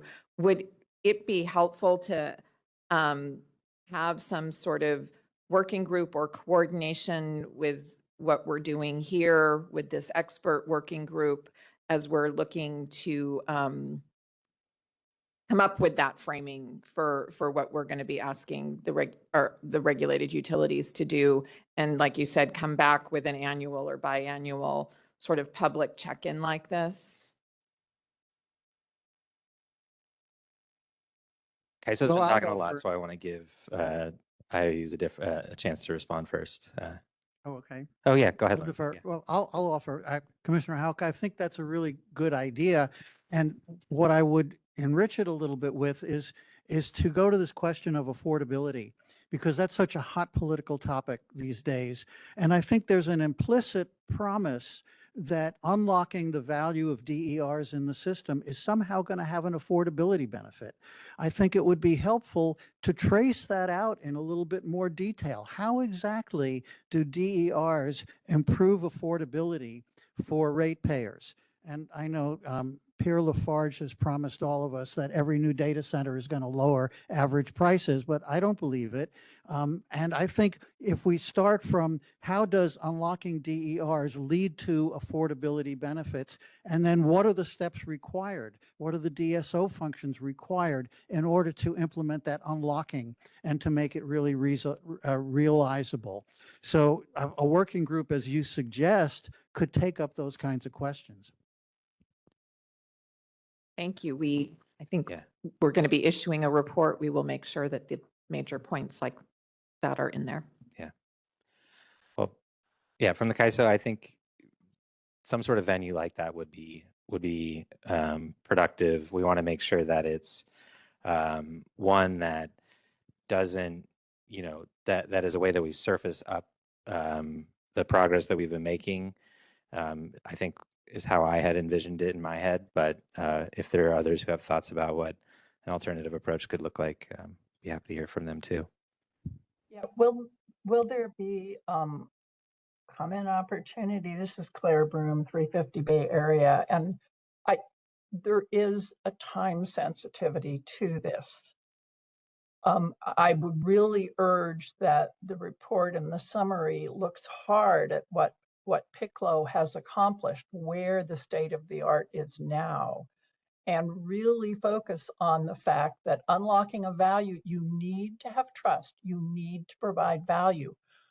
That means putting your emphasis on, oh no, double counting is less constructive at unlocking value than unlocking the value stack. And also, I know he said that it took a long time, if ever, to realize the value of not building infrastructure. But when last workshop, the IOUs say they will not be integrating DERs fully until maybe 2030, there's going to be a lot of infrastructure built before 2030. This is time sensitive if we really want to save ratepayers some money.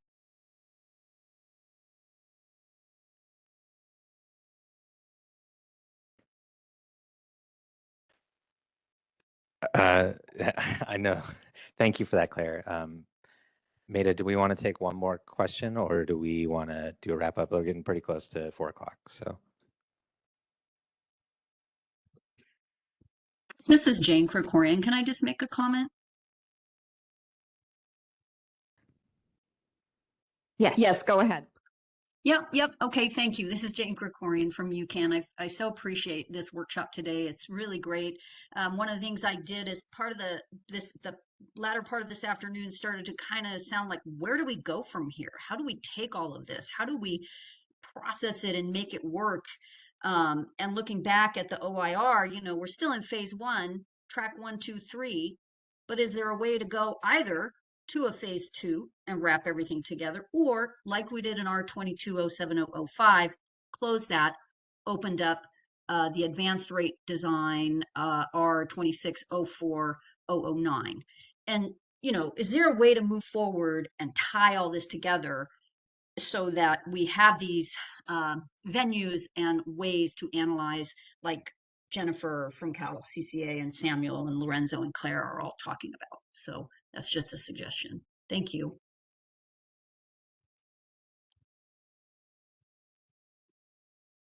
Go ahead.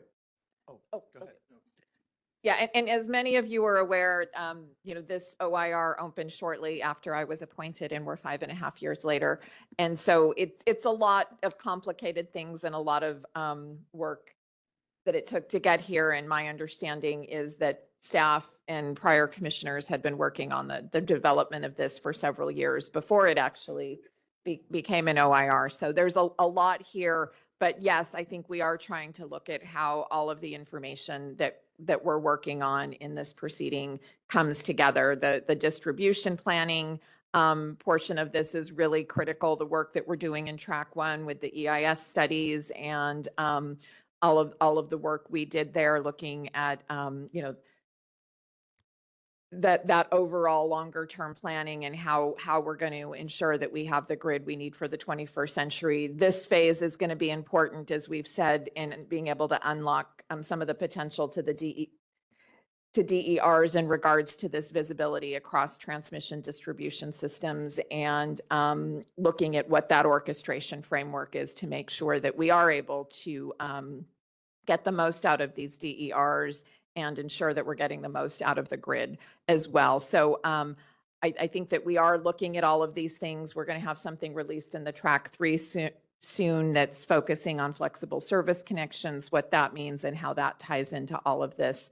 So it has been a slower process than I think most of us would like, but as we've seen from the discussion today, there's a lot here that we're trying to move together. So I think we are working to try and be as expedient as possible to make sure we get the most benefits, because we know the sooner we can work through some of these things, as you said, the sooner we can make better, more informed decisions about the efficiencies of how we develop the grid.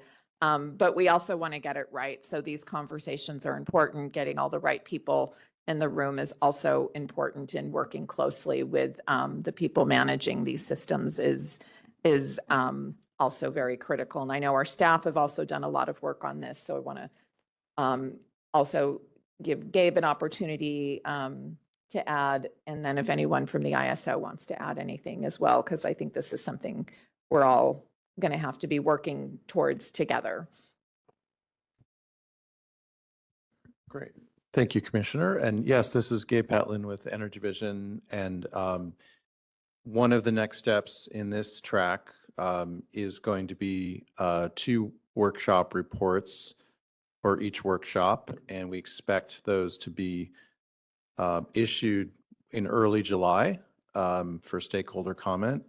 And that will continue to develop the record in track 2 to enable the commission to reach any decisions that it may by this year. So there's a lot of tracks, as you've noted in your comments, and a lot of record development activities. In addition to this, there's track 3 looking at flexible service connections, and track 1 is still looking at findings from the electrification impact study for distribution planning. And so there will be, we hope, decisions made in this year based on all the work we've been doing. So the record development is definitely picking up a lot of pace right now, and I know there's a lot of requests for comments on a variety of issues, but that's how we do it at the commission. So thanks for your input on all those things. And for this track, you can look for those workshop reports to come out in early July. Closing remarks from the CAISO.